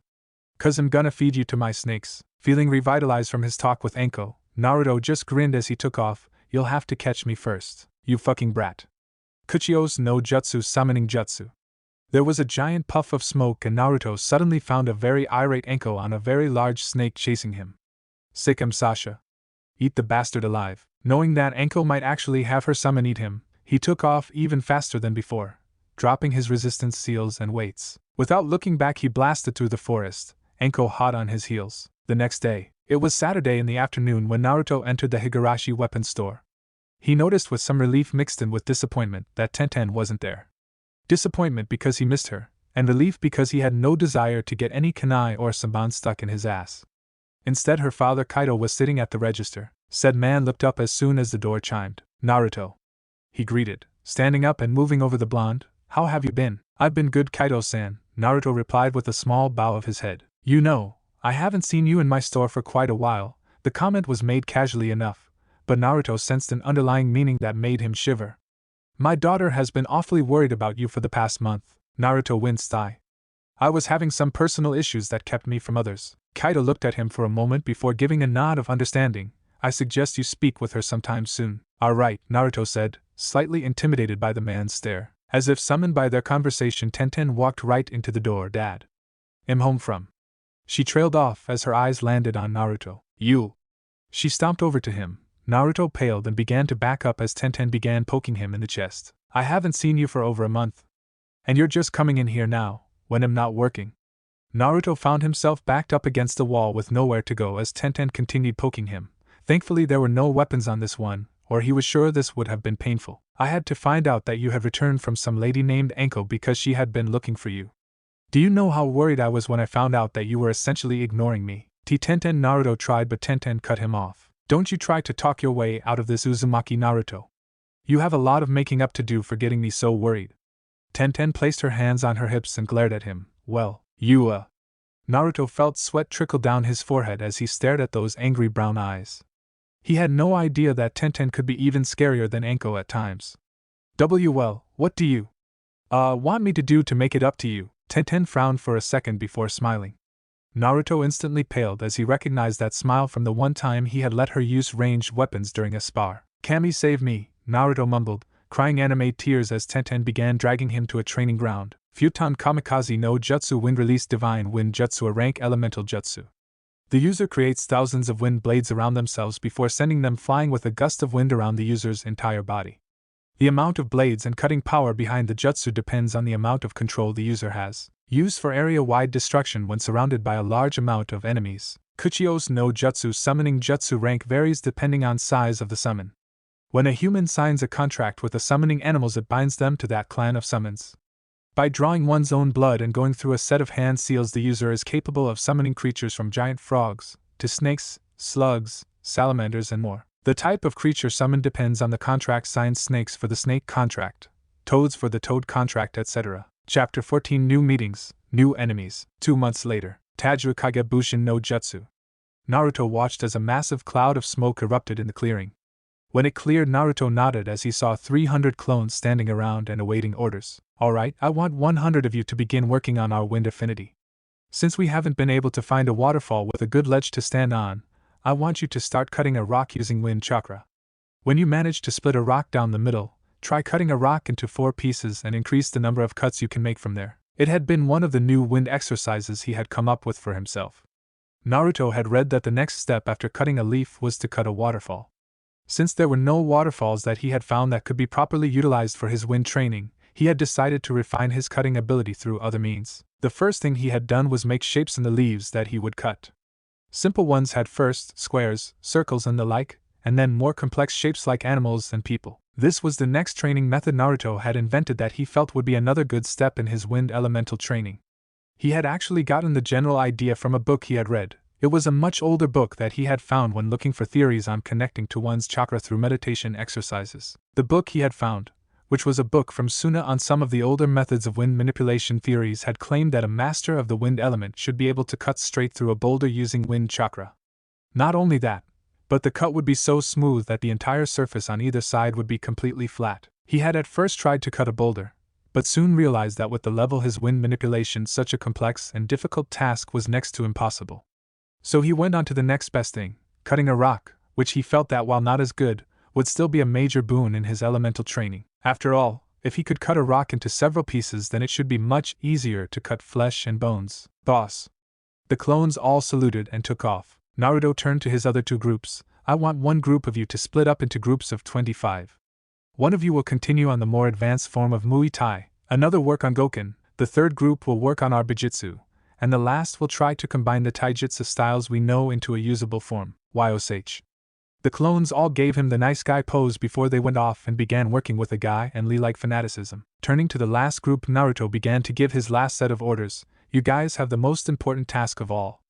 I want you to continue working on our chakra control. His chakra control had gotten better but was still, and probably always would be, an issue that he would need to constantly work on. We've gotten up to 5 leaves on one hand, so start adding leaves to the other. I want at least 2 added by the end of this session. And rather than stand on the water surface, I want you to walk. Got it, boss? The clone said as they raced off. Naruto looked down at his arm, where his training seal was located. Right now it was on level 3, a feat the whiskered blonde had managed to accomplish around 3 weeks ago. Due to the massive increase in resistance that each level came with, it had taken a lot more time for him to be capable of using the 3rd level of resistance than the first 2. However, like with all things, time, sweat, and hard work had finally enabled him to use this level with no required chakra, and since he no longer needed chakra, that meant it was time to increase the level. Gritting his teeth, Naruto began channeling chakra into the seal, feeling the resistance on his body increase. He watched as the kanji on his arm shifted from the number 3 to the number 4. With the seal increase finished, Naruto began to trudge through his workout routine, relying heavily on chakra to keep him moving as he fought against the resistance placed on his body. After his daily workout, Naruto began to make his way towards Team 7's standard meeting spot. Walking onto the bridge where his team usually met, Naruto saw that his 2 teammates were both already there doing what they usually did.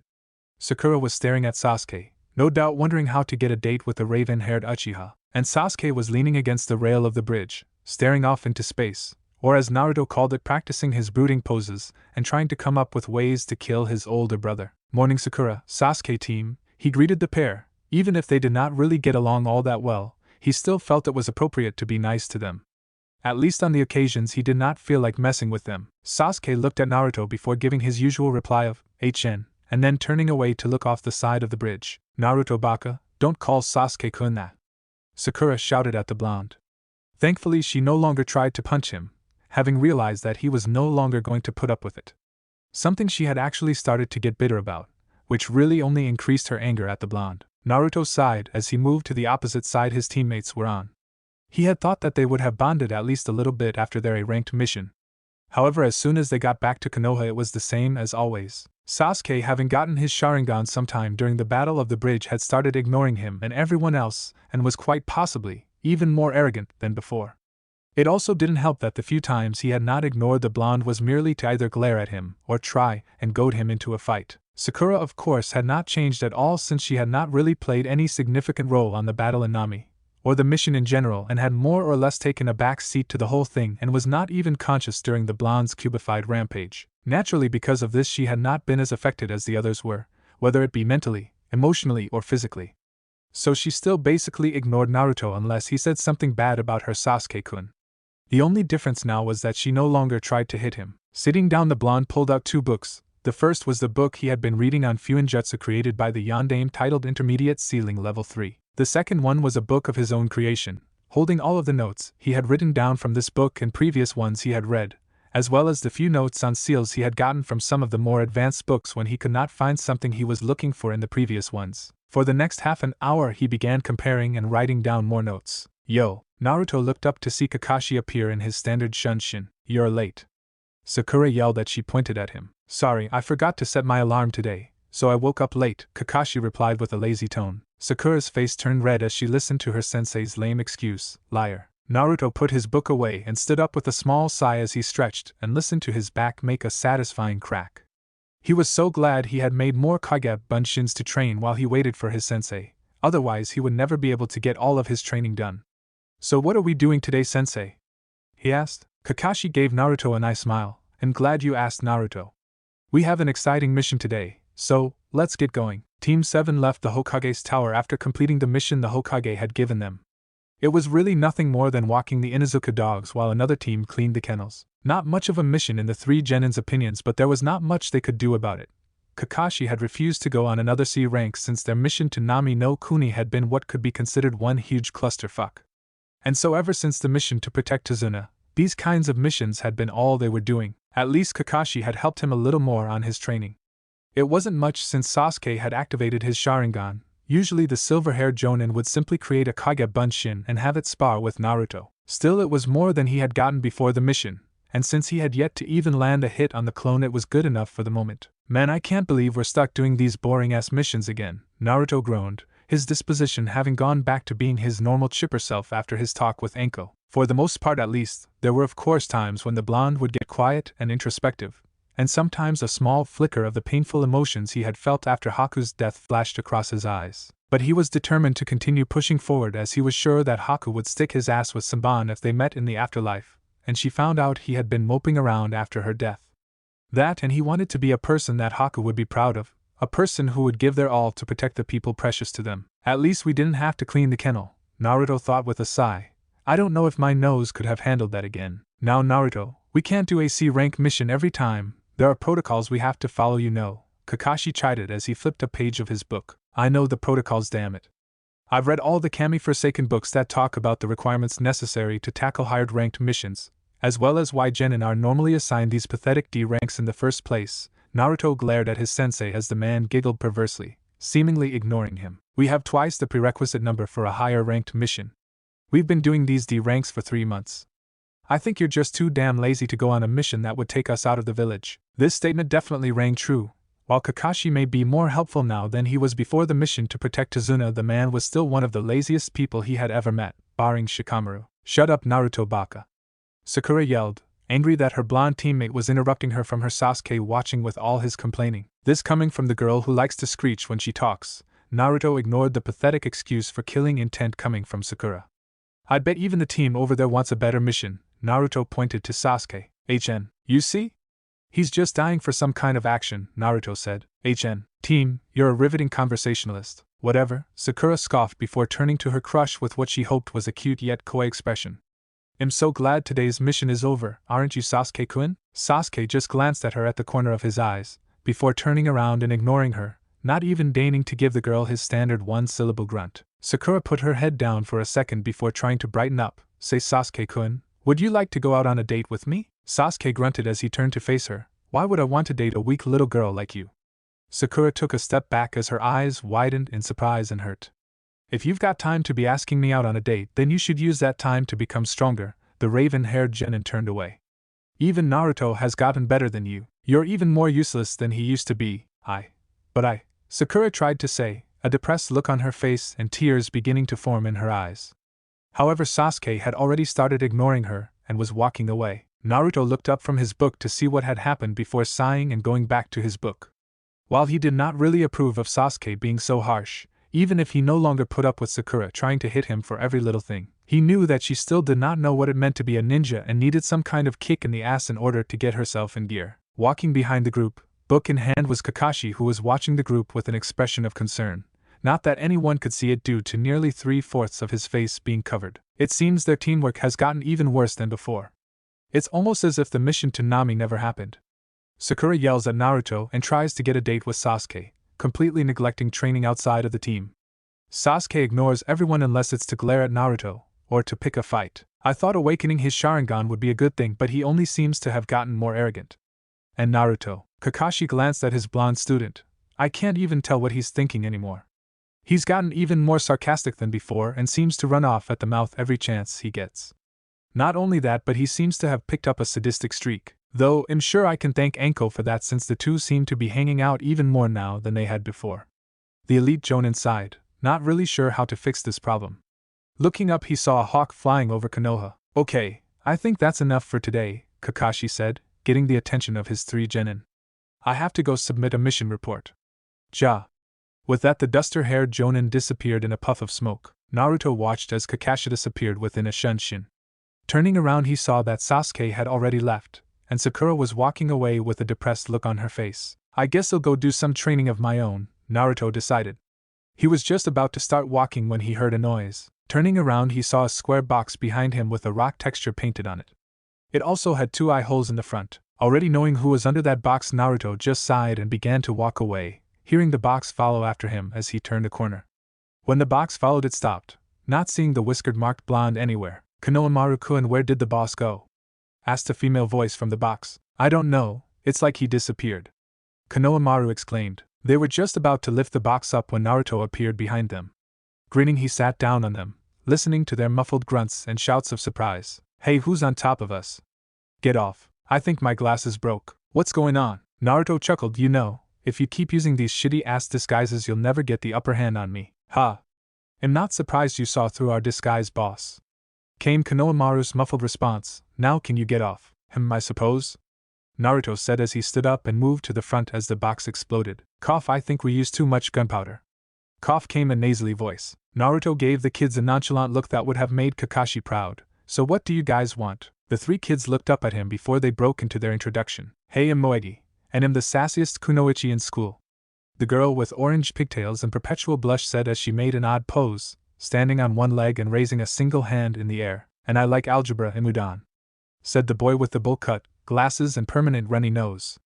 He too took a pose beside Moegi, crouching down low and crossing his arms. And I'm the strongest ninja in the village, Konohamaru. Konohamaru said as he made a pose in front of them, grinning as he pointed a thumb at himself. And together were the Konohamaru Ninja Corps. The 3 said in unison. Yeah, I know, you guys have done this like 30 times already. This month alone. Naruto said, crossing his arms as he looked at the trio. So what do you want? You promised you'd play ninja with us today, boss. Konohamaru stated as he crossed his arms. Naruto looked up at the sky, tapping his chin in thought. Did I? I don't remember saying anything like that. You did, boss. Come on, please play ninja with us. The 3 started giving him the puppy dog eyes. You know, I've been giving that look to Ajisen before you 3 were even born. It won't work on me. Naruto grinned as he watched their crestfallen expressions. He actually rather liked the trio whom he had taken to calling the Chibi Brigade, They always seemed to brighten his day. But I suppose I've got enough time to play ninja with you. Ugh, a ninja playing ninja. The group turned to see an utterly depressed-looking Sakura walking towards them. That's so stupid. Naruto sighed at the girl's attitude. Even though he had been ignoring her to the best of his abilities, she was always like this, always making fun of or trying to belittle him for everything he did. I suppose Sasuke team just told her off again, the blonde concluded. She seemed to come over to make fun of him whenever Sasuke put her down, which happened every time she tried to get a date, meaning pretty much every day, seemingly seeking assurance from him like she used to. Hey boss, who is this? Asked Konohamaru as he looked at the girl, scratching the back of his head. I know. Hey boss, is she your? He trailed off as he held up his pinky finger and wiggled it. Sakura's look instantly turned irate, and if it wasn't for the fact that Naruto no longer let her hit him, she would have socked him so hard that the blonde would have been implanted in a wall. Naruto shook his head. No, Konohamaru, she isn't. In fact, we're not even friends. The closest thing I can call her is my teammate, and I use the term loosely since we don't really act like a team. For some reason the whiskered blonde's words seemed to depress Sakura even more. Sasuke-kun thought she was beneath him, and Naruto. And now Naruto was saying that she was basically just someone he worked with and not someone he liked, or even considered as a friend. I suppose what they say is true. You never know what you're missing until it's gone. She could no longer deny the fact that Naruto had been one of the main factors of her confidence back in the academy. Whenever something happened, whether it was Sasuke's continuous rejections, or something Ino or one of the other girls did or said, Naruto had always been there making her feel better about herself. Now he no longer cared about her, and so she no longer had that confidence-boosting factor to help her deal with the problems she had and her own self-confidence issues. This in turn brought her disposition down even more. Well, that's good, boss, 'cause you can seriously do better than this chick. Konohamaru said, I mean, just look at her. That pink hair is kind of weird, and can you see her forehead? It's huge. Naruto looked at Sakura nervously as he saw her now murderous expression. Hey Konohamaru, how fast can you run? Pretty fast, boss. Why? Asked Konohamaru as he scratched the back of his head. Naruto pointed over to Sakura, who was currently stomping over to them and cracking her knuckles. That's why. I suggest you start running. Konohamaru gulped as he saw the expression on Sakura's face as she cracked her knuckles. Thanks for the report, Iruka said to Kakashi as he sat in the missions room. He read over the report a bit before putting it away. He frowned for a moment as he looked up at the elite Jonin. So how is Naruto? Is he doing well with his comrades? Naruto is actually doing rather well, Kakashi replied. It was true enough. The boy had gotten better after the first month being back, both physically with his training and emotionally. Though he still wouldn't talk about his experience, he had started opening up more, and even asked Kakashi for advice in some of his training. That's good. I've been so busy lately that I haven't been able to see him since you guys got back from your C-ranked mission, Iruka said, I'm a little worried. I wouldn't worry about Naruto too much, Kakashi replied with the same air of nonchalance he always held. Naruto's a little quieter since we came back from our C rank, but other than that he's doing fine. In fact, he's improved quite a bit. I think pretty soon he may even be strong enough to surpass the person he respects the most, you. Though I'm pretty sure he already has. But considering he asked me not to reveal anything about his skills to anyone, I'm not going to say anything. Is that so? Iruka asked with a grin, pleased to hear that Naruto was doing well. Boss, what are we gonna do? It's right behind us. Konohamaru shouted as he, his three friends and Naruto ran. The young Sarutobi looked back to see Sakura still chasing after them, spurring him to run faster. Well, why don't we just consider this training? Yeah. That's a good idea. This is a part of your training, Naruto said, not in the least bit tired or worried about the rampaging pink-haired girl behind him. Training? Konohamaru yelled as he looked behind him. He paled as he saw the pink-haired demon getting closer. How can this be considered training? Why, we're testing your speed and endurance, of course, Naruto said with a laugh. Now, run faster. Konohamaru did run faster, passing the others as he turned around a corner and continued running, right until he smashed into someone and fell down to the ground. Ow! Konohamaru rubbed his face as he tried to rub away the stinging sensation. After a couple of seconds he looked up to see what he had run into, and saw that it was a guy wearing a black jumpsuit with a pair of cat ears on his head, and some kind of odd makeup on his face with an odd oblong-shaped thing on his back, wrapped in bandages. Next to him stood a girl with sandy blonde hair done up in 4 pigtails. She was wearing a black and white battle kimono with some mesh leggings on her left ankle, while the other was higher up on her thigh. She had her headband hanging loosely on her neck, and a red sash wrapped around her waist. There was also a large battle fan attached to her back. The headbands they were wearing was the symbol for Sanagekyo no Sato, the village hidden in the sand, which was a ninja village allied to Konoha. That hurt you, little punk, the teen wearing the cat ear said.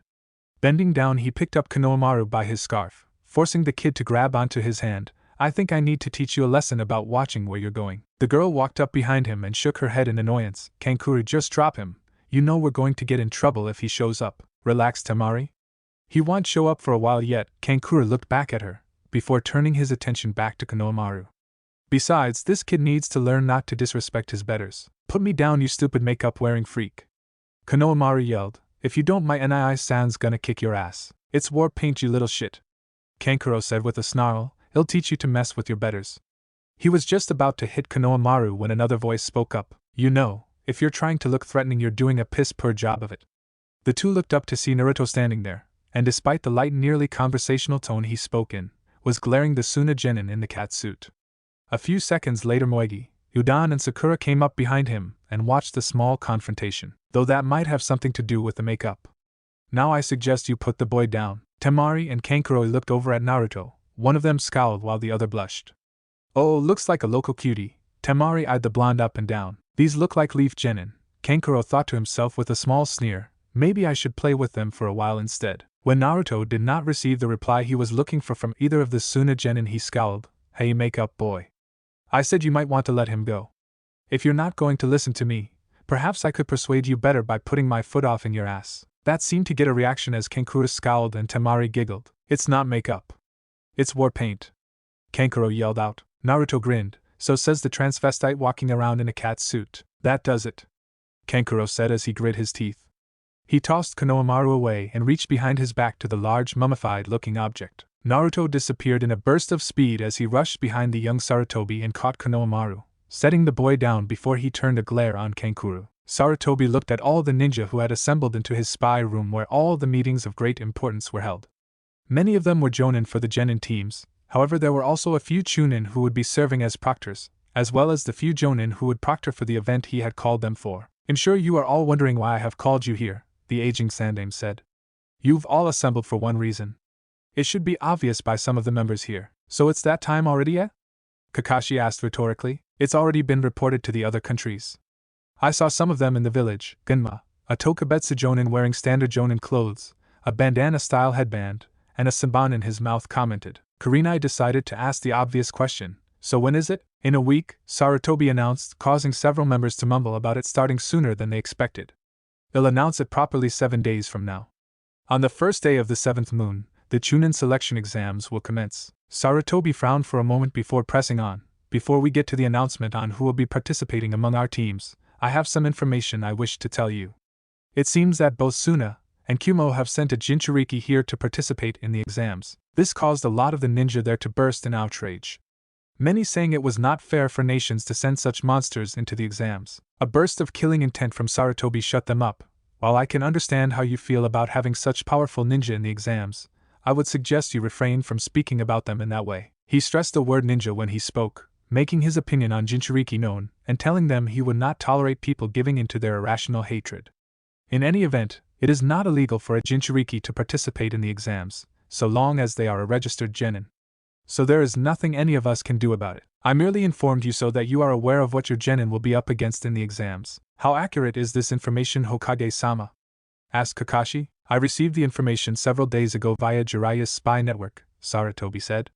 He had only just managed to get a hold of the man because of it, something that irked the Sandaime even though there was nothing he could do about the man's elusiveness at the moment. Sarutobi took a long puff on his pipe before continuing. Now, I would like to hear from those who are watching over the new genin first. Kakashi, Kurenai and Asuma stepped forward. Kakashi was on the right, with Kurenai in the middle and Asuma on the left. Kakashi, Kurenai, Asuma, well? Sarutobi asked. Are there any genin you would like to enter into this year's Chunin selection exam? I don't believe I have to tell you, but after a genin completes a total of at least 32 missions, he or she is eligible for the Chunin exams. Of course, normally a genin needs more than 4 times that number of missions before being considered for selection, but it is your choice. Now, starting with Kakashi. Kakashi kept up his normal lazy composure as he began speaking. The Kakashi-led Team 7, Uchiha Sasuke, Haruno Sakura and Uzumaki Naruto under the name of Hatake Kakashi, I nominate them to take the Chunin selection exams. This caused a load of mutters to spread out among the other ninja. Being in the middle, Kurenai went next. The Kurenai-led Team 8, Hyuga Hinata, Inazuka Kiba and Aburaim Shino under the name Yuhi Kurenai. I nominate my team for the Chunin selection exams. Asuma sighed as he took a puff of his cigarette before speaking. The Asuma-led Team 10, Yamanaka Ino, Naro Shikamaru and Akimichi Chuji under the name Sarutobi Asuma. I nominate my team for the Chunin selection exams. The mutterings got even louder at hearing all three Jonin leaders for the new genin had nominated their teams, something that had not happened in decades. However, one person had something to say about this. Hold on just a second. Irika stepped forward. Sarutobi looked at the scarred Chunin. What is it, Irika? Hokage-sama, please let me have a word. I may be speaking out of place, but these 9 genin were all my students at the academy. Of course they are all very talented, but it's still far too early for them to take the exam. They need more experience. I just can't understand their reasoning. Especially with 2 Jinchuriki coming to the exams. I became a Chunin when I was 6 years younger than Naruto, Kakashi said, knowing who Irika was really worried about. Naruto is nothing like you. Irika shouted, making his true worry obvious. Are you trying to crush these kids? The Chunin exam coup. Are you saying you don't have faith in Naruto's talents? Asked Kakashi, interrupting the Chunin from his tangent. Irika's eyes widened. While Naruto may not be quite like me, he is an extremely talented shinobi that has even impressed me at times, Kakashi continued. Several eyes widened and a smattering of mumbles accompanied this announcement. It was obvious no one believed this statement, whether because of Naruto's status as the dead last, or the Kyuubi. Kakashi did not know nor care. Actually, it makes one wonder. He had always been considered the dead last, but ever since he had graduated his skills have skyrocketed thanks to getting one-on-one help. I have to question the competence of the academy staff for having neglected Naruto like they had. If he had received more help in the beginning, he may have already been a Chunin by now, possibly even a Jonin. Irika winced at hearing that Naruto had progressed far faster now that he was out of the academy. He felt guilty about not helping the blonde until the day before he graduated, and if what Kakashi just said was true, then the blonde could already have been one of their most powerful ninja by now. Kakashi continued after giving people a few minutes to digest this new information. While I understand that you're worried, you have to understand that they are no longer under your control. That's enough, Kakashi, Kurenai said in an annoyed tone. No, it's not, Kakashi stated, and while his tone still sounded as lazy as always, there was a harder edge to it. They are no longer your students, Irika. They are my soldiers. Enough, Sarutobi said, stemming any further argument from the pair. Irika, I understand where you're coming from, but Kakashi is right. It is not your decision to decide whether or not they can compete. Irika looked down in frustration, but he knew that the Sandaime was right. I apologize for stepping out of line, Hokage-sama. Good. Now on to the next nominations. You're going to use Karasa here? Asked the surprised Temari. These brats need to be taught a lesson, Temari, Kankuro replied as he began to unravel the bandages. Before he could get too far, a rock hit him in the hand, making him drop the large object. Looking up, Sasuke glaring down at him, tossing another rock up and down in his hand. Great, another one of these brats shows up, Kankuro growled. Oh wow, it looks like Konoha has quite a monopoly on cuties. Temari thought as she looked between Naruto and Sasuke with a light blush. Get lost, creep. Sasuke crushed the rock in his hand. Naruto rolled his eyes. You're such a show-off team, Kankuro growled as he held his now injured hand. He looked like he was about to continue making an ass of himself, when a new voice spoke up behind Sasuke. Kankuro, stop it. Everyone stiffened in surprise and turned their heads to see a boy with red hair and a kanji for love on his forehead. He was wearing a black short-sleeved shirt with a fishnet undershirt underneath that, along with matching black pants and sandals. Across his waist was a white sash and a brown leather belt, and another sash going across his chest that held a large gourd to his back. However, the thing that caught Naruto's attention the most were the large bags under his eyes, making him look something akin to a raccoon. Chigara, Kankuro stammered as he began to shake in fear. The blonde-haired girl did not seem to be doing much better. I didn't even notice him behind me. Sasuke's eyes widened a bit as he stared at the redhead. That kind of skill is at the level of a jonin like Kakashi. This kid is leaking killer intent like some kind of homicidal maniac, yet I couldn't sense him until he spoke. Naruto narrowed his eyes at the familiar feel of the Suna ninja's killing intent. There's something familiar about this one. I sense a presence I have not felt since. He shook his head. Damn it, I need to stop watching Star Wars. Kankuro, you're an embarrassment to our village. Have you forgotten why we came here? Gaara's arms remained crossed as he stared the other genin down. Kankuro paled considerably as he tried to stammer out an excuse. Well, you see, Gaara, they started it, and I. Shut up, interrupted the redhead, or I'll kill you. Alright, I was totally out of line, Kankuro stuttered. Gaara disappeared in a swirl of sand, reappearing in between the blonde girl and Kankuro. He looked over at Naruto and increased his killing intent in an effort to frighten the blonde-haired genin, though he ended up raising an eyebrow when Naruto shrugged it off. My apologies for him being such a nuisance, he apologized eventually. Naruto gave a grin. Meh, it's all good. Though I would suggest you keep him on a leash, seeing as how he almost beat up the Hokage's grandson. Wars have started for less after all. Kankura paled at the new knowledge, knowing he was going to get in trouble for doing something like this with their sensei. They'll be sure to keep that in mind. Gaara looked over at his two companions, Kankuro, Temari, were leaving. As the three ninja left, Sakura decided to make her presence known. Hold on a second. The three Suna ninja turned around to look at the pink-haired girl. While it's true that Suna and Konoha are allies, it's illegal for you to be in our nation without permission. So I have to ask, what are you doing in our village? Ugh, you're so clueless, Naruto groaned, making everyone turn to him. It's obvious they're here for the Chunin exams. Or have you not noticed all of the foreign ninja who have been coming into Konoha recently? Sakura's face turned red with anger at having Naruto tell her up like that. The pinkette had been constantly upstaged by the blonde so far every time she had tried to say something smart. It was like he was trying to make her look bad in front of Sasuke-kun. She would have yelled at him, but Temari spoke up. The blonde cutie is correct. She pulled out her passport. We are here for the Chunin exams. You really should pay more attention, or people will think you live under a rock. We've wasted enough time talking. Let's go, Gaara said, getting annoyed by all the conversation. Hold on. What's your name? Sasuke asked the retreating figure. Who, me? Asked Temari with a light blush. Not you, the one with the gourd on his back. Sasuke corrected. My Sasuke, have you finally found someone who matches your wet dreams? Naruto asked with a grin. I always did wonder if you were into guys. Don't call Sasuke-kun gay, Naruto baka. Sakura shouted in anger, though on the inside she felt mortified at the thought that her Sasuke-kun might actually be into men. Oh no. What if he really is gay? Of course he isn't gay. That's just Naruto baka trying to get us to like him instead. Shinaro. The ever-delusional inner Sakura shouted. Dobe.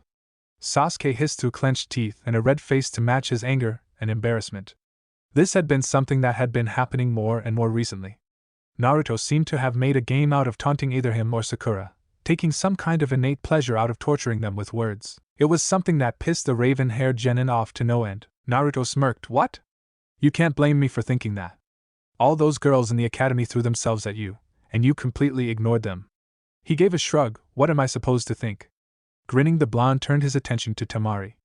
I apologize for my teammate being such an ass. He just doesn't know how to properly treat such a beautiful woman. Temari blushed, not actually used to someone calling her beautiful, or having the guts to do it in front of Gaara. It's alright. Naruto tilted his head to side as he saw Temari's face turn red. For a moment he wondered if he had said something wrong, since his only real experience with women were Tenten, Anko and Haku, one of which liked to think of herself as one of the guys, another who took pleasure in making him squirm and torturing/training him, and the last one being a girl whom he had only just started to explore his feelings for before she died had left him somewhat lacking in the female knowledge department. Of course he did know a little bit about females, and was not completely unknowledgeable about flirting since Anko had a tendency to tease him in a manner that could be considered flirting, while if trying to feed someone to their snakes, cuddling to them while rubbing their cheeks against his whisker marks, or pressing someone's face into their bosom was flirting. However, it was thanks to the experience he gained from the interactions he had with those three that he was able to determine that since she had not hit him and since she was smiling despite the redness on her cheeks, that he had not said anything wrong and may have actually done good by complimenting the girl on her looks. A small flash of pain crossed his eyes as he thought of Haku, and of the many times he had gotten that rosy color on her cheeks. Thankfully he was able to bury the small flash before anyone was able to see it. Now that we've determined my teammate's sexual preference, how about I get your name? It's Temari, Sabaka no Temari, she answered with a small tinge of pink still running across her cheeks. And you? Naruto grinned. Uzumaki Naruto. Gaara looked over at the blonde shinobi in curiosity before turning to Sasuke. It's Sabaka no Gaara. And yours? Sasuke smirked as he tried to get back on track. Uchiha Sasuke. I see. I hope to see you in the exams, Gaara replied before leaving, with his two teammates following him.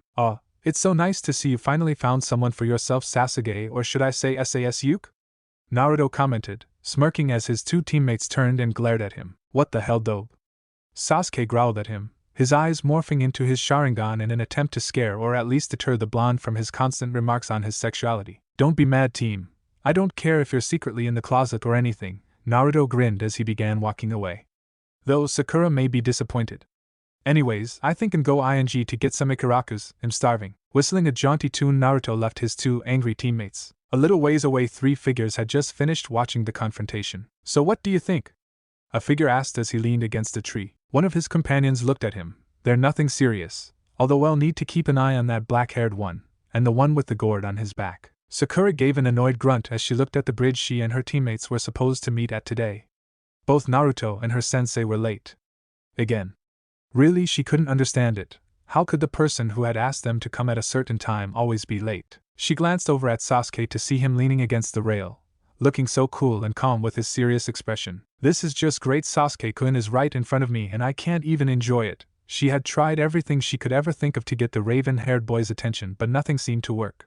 Looking cute, seductive, wearing makeup, or different clothing, she had tried all manner of things. All of it had ended in failure. Every attempt she had ever made to make Sasuke notice her had ended in failure. She was running at her wits' end. Morning, you two. Sakura turned her attention to the other end of the bridge as her blonde teammate finally arrived. Why the hell are you always so late? A tick mark appeared on the pinket's head. Naruto shrugged with an air of indifference as he walked over to the end of the bridge. Unlike you and the emo king, I've realized that Kakashi is going to be 3 hours late every day. Rather than wasting my time sitting here, I train in the mornings. Sakura's right eye twitched, and she opened her mouth to yell when a puff of smoke signaled the arrival of their sensei. Yo, you're late. Sakura shouted as she pointed at the silver-haired jonin. Sorry, I had to help an old lady cross the street, only to find out that she was a missing ninja and I was forced to fight her. Kakashi held out 3 papers before Sakura could yell again. Anyway, these are for you 3. Naruto took one of the papers and raised an eyebrow. You nominated us for the Chunin exams? Yep. Kakashi nodded his head. I figured you guys are ready for the challenge. Those of you who wish to take it should sign those papers and turn them in at room 301 at the academy tomorrow by 4:00 p.m. Less than a second later, Kakashi disappeared in a puff of smoke. As Naruto looked at the approval sheet for the Chunin exams, he could not keep the grin from forming on his face. This is gonna be awesome. Sasuke smirked. For once I agree with you, Doe. Head. Naruto returned the smirk. Looks like this will be a good chance to show everyone just how good I've gotten. I've been looking to kick some ass. HN. Sakura looked between the two before looking at her own sheet in worry. She wasn't as sure as her 2 teammates about entering these exams. 10-10. Naruto shouted in a sing-song voice as he opened the door to the Higurashi weapons shop. 10-10 looked up from the magazine she had been reading and grinned. Hey Naruto. You look excited. Naruto gave her his foxy grin, patent pending, as he walked up to her. I think I've got a reason to be today. Oh? Care to fill me in? 10-10 raised an eyebrow at her friend. She was glad to see that he was close to acting like his old self. It had taken a lot of work to get him to be as open back up and return to his cheerful attitude around her after he had gone on his C-rank mission. She had literally spent 4 days using him as target practice in order for him to make up for ignoring her like he had. Even then, Naruto still refused to tell her what happened on the mission, often redirecting the conversation to something else whenever it came up. Maybe later, Naruto replied as he leaned on the counter. So is it ready? Of course. 10-10 grinned as she stood up. Knowing what he was talking about, follow me. The two walked into the back of the store where the forge was located. Moving the ladder, 10-10 climbed up it and grabbed a box. Grinning like a maniac, she showed it to Naruto. I have a feeling you'll like this. Naruto opened the box and peered inside. Sitting on soft padding was a dark black gauntlet. It was basically a glove attached to a forearm bracer. The top of the glove had a protector that looked similar to the standard metal guards on most fingerless gloves with the leaf insignia. However, there were 3 vertical slits on the front, and it was about 2 inches thicker than a standard guard. Under the wrist was another, smaller padding that had several small holes on either side of a large slit that went horizontally. Put it on and give it a go, 10-10 suggested. Nodding, Naruto took the gauntlet and put it on, strapping it together and tightening the bands so it fit snugly on his hand and wrist. He channeled some chakra into the top of the bracer and grinned as 3 wicked-looking claws flickered into existence out of the top over the fingers and between his thumb and pinky, extending 4 inches past his hand. Now this is what I'm talking about. He looked over at 10-10. I assume the bottom is a kunai and saban launcher. 10-10 nodded. Yep. Though the kunai you have to use are special. I didn't want the gauntlet to get too bulky and whatnot, so I created a kunai that's a lot thinner than the standard kind. I bet you just made them so I have to come here to visit every time I need to replenish my stock, Naruto said. He gave the bun-haired weapon user a grin. Miss me that much? 10-10 scoffed and gave him a playful punch on the shoulder. Don't be so full of yourself. No one could miss your ugly mug. She giggled as Naruto gave her a pout. Besides, this is the only place you'd want to shop anyways. Her light tone stopped as she gave him a dangerous glare. Right? Sure, 10-10. Of course, Naruto replied, sweating a bit from the now oppressive look he was getting. Good. Tenten brightened up and smiled at him, and the aura of dread vanished.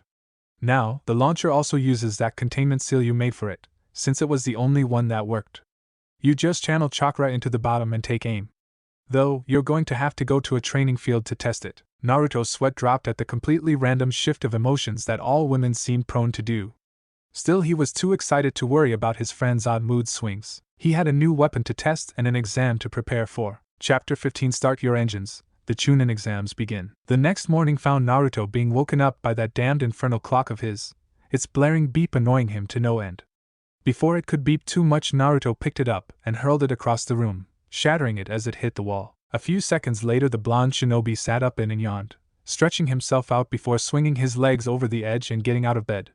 Putting his hand in the ever-familiar ram seal, he made a Kage Bunshin to cook him breakfast while he headed towards the shower and began to get ready. After he finished drying himself off, Naruto made his way over to his new dresser, one he had bought with the money he made from his rank mission, since the amount of cash he had come out with on that had given him enough money to do a little splurging, even though he had been forced to henge into a random civilian in order to get it, since they had kicked him out the moment he had entered the shop as himself. Opening up the necessary drawers, he grabbed his clothes. A pair of black A&BU style pants, a fishnet shirt that went under a black sleeveless Chinese style shirt with a dark orange trim. He also wrapped his bandages around his calves and foot before putting on a new pair of black A&BU issue shinobi sandals that Tenten had managed to get for him. Walking over to his closet, Naruto opened the door to reveal several sets of black full-body cloaks. Naruto had originally let Tenten choose them for him because he felt they added a mysterious aura. However, they also had the practical use of hiding his hand seals and masking movements until when he was in a taijutsu battle, an advantage that had helped him in his fights quite a bit. He grabbed one of them and pushed the rest aside to reveal a cubby that had been created from a modified containment seal. He reached in and pulled out the box, setting it and his cloak on the bed. Opening it, Naruto grabbed the containment scrolls he had created that were inside. Each one contained a set number of necessary supplies: kunai, shuriken, ninja wire, flash bangs, smoke bombs, custom-made exploding notes, and various forms of weaponry. Having hung out with Tenten as much as he had, Naruto had obviously learned the value of being a walking armory. Naruto grabbed several scrolls. Each one contained well over the necessary amount for a standard rank mission, another habit he had picked up from his weapon-using friend. He also grabbed some that held food, camping and camouflage equipment. Next, he unrolled one of the scrolls that held his weapons. Unsealing them, Naruto looked at what he wanted to bring. There was a bow staff, naginata, katana, nodachi, kodachi, his new gauntlet, and kuzurigama.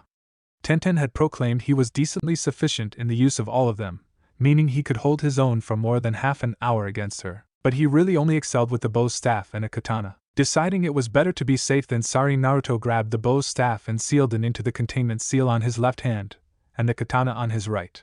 He picked up the gauntlet, and put it on his right hand after that, and then placed his special containment scroll for the kunai and samban into the containment seal for the launcher. After that, he placed his cloak on, hiding his body from view. Feeling ready, he went into the kitchen to eat, and then he would head over to the academy. Coming up on the academy, Naruto found his two teammates already there, sitting outside of the entrance, and obviously waiting for him. "How come you're here so late?" Sakura asked in a loud voice. "Sakura, it's 3:30. We've got half an hour before the Chunin exams start." "Why would I want to wait for Kami knows how many hours in a room with loads of other people, when I can just relax at home?" Naruto asked in a bored voice. Sakura turned red with anger at what she perceived as Naruto insulting her. "Anyway, the team over there looks like he's getting antsy, so let's go." Naruto did not give the pinkette a chance to reply as he walked inside and began walking up the stairs. After a minute or two, his teammates began to follow him, making their way towards the door he had left through. Said teammate was already walking up the stairs, making his way towards the room where the first stage was supposed to begin.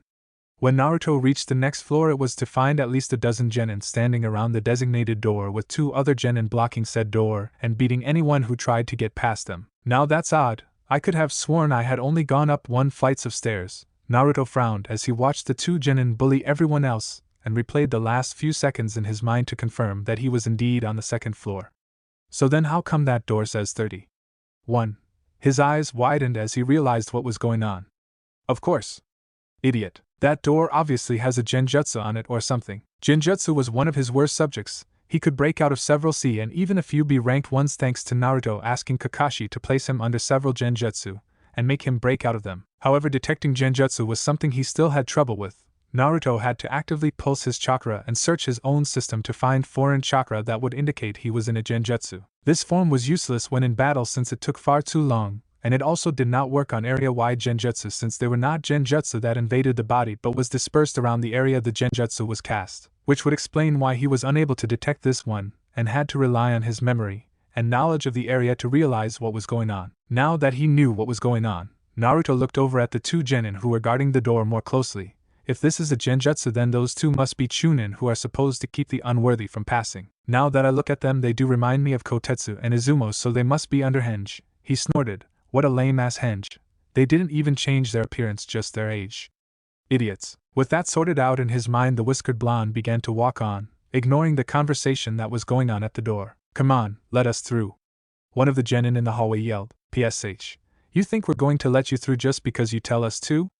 People die in these exams, and those who don't sometimes quit being a shinobi altogether simply because of the mental and emotional trauma they go through, the henge Kotetsu said. Really, we're doing you guys a favor. Please let us through. Naruto stopped just as he was about to reach the exit to the next set of stairs when he heard the familiar voice. Turning around, he focused his attention on a familiar brown-haired girl. Tenten? I should have known her team would be in these exams. They have a year's worth of experience over me, and their sensei is a training nut after all. Didn't you hear me? Kotetsu said as he reared his fist back. I said get lost. He threw his fist at Tenten.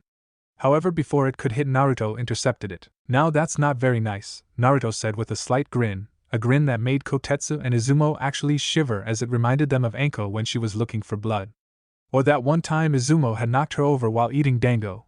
It was a particularly traumatizing memory that they did not want to recall. Internally grinning at the way they shivered, and mentally thanking Anko, the spiky-haired blonde continued, Didn't your mother teach you not to hit a lady? Humph. We were just doing her a favor, Izumo replied, trying to regain his bravado. I suggest you heed our advice. This exam isn't for something just anyone can take and hope to survive. Naruto smirked as he let go of Kotetsu's hand. Don't worry. I was just looking for my friend who you were about to hit, by the way. The blonde Konoha shinobi turned around to look at Tenten and winked. Yo. I was looking all over the place for you, Tenten. He turned her around and wrapped an arm over her shoulder, leading her to where he saw Niji. When they had gone a certain distance away, Naruto leaned in and whispered into her ear, You do realize that this is the second floor, right? Tenten looked at him strangely. The second floor? But that door said. Her eyes widened a bit as she remembered going up only 2 flights of stairs. She turned to glare on Niji. Why didn't you tell me we were only on the second floor? Niji shrugged. I did not deem it necessary. Tenten scowled a bit while Naruto rolled his eyes. You know, you sure treat your teammates like shit. Has anyone ever told you that you're a douchebag? Niji's eyes narrowed at Naruto, and veins began to pulse around his eyes as he activated his Byakugan in an effort to enhance his glare.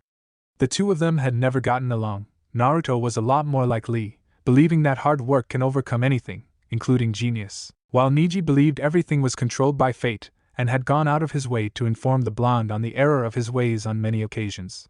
Needless to say, whenever the blonde would come and train with Team 9, the two would always butt heads.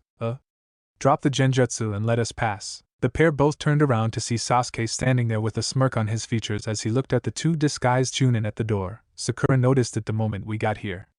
Isn't that right, Sakura? Despite being surprised by the raven-haired genin's words, Sakura became ecstatic that her Sasuke-kun was involving her in something. She nodded her head and immediately backed him up. Yeah, that's right. We're only on the second floor. It's so obvious even a child could see through it. Naruto groaned as the pair made asses of themselves. Even he could tell this was supposed to weed out the losers who would not even stand a chance in the exams. Seriously, how was he the dead last when there were people like that? Sasuke at least should have known. Naruto sighed and tried to control the irritation he was feeling. While he did not like Sasuke in any way and enjoyed making fun of him every chance he got, he would at least acknowledge that his teammate was intelligent. However, sometimes the uchiha air was just a pain in the ass, especially when he tried to show off like he was now. So you noticed it, did you? Kotetsu smirked as the genjutsu on the door was dispelled, revealing it to be the second floor. Impressive. But just because you saw through it, doesn't mean you're good enough to enter. Kotetsu launched a kick at Sasuke, who retaliated with a kick from the opposing leg. However, both kicks were caught by the green blur that was Lee, who managed to catch both their legs with just one hand. Now is not the time to be fighting, the green-clad genin said in a calm voice, releasing their legs. That guy caught both our legs like it was nothing. Sasuke's eyes narrowed as he looked at the green-clad genin. He must have some serious chakra in his hands. Way to go and make an ass of yourself, team, Naruto said as he made his way over to them. I can't believe you actually let all these people pass. Now we're going to have to content with a bunch of losers who couldn't even see through a simple genjutsu. Sasuke scowled at the insult. However, being an uchiha, he did not deign to give Naruto a response other than his standard grunt, Lee, what happened to disguising our strength? I thought that was your idea, Neji said with a frown. Wasn't that the plan we agreed on? Yes, but... Lee turned his attention to Sakura and blushed. Oh boy, here it comes, thought Naruto as he resisted the urge to snicker. You are Sakura-san, yes? Asked Lee as he appeared in front of her. Yeah, Sakura replied, taking a step back from the creepy spandex-wearing genin. I am Rock Lee. Let's go out sometime. I will protect you with my life.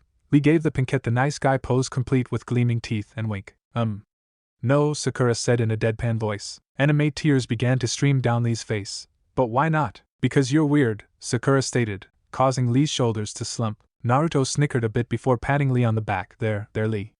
There are plenty of other fish in the sea. Plenty of better-looking ones too. He winced slightly as the thought crossed his mind and an image of Haku appeared.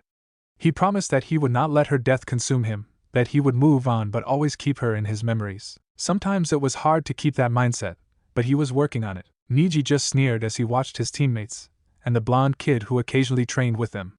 He turned his attention to Sasuke. What's your name? Sasuke smirked. Isn't it considered proper manners to give your name before asking for someone else's? Neji scowled while Naruto stuck a fist in his mouth so he would not laugh. Leaning over, he whispered to Tenten, looks like Konoha's #1 emo team has finally met Konoha's #1 snob in what's sure to be the battle of the century. As Tenten giggled, he looked back up to the two who were glaring at each other. Naruto leaned back and cupped his hands around his mouth to make a microphone. Hey Neji. I'm sorry to inform you, but you're too late. Sasuke-chan has already found the love of his life in one of the Suna shinobi here. Shut up, dope. Sasuke yelled. Meanwhile, Neji had activated his Byakugan and glared at the blonde, who had gone back to ignoring them. That wasn't very nice, Naruto-kun, Tenten said, though she could not help but let the small giggle escape, finding what he had said and the insult on the pair's sexuality to be hilarious. Naruto raised an eyebrow as he looked at her in curiosity. Since when did you call me Kun? Tenten blushed as she realized what she said.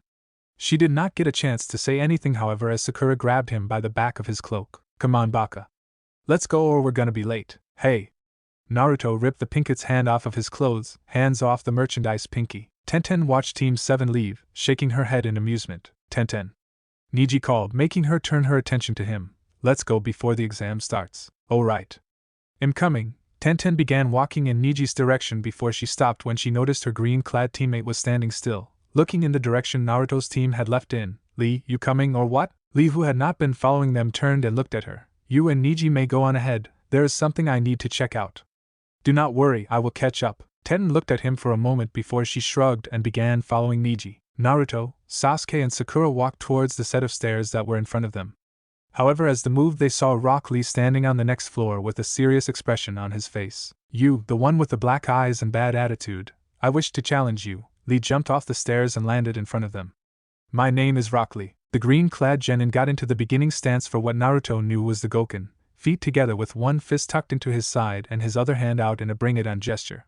You said it was common courtesy to give your name before asking for someone else's. Am I right? Sasuke smirked as he looked at the kid and gave him an answer. Uchiha Sasuke. So it is true. You are this year's Rookie of the Year that everyone has been talking about. It would be an honor to fight you, Lee exclaimed. Naruto groaned. Listen, Lee, I know you've wanted to beat the snot out of emo-tems like him and Neji for a while now, but since he's my teammate I need him alive and in one piece, alright? Do not worry, Naruto-kun, I will not hurt him too badly. Lee gave Naruto the nice guy pose. Sasuke scoffed at the mere thought that the dope thought he would be defeated. You know my name and yet you challenge me? You must be dumber than I thought. Oh great, there goes Mr. Ego. Naruto sighed at how large Sasuke's head had been getting since he unlocked his Sharingan. I'll see you two up there. I have no desire to watch Sasuke get his ass kicked. Naruto left, not paying attention to Sakura screaming at him about how her Sasuke-kun wasn't going to lose. As Naruto reached room 301, it was to find Kakashi standing outside the doorway, reading his smut. Kakashi-sensei? What are you doing here? Naruto asked. Kakashi looked up from his book and I smiled. Oh, I'm just here to wish you luck. He blinked for a moment as he noticed something, or rather someone's were missing. Naruto, where are Sasuke and Sakura? Naruto shrugged. Sasuke's getting his ass beat by your eternal rival's clone.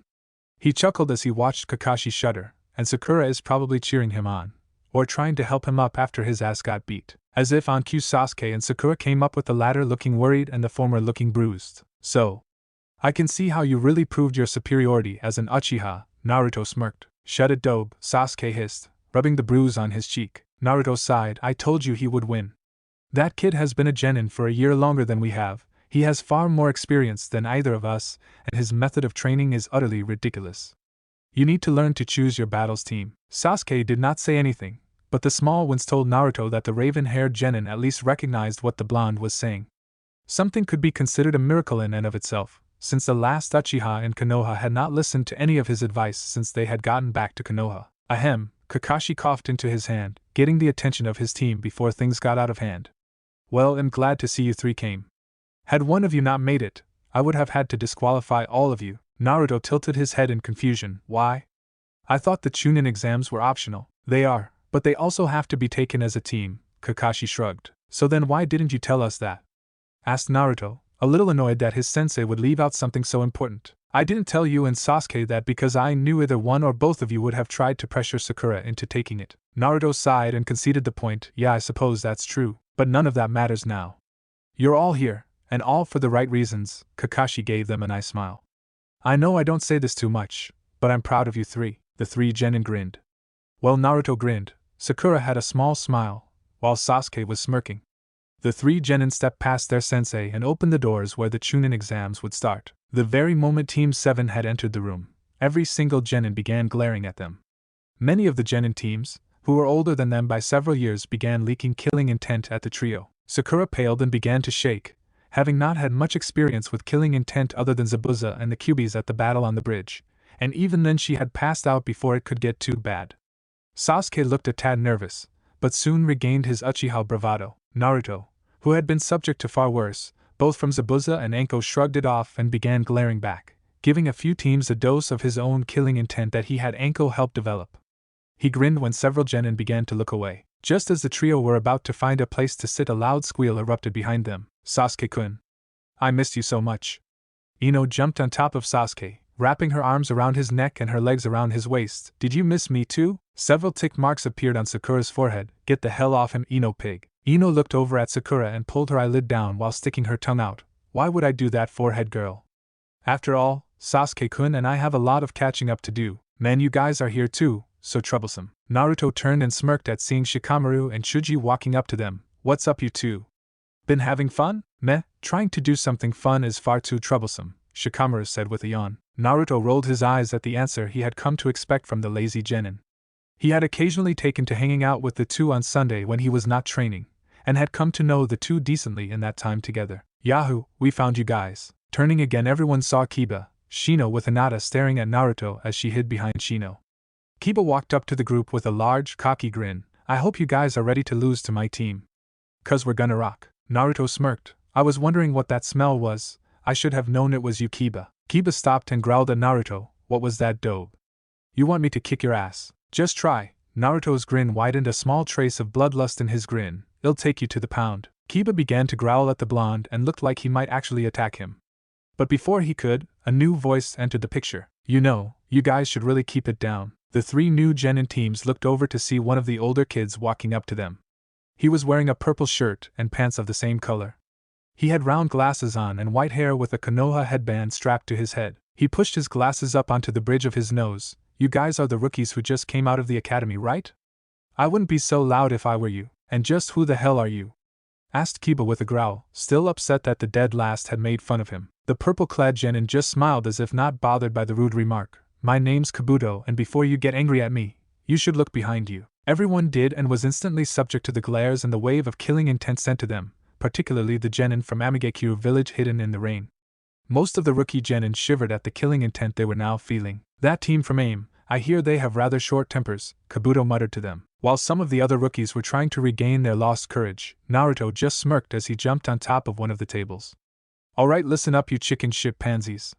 My name is Uzumaki Naruto. If any of you want a piece of me, get in a nice and orderly single-file line and I'll kick each and every one of your asses real quick. That statement was met with various reactions from the ninja in the room. Yash. Naruto-kun seems to be in full form today, Lee said at seeing his friend and sparring partner so enthusiastic. Tenten chuckled. Is it just me, Or has he gotten even worse with that mouth of his? It's the fate of losers like him to be loud, Niji sneered. Both Tenten and Lee looked at Niji with a frown. Their teammate had been getting progressively worse with his fate rants, ever since Naruto had shown up and started training with them in fact. Both of them were nearing their wits' end on what to do about Niji's attitude. However, they kept their peace for the moment. It's that damn kid again, Kankura glared at the blonde as he hopped off the table. That punk's gonna get himself killed. Temari looked over at Naruto with a smirk. I don't know, I think he makes things kind of interesting. Maybe I should see if he wants to go on a date after this. While Kankura began to sputter, Gaara just stared at Naruto with an impassive gaze. Two of the ninja from Kumo looked over at the odd blonde kid who was yelling before turning their attention back to their conversation. The other Kumo ninja, a blonde-haired kunoichi, also stared curiously at the blonde for a few seconds before dismissing him. Wow, Naruto, enthusiastic much? Asked Chuji, feeling a bit better now that the killing intent was gone. You know, sometimes you're more troublesome than Ino, Shikamaru muttered. What was that, Shikamaru? Ino glared at him and pretended to roll up her non-existent sleeves. After the rookies got over Naruto's proclamation of lying on a heavy ass kicking, they turned back to Kabuto. Your name is Kabuto-san, right? Asked Sakura. Kabuto pushed his glasses up, something Naruto was beginning to think was a habit for the other genin. Yeah, that's right. So is this your second time taking these exams? The pinkette asked. No, this is my seventh, Kabuto replied, an embarrassed blush on his face. Seventh? Naruto asked incredulously. Either you suck so much balls it's amazing you're still alive, or these exams are harder than I thought. It's the latter, I assure you, Kabuto chuckled. However, you know what they say, 7 times the charm. And it's not like I didn't get anything out of it. The purple-clad shinobi reached into his pouch and pulled out a deck of cards. Since you guys are new and all, why don't I give you a hand? He kneeled down on the ground and began channeling chakra into the top card. There was a small burst of smoke as he flipped it over. The rookie genin leaned in to see that it showed a map of the elemental nations. On each nation was a bar with a number. These are my info cards. Look here, as you can see, Konoha has the most teams participating. Of course, that's a given since we're on home turf. But just about every shinobi village has brought genin here to participate. We've even got a team from Kumo this year, a rarity considering we're not on good terms with them. Naruto lifted his head up and searched for the team from Kumo, figuring they must be powerful in order to be in the exams while in a somewhat hostile village. As he did, his eyes made contact with the blonde Kumo kunoichi who had watched him earlier. He took a brief moment to notice her features. She was slightly older than he was by maybe a few years, with long blonde hair several shades lighter than his and bound in bandages that went down to mid-back. She had a black sleeveless shirt with a purple armor piece that covered her stomach up to the middle of her sizable chest. She also wore matching pants and sandals with a violet sash around her waist. Spending time with Anko as much as he had, the small pervert in him that she had created could not help but notice the woman's beauty. However, he also sensed some kind of strange connection to her. Not that she was familiar in any way, but that she felt similar would be the best way he could put it. Like Gaara, but different. Both of them soon noticed they were staring at each other, and blushed a bit as they looked away. Do your cards hold individual information? Asked Sasuke, bringing Naruto's attention back to the rookie group. Kabuto smirked. Of course. All I need is a name, or even initials, and I can find them for you. Give me everything you have on Rock Lee of Konoha, Sabaku no Gaara of Suna, and Uzumaki Naruto. Everyone looked at Sasuke, wondering why he wanted information on the dead last and his teammate, or any of the other people here. Man, Sasuke, all this time we've been a team and you don't even know my skill set. Naruto gave a mock pout. You really don't know how much that hurts. I almost feel like crying. Sasuke scowled at the Dobes act, but did his best to ignore him. Man, you know their names and where they come from. That's no fun, Kabuto said as he held up 3 cards. One of them went up in smoke to reveal Rock Lee's card. Let's see. Rock Lee has 240 60 rank missions and 22 C rank missions. His teammates are Higurashi Tenten and Hyuga Niji, last year's Rookie of the Year. Says here that in the academy he had no skills to speak of, but in the last year his taijutsu made a phenomenal jump. Last year he could have entered the Chunin exams, but his sensei held the team back a year to gain more experience. Next we have Sabaku no Gaara. It says here he's done 8 C rank missions, 27 B rank missions, and get this, 1 A rank mission. His teammates are Sabaku no Temari and Sabaku no Kankuru, his older siblings. Apparently they're the children of the Kazekage. Also, this is just a rumor, but apparently he's come out of every single mission without even getting a scratch. Naruto eyed the red-haired genin curiously. So he's pretty strong then. I bet it will be a blast to fight him. And finally we have Uzumaki Naruto. Let's see, his stats show 65 D rank missions, 1 C turned a rank mission and... Huh, that's odd. It says he also has one B rank mission that was not given to his other two teammates. Said teammates are Uchiha Sasuke and Hirano Sakura. He's average at both ninjutsu and taijutsu but has no skills to speak of in genjutsu. Dobe, how do you have a B rank mission when I don't? Asked Sasuke, his scowl back in place. Naruto gave his raven-haired teammate an indifferent shrug. Sorry, but it's classified information. If you don't know, I can't tell you. The Sandaime had told him that he could not tell anyone of Mizuki's betrayal as it was a matter of village security. Of course, I think the whole thing was off the record, wasn't it? Naruto looked at Kabuto with a frown. So how did he know about it? The blonde shook his head. He was starting to get paranoid. Damn Anko and her frickin' paranoia. Next thing you know, I'm gonna start watching for shadows creeping up on me when I'm sitting on the john. So as you can see, there's a big turnout this year. All of these teams are the cream of the crop, the best of their villages. Kabuto paused for a moment before adding, well, I'm not sure about Oto, since they just started up last year. They're pretty small time and only managed to send one team. You hear that? Asked a teen with bandages covering his entire head except for the right eye. He called us small time. Why don't give him a piece of our mind, Doso? Suggested their female raven-haired teammate. I say we do more than just give them a piece of our minds, suggested the shinobi with spiky black hair. Yeah. Let's show them what Oto shinobi are capable of, Dosa said right before all three disappeared. Only a few of the genin within the room could see them, those being the team of Kumo Ninja, the Sabaku trio, Team 9, Kabuto, and Naruto. Naruto's eyes narrowed as he watched the trio close in on Kabuto. He was not sure what they were doing, but there was no way he was going to let them hurt a Konoha shinobi. A second later, a spiky-haired Oto shinobi threw two kunai at Kabuto, who jumped back to avoid them. As he stopped, Kabuto looked up to find Dosu right in front of him, with the other two on his left and right. The Oto genin was just about to swing the odd-looking metal gauntlet at the purple-clad genin, when Naruto appeared right in front of him. Konoha Senpu Leaf Hurricane. Naruto shouted as he spun around in the air and smashed his foot into Dosa's face, hard. The Oto genin was sent flying backwards, smashing into the wall on the opposite side hard enough to leave cracks. His two teammates might have helped, but before they could even make a move, two solid copies of the blonde appeared behind them, placing a kunai against their neck. The rookie genin, including Team 7, stared at the blonde in shock. Most of them had not even seen Naruto move, much less figured out when he had the time to make clones. What's more, the clones were solid. I don't know who the fuck you people think you are, but if you're going to attack a Konoha shinobi in Konoha territory, you must have been hit with every single branch when you fell out of the retard tree. Naruto spoke with a rare scowl. Very few things could actually piss him off, and one of them was when people tried to hurt comrades for no real reason other than to prove their own superiority. Interesting. That kid is much stronger than one might give him credit for at first glance, the blonde Kumo Kunoichi thought. I wonder if he acts the way he does to purposely make people underestimate him. You've been staring at that kid quite a bit, Yujito-san, the male genin on their team said. Finally found someone for yourself? A light blush spread across Yujito's cheeks, however she quickly dispelled it and glared at her teammate. I don't know what you're talking about, Daisuke. Daisuke just smirked. Whatever, just remember why you were put on this team in the first place. Yujito just turned her head, not deigning to look at her teammate who had always been an ass to everyone no matter who they were. Dosu groaned a bit as he stood up and shook his head, trying to clear the cobwebs out of it. That blonde boy hit hard. You still conscious? Naruto said with a smirk. I hope I didn't hit you too hard. After all, someone as stupid as you are needs all the brain cells they can get. You talk big boy, but that was nothing more than a lucky shot.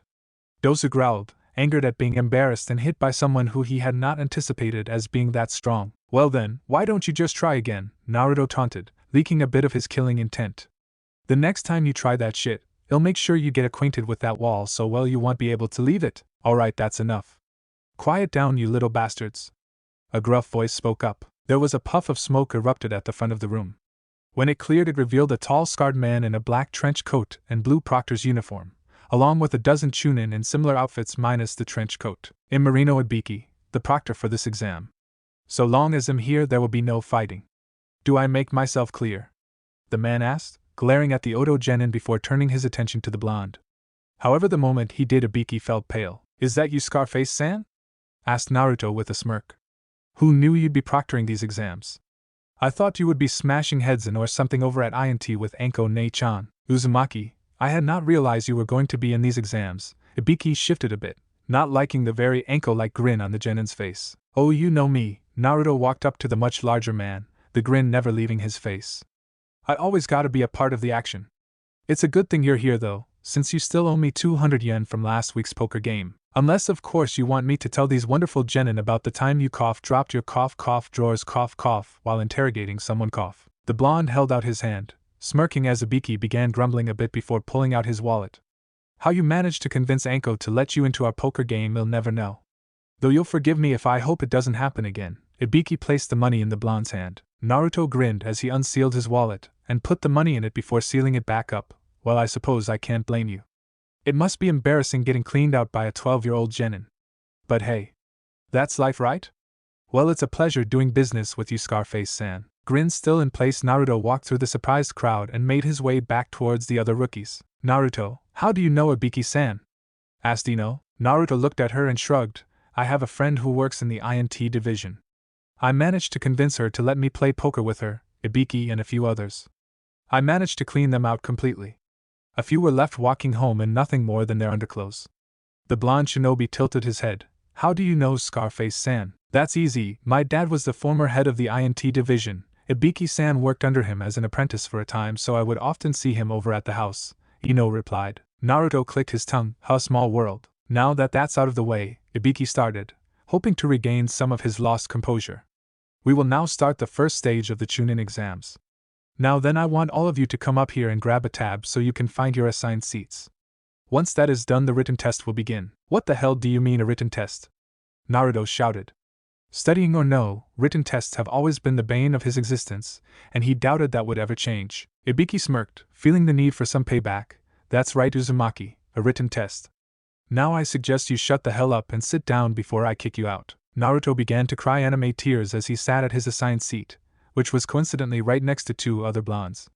Temari was on his left, while Yujito had gotten the seat to his right. Temari looked at Naruto and smirked. I take it you don't like written exams? Not liking something is like saying it's mildly disdainful, Naruto answered with a derisive snort. It's something that is a minor nuisance to do, but not outside the realm of actually doing. I despise written exams. They have been the bane of my existence ever since the academy. If I could, I would gladly find every single exam ever written and let the Shinigami eat all them, though he would probably get indigestion. Temari blinked for a moment before letting out a small laugh. Well, it seems you're in for quite the dilemma. You're telling me, Naruto groaned, stupid Scarface team, I bet he did this on purpose. But it'll get him back for this travesty. Naruto stood up and pointed a finger at Ibiki. You hear that, team? Next time we play poker, I'm gonna clean you out so badly you'll have to walk home in the buff. Ibiki tossed Naruto a glare as the blonde sat himself back down with Naruto returned the glare. What an odd ninja, thought Yujito as she looked at Naruto. Though, he is kind of cute with those whiskers. She stopped her train of thought right there as a small blush spread across her face before shaking the thought away. What's wrong with me? Thinking about competition like that. Naruto sighed as his glaring contest ended when Ibiki began to explain the rules for the exam. Alright. I will now explain the rules of this test, and pay attention because I'm only going over this once. Ibiki waited for a moment to see if anyone was dumb enough to speak. When no one did, he turned to the board. The first rule for this test is that each of you will start off with 10 points, the same amount to the number of questions on this test. For each answer you get wrong, 1 point will be deducted from your overall score. The second rule is that this will be a team test, meaning that if one of you fails, all of you fail. Wait a minute. Sakura shouted, raising her hand. I don't understand. I said no questions. Ibiki barked, cowing the girl to bring her hand back down. The third rule of this test is that anyone who gets caught cheating, either by one of the Chunin or myself, will automatically have 2 points deducted from their test. I've got my eyes on you, one of the Chunin said, freaking out a few of the more susceptible genin. Well, I don't think Naruto will do well.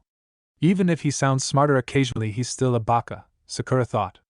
But I know Sasuke-kun will do alright, and am confident I can do this, so we should be okay. As for the final rule, anyone who loses their initial points during the test or those who don't answer any of them correctly will fail, along with their teammates. What? Sakura shouted. We're doomed, mumbled Sasuke. Somehow I feel like someone's trying to kill me with their eyes, Naruto said to himself as he felt the killing intent from his teammates. Not one to be outdone, he simply flipped them the bird without turning his head. The last question will be asked at the end of the hour. Ibiki paused as he looked at all the genin. Begin. Good luck, Naruto said to Temari, who felt a smile come onto her face. He looked over at Yujito and gave her a grin. Good luck to you as well. Yujito blinked for a moment, surprised that someone from another village, especially one her village did not get along with, was wishing her luck. Thank you, she mumbled before looking away. Naruto sighed as he flipped over his test. He looked at the first question and frowned. It was way too hard for him to even begin answering, despite the studying he did. He went down each and every question and found that all of them were too hard for him to even begin to understand. In fact, I don't think anyone can answer these except for a walking dictionary like Sakura. Behind him, Sakura sneezed before writing down the answer to another one of the questions. The blonde shinobi discreetly looked around to see what the other genin had figured out. He saw Niji was using his Byakugan to get the answers, as was Hinata. Tenten was using mirrors that were controlled by ninja wire to get the answer, and other genin were using various ways to find the answers as well. It seems that everyone else has also realized that the questions are too hard for them. That has to mean Scarface never intended us to know the answers. He made it hard enough so that we have to cheat without getting caught. Figures he would do something like this. Anko always said he specialized in mental torture. Having figured out what was going on, Naruto now had to find a way to get the answers without anyone finding out. First, I need to find someone with the answers. Looking around, the blonde noticed that the person in front of him was scribbling away, and seemed confident that he had all the answers. Bingo! Naruto smirked as he waited for the genin in front of him to finish his test before enacting his plan. Using his control over wine, Naruto created a large gust that forced the windows open, scattering the papers all over the place. Naruto kept his eyes on the paper he wanted and used the confusion to kawarimi it with his own paper. He replaced the other genin's name with his own, before grinning and leaning back in his seat with his feet propped up on the desk. Both Temari and Yujito looked over at their fellow blonde, who just minutes ago had been freaking out and raised an eyebrow, wondering what had changed. Ibiki frowned as he watched people shout and tried to grab their papers. He had felt a quick burst of chakra but had not been able to determine where it came from. He looked around the room before his eyes caught Naruto, leaning back in his chair with his feet propped up on the desk. Could he have been the one to make that wind? He narrowed his eyes for a moment before looking away. After a while he looked over at the clock. Time's up. Alright, pencils down. It's now time for the 10th question. Just as the man was about to reveal the 10th question, the door opened, and in walked Kankuro. Huh! I don't remember him leaving. Naruto scratched his cheek and though before shrugging. I hope your trip to the restroom was enlightening, Ibiki said with a smirk. Crap. He knows about Karasu. Kankuro thought in shock. He tried to play it off as he walked to his seat, absently tossing a piece of paper on Temari's table. Now that we're all here, I can begin the 10th question, Ibiki started. However, before that, there are some rules pertaining to this question that you need to know about. First rule, you have to decide whether or not you wish to take a question. Choose. What happens if we don't take it? Asked Temari. Ibiki smirked. If you don't take it, then your points will be reduced to 0, and you will fail along with your teammates. Well, then of course we're going to take it. A random genin shouted. Shut up. I haven't finished explaining the rules yet, Ibiki snapped. If you do choose to take the 10th question, but get it wrong, you will not only fail, but you will be barred from taking the Chunin exams ever again. You will remain genin for the rest of your lives. What? That's bull. There have been plenty of people who have taken this test more than once. Kiba growled as he stood up. Well, it seems you just got unlucky this year. I wasn't proctoring those exams, but now that I am, we're playing by my rules. Here I am, Kami, and you will all listen to what I say. Ibiki chuckled a bit at the shocked and scared looks. However, that's why I'm giving you a way out. If you don't feel you can complete the 10th question, then you can bow out now and try again next year. Now for the final question. I will ask those who don't wish to take it to raise their hand. When your number is called, you will be forced to leave along with your teammates. Nobody spoke for several long seconds. However, several people began to raise their hands, bowing out and taking their teammates with them. Naruto frowned as he watched people quit, angry that people could be such cowards. As he continued looking at everyone, he saw Sakura about to raise her hand. Damn it, Sakura. Not now, of all the times for you to get cold feet. Naruto tried to think of a way to get her to stop. Flying by the figurative seat of his pants, he did the only thing he could think of. He raised his hand, shocking the other rookie members. They, along with everyone else, were in for another surprise when Naruto slammed his hand back on the desk with enough force to leave small spiderweb cracks. That shit's not gonna fly here, Scarface-san. Naruto glared at the man. You can't use such pathetic scare tactics on me. Perhaps the head of the INT division is losing his touch. Leave it to the dope to say something like that. Sasuke shook his head before smirking. At the very least, he keeps things interesting. I know I keep saying this, but this kid is so odd. Yujito looked at the defiant blonde and smirked. Odd, but as I already said, definitely cute, and I like his attitude. I knew this cutie would keep things interesting. Temari smirked. I wonder if I can get to know him better after the exams. Ibiki glared at the blonde before looking at the other occupants, noticing that everyone who was about to quit were sitting back down. They'll only ask this once. Are you sure you wish to continue? Realize that if you fail, you will remain a genin for the rest of your careers. If I wasn't willing to risk something as mundane as my career on this question, how could I be asked to risk my life on a mission?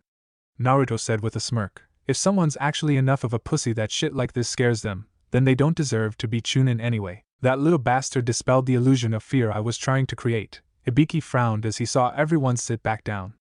Though I do have to hand it to him, he's quite an interesting one, Uzumaki Naruto. He looked around and counted the number of people still there. There's 78 people left. Stretching this out anymore would be pointless. He glanced over at the Chunin proctors to see them giving him a nod. To those of you still remaining, I only have one thing to say. Congratulations on passing the first stage of the Chunin exams. What? A random genin shouted. What about the 10th question? Asked Ino. Ibiki opened his mouth to speak, however a sound cut him off. He along with everybody else turned to look at Naruto, who was laughing maniacally. The two blonde girls leaned away from him, wondering if he had somehow lost his mind. You care to share what's so funny, Uzumaki? Asked a disgruntled Ibiki. It's just that Ino is supposed to know you since her dad was the head of INT before you, Naruto laughed, a wide grin on his face. I would have thought she realized your specialty is in psychological torture. She should have known that the entire test was a sham. A sham? Asked Yujito, tilting her head in confusion. What do you mean? I mean the question on whether or not to continue taking the test was the whole point of the entire exams. Naruto answered with a wide grin. Isn't that right, Proctor-san? Ibiki grunted in acknowledgement. Give the gaki a cookie.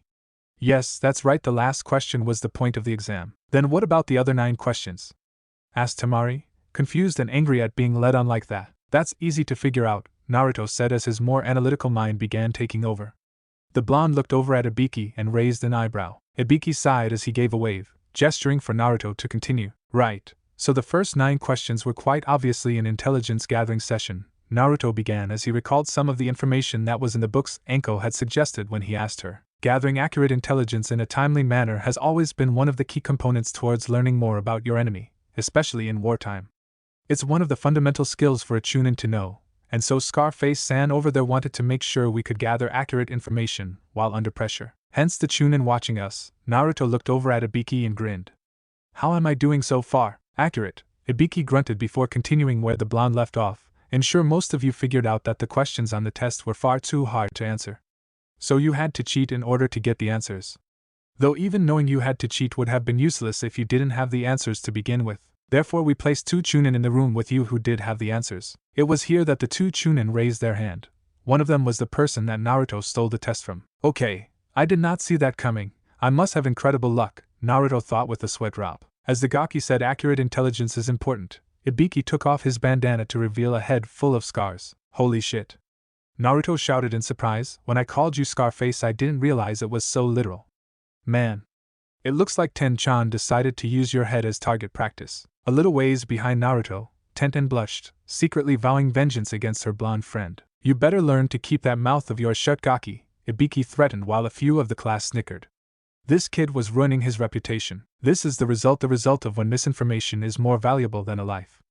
On missions and on the battlefield, people will risk their lives to get that information. But that doesn't explain the point of the 10th question, Temari said. The 10th question is where this test really comes into play, Ibiki said as he regained his lost pride. The choice to take your chances and answer the question or give up. It's meant to be a hard choice between those 2 options, though most people are more than willing to bow out and take it next year. Those are the people who don't deserve to be Chunin. Only those who decided to stay and are willing to risk their careers and quite possibly their lives are the ones who deserve the title Chunin. What are you trying to get at? Asked Kiba, who was starting to get annoyed with the man's pointless speaking. What he's saying, dog breath, is that in order to be a Chunin you have to be someone who is willing to risk your life for the sake of your comrades and mission.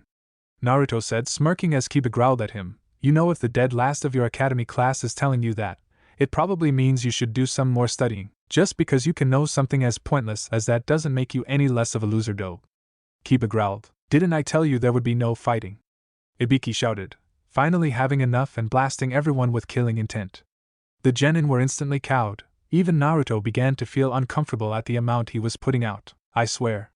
Ibiki mumbled before getting back on track. Anyways, congratulations on passing, and good luck in the next exam. The genin who passed only had a moment to celebrate before the window next to Ibiki shattered and a black ball of something flew in.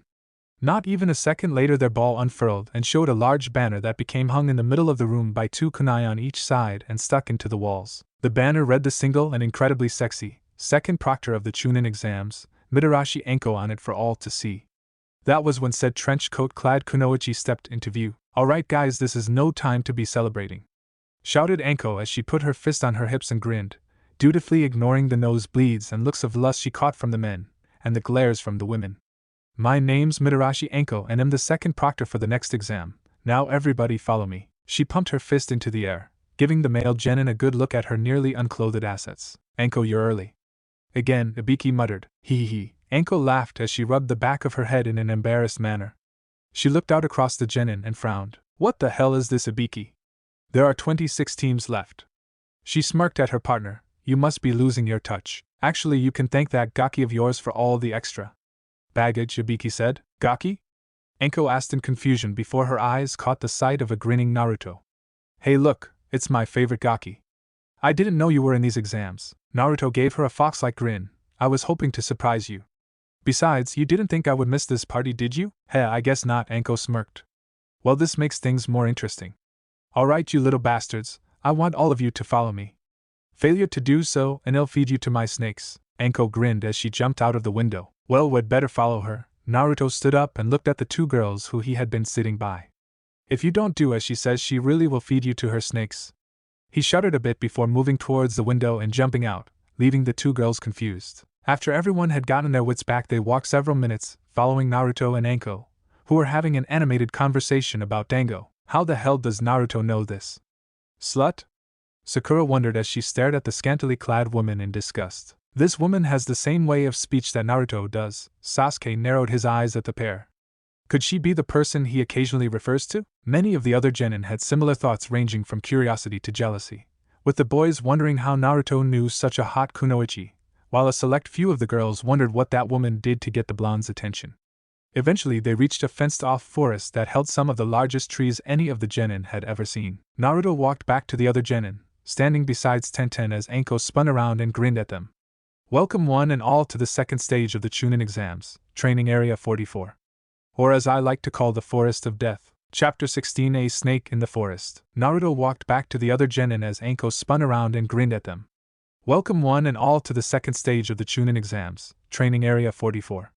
Or as I like to call the Forest of Death. Ah, my home away from home," Naruto said with a smile, making many of the genin who had him turn and look at him with an incredulous expression. Anko snickered a bit. "You gakis are looking at one of my favorite training grounds, the Forest of Death. You'll find out why it's called that soon enough." "Ha! You can't scare us, lady," Kiba scoffed, trying to hide how nervous he felt staring into the forest in front of him. He had heard stories of this place from his mother, and if she was afraid of it, then that meant the place was to be avoided at all costs. Anko grinned as she threw a kunai at the dog using ninja, slicing his cheek open. Before Kiba could even yelp, a hand gripped onto his skull to hold him in place while Anko appeared behind him and licked the genin's blood from his cut. "You know, it's tough guys like you that spill that delicious blood I love so much all over the forest ground." Anko grinned as she continued licking the petrified genin's cheek. "Naruto-kun, no offense, but your friend really scares me," Tenten whispered into the blonde's ear. Naruto just chuckled. "Yes, she tends to scare people the first time they meet, but she's not bad once you get to know her. However, you really need to ask yourself this. Is she creepier than the Lee and Guy Sensei's sunset genjutsu of youth?" An involuntary shudder ran down Tenten's spine. "I don't think anyone can match that level of creepy. She had more than enough of that genjutsu to last for several dozen lifetimes over." Anko grinned in amusement as she watched Kiba look shocked, embarrassed, turned on and scared shitless all at the same time. Cammy, how she loved messing with these genin. She stopped her blood sucking when she felt a presence behind her and drew another kunai, turning to see a strange woman with a straw hat and an overly long tongue with her kunai being held in said tongue. "Hey, race your kunai, Proctor-san," the woman spoke in an eerie yet perfectly understandable voice, despite having her tongue sticking out. "Why, thank you," Anko smiled as she took the kunai and put it away in her pouch. "But next time I would recommend not sneaking up on me like that, unless of course you have a death wish." "I apologize, I just get excited at the sight of blood, and your kunai cut my precious hair so I couldn't help myself." The Kusagakure Hidden Grass Village kunoichi licked her lips. "Well, it looks like we've got a bloodthirsty bunch this year," Anko said, turning her attention to Naruto, who was still speaking with Tenten. Gaki, get over here and help me pass out these papers." Anko reached into her trench coat and pulled out a stack of papers from somewhere. Where exactly somewhere was a question up for debate considering she had no pockets on her persons or her clothes. Whatever, Naruto said as he made several kage bunshin to help Anko pass out the papers. You just don't want to do it cause you're so damn lazy. Oh. Perhaps we need to play some more tag, that way I could show you how lazy I am. Anko gave Naruto a sweet smile. Naruto paled. No thanks, I take back what I said. Good. Anko gave one of the clones the stack of papers. Said clone gave several sheets to the other clones, and then they began to pass out the papers. Before we begin the second exam, I need you all to sign these forms. There will be deaths in these exams, and if you don't sign them, it'll be the one they hold responsible. Suffice to say, I don't want to have to deal with the paperwork when your village bitches and complains to me about your death. But before we get started on the bloodbath that I hope will come, I'm going to explain the second exam to you. After that, your team will check into the booth behind me. You will be attempting to live through what will be considered the ultimate survival test. Each team will go through one of the 44 gates and head towards the center of the forest where you will find a tower.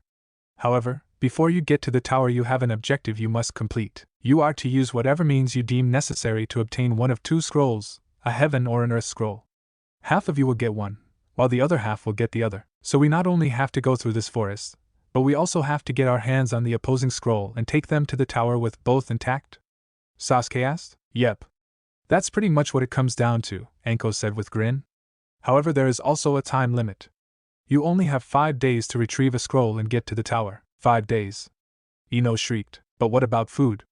Whined Chuji. There's plenty to eat in the forest, either that or you can kill an enemy and eat them. Anko's grin turned bloodthirsty, causing many genin to shudder.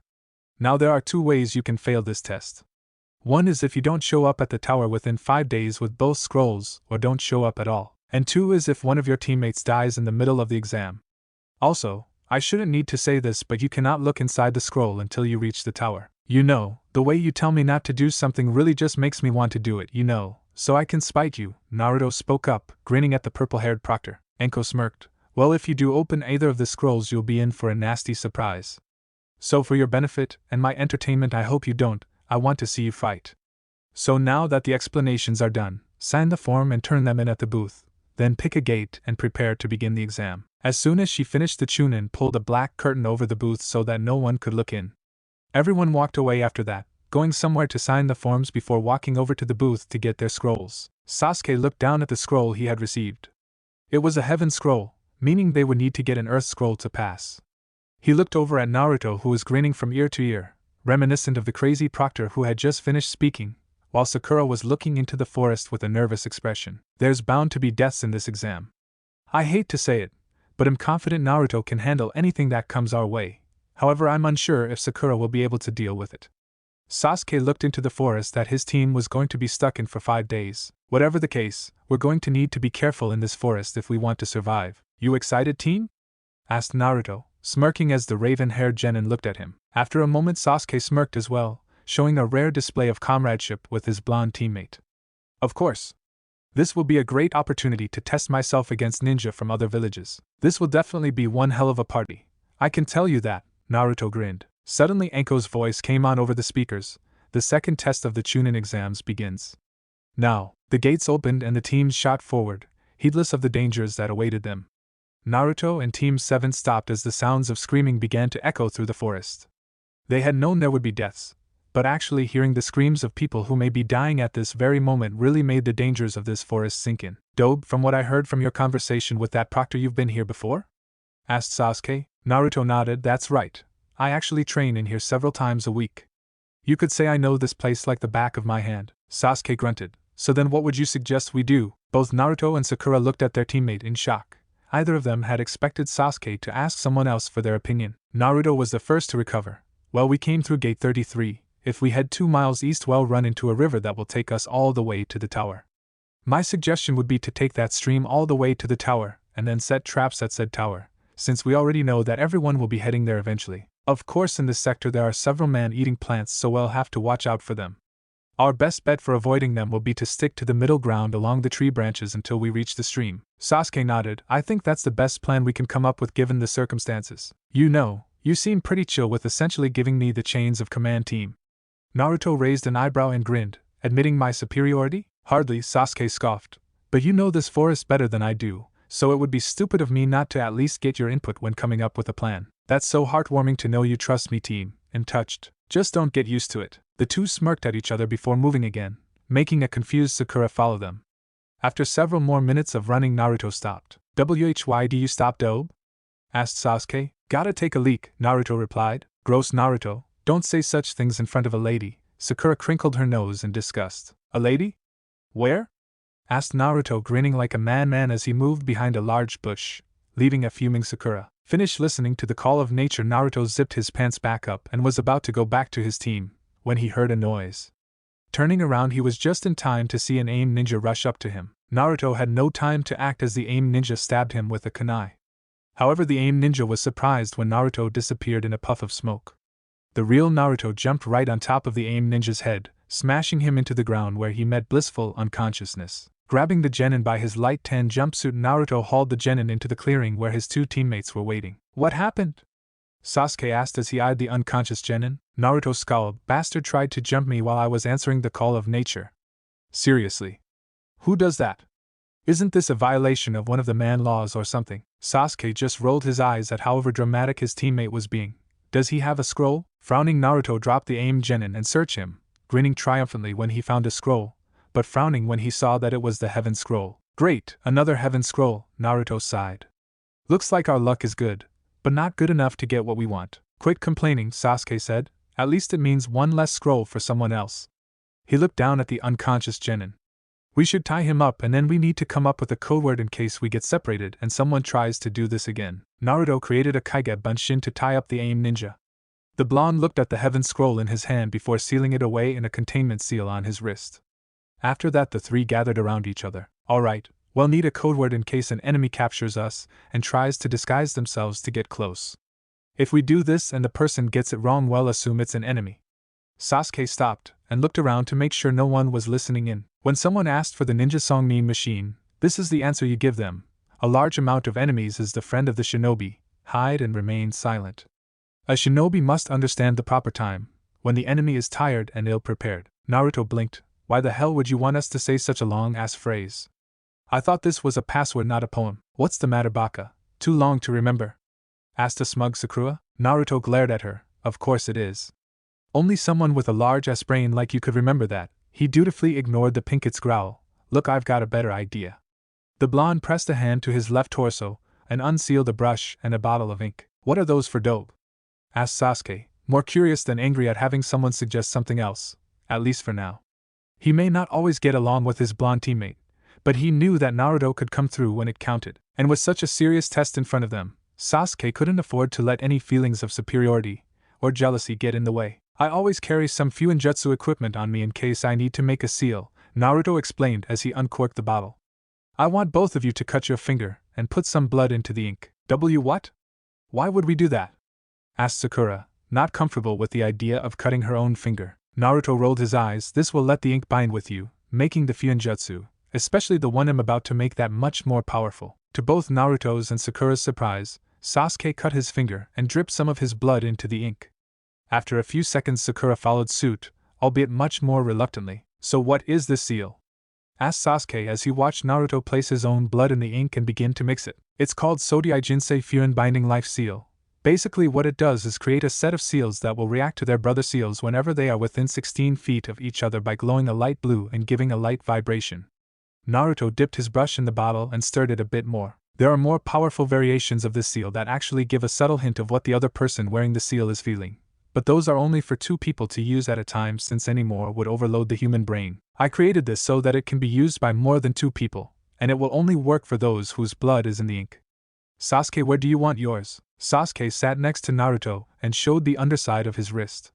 He watched in mild interest as Naruto used precise and quick strokes of his brush to create what looked like a bunch of scribbles to him. Sakura received hers on the opposite wrist as Sasuke, and Naruto had to have a clone do his on the left side of his neck, one of the only places that was not covered in cloth and did not have a seal already there aside from his face. Once he had made all of the seals, Naruto created 2 more clones who went through the same hand seals before putting a hand against one of the seals on the 3 genin.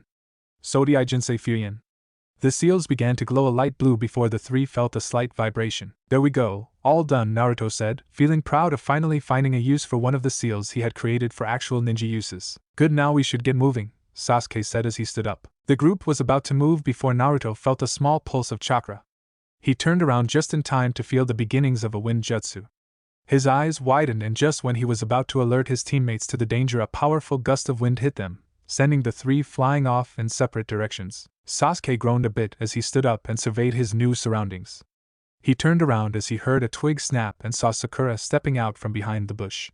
He would have gotten into a combat stance, but his seal began to glow a light blue and give off a soft vibration. Sasuke-kun, Sakura said in relief as she came up to him. Sakura, Sasuke gave a nod of acknowledgement. He may not quite like her, but she was his teammate, and in situations like this they would need to stick together. Have you seen Naruto? Sakura shook her head, for once not scowling at the mention of her blonde teammate. No, I haven't seen him yet. As if summoned by magic, Naruto appeared in the bushes a little ways away. Hey guys. Are you two okay? The blonde began to move, however, as soon as he got a few feet from them, Sasuke tossed several shuriken, forcing the blonde to block and dodge the attacks. What the hell, team? Sasuke glared at the blonde. This has to be the most pathetic attempt at changing into someone I've ever seen. First off, Naruto would most likely make some smart-ass remark about Sakura trying to get me alone so she could rape me. Sakura gave a heavy blush and nosebleed at the mental image that evoked, while Sasuke shuddered but continued anyway. Second, the seal Naruto placed on us hasn't changed since you got here. It should have increased in intensity by now. I suggest you reveal yourself before I'm forced to simply kick your ass without an explanation as to who you are. Ku. Very good, Sasuke-kun. It looks like there is more to this team than I thought besides you. There was a puff of smoke, and when it cleared, it revealed the Kusa Kunoichi, who gave the pair a bloodthirsty smirk. Looks like this is going to be more entertaining than even I had hoped for. Naruto sighed as he continued jumping through the trees, trying to locate his teammates through the small scent of them he could find. Ugh, just my luck to be knocked the furthest away. As he continued grumbling, Naruto was forced to jump to the side as a giant snake crashed into the tree he was on. I don't remember seeing any giant snakes in the forest. Naruto frowned as the snake hissed and glared at him. Whatever, I don't have time for you, so you're going to have to go. There was a puff of smoke before it cleared to reveal a rather ornate katana that was several inches longer and 2 inches thicker than a standard sword. As the snake came at Naruto, the blonde shot off the tree like a rocket, letting the giant reptile crash into the tree, shaking it. Hitting another tree, Naruto pushed chakra into his feet before blasting off. He came at the snake hard, channeling wind chakra through his blade as he sliced at it, cutting the head off. The creature thrashed around for several seconds before it went still, then to Naruto's surprise disappeared in a puff of smoke. That was a summon? Naruto said to himself in shock. But that's not possible. The only ones who can summon snakes are Anko and... The blonde stiffened as he realized who that snake summon belonged to. I have to find Sasuke and Sakura fast, and pray that they haven't run into the person who summoned this. Naruto caught a whiff of the pair's scent before heading off faster than before. The strange Kusa Kunoichi pulled out a scroll from her pouch and held it up for them to see. You guys want this, right? An earth scroll, since you have the heaven scroll. As soon as she finished, the Kunoichi brought the scroll to her mouth, right before she shoved it down her gullet. Both Konoha genin turned a light green and looked like they wanted to puke. That's disgusting, Sasuke thought as he shuddered. Now we can fight for these scrolls, with our lives on the line, the woman finished as she released an intense killing intent. Both Sasuke and Sakura gasped as they fell to their knees, shaking and struggling to breathe as images of their deaths at the Kusa ninja's hand came to their minds. They saw themselves getting gutted by a long sword, getting brutally ripped apart, and all manner of gruesome deaths. The images of death lasted several seconds before they disappeared, yet the feeling remained the same, gripping their hearts and preventing them from moving. This is no genjutsu. Sasuke struggled just to breathe. Her killing intent was so intense it showed images of my death. I've never felt something like this before, not even from that time with Zabuza. As Sakura, Sasuke turned and saw that Sakura was even worse off than he was, shivering uncontrollably as tears ran down her cheeks. Well, it seems neither of you can move, a pity.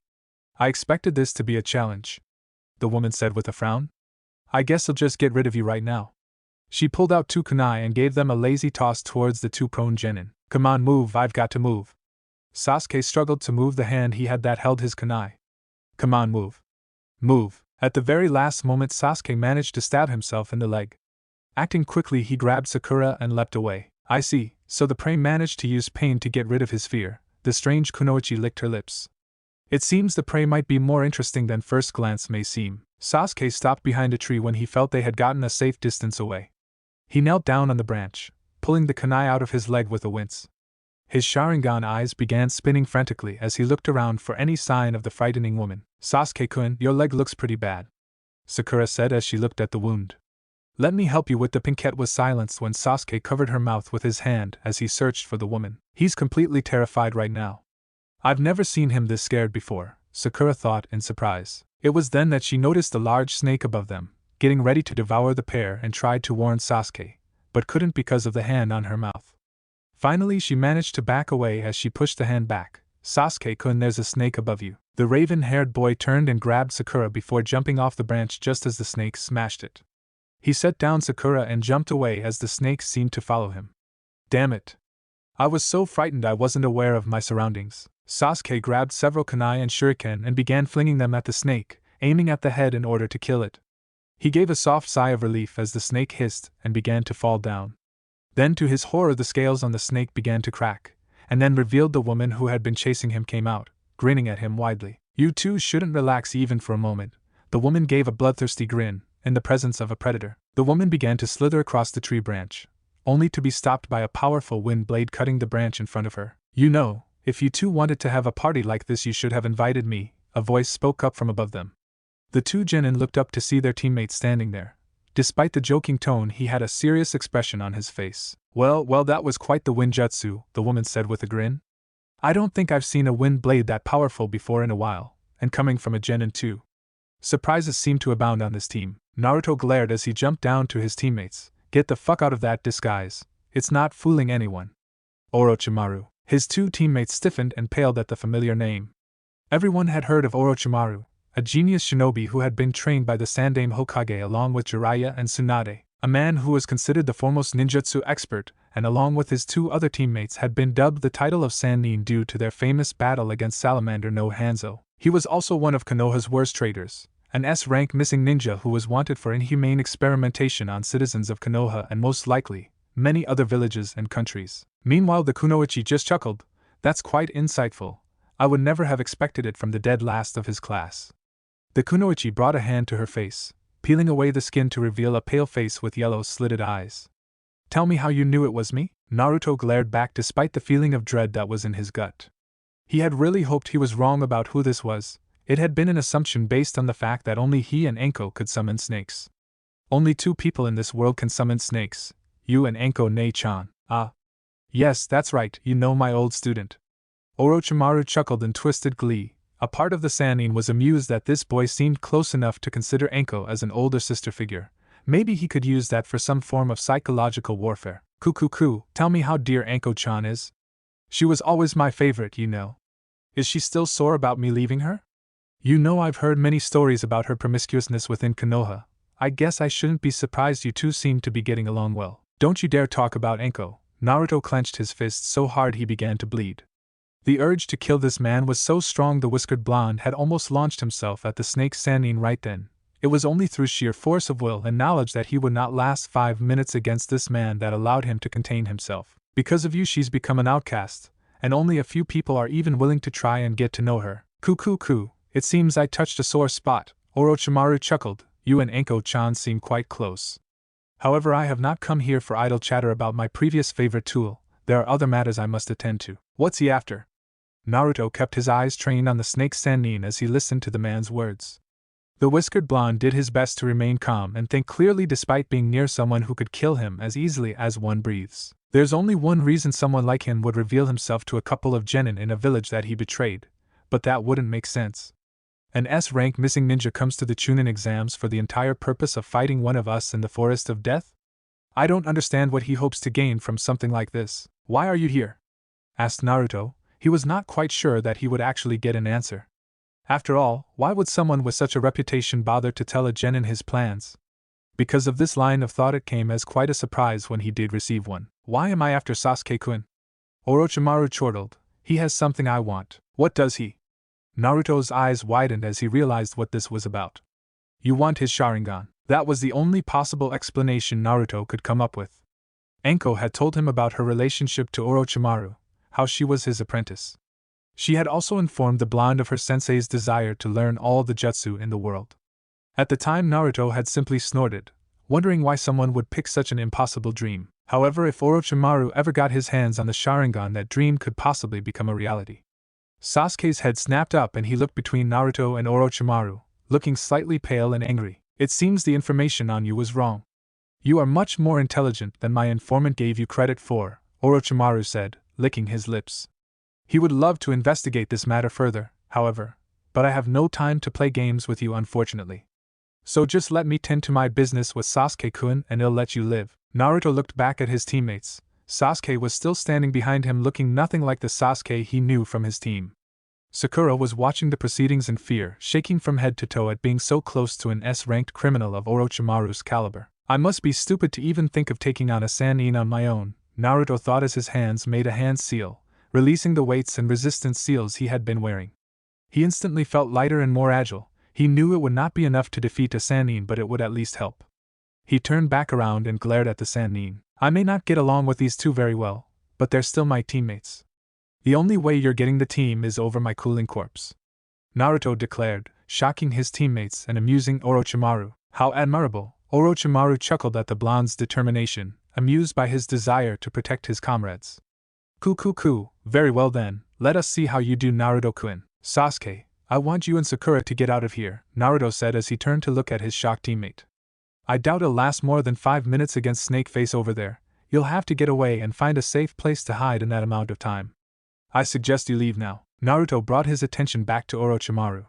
He began pumping chakra through his body, strengthening limbs and speeding up his reaction time. Without preamble, the blonde launched himself at Orochimaru, closing the distance in several seconds as he reared his fist back to punch the snake's Sannin, only for a knee to smash itself into his gut. However, at the last second, Naruto disappeared in a puff of smoke and was replaced by a log.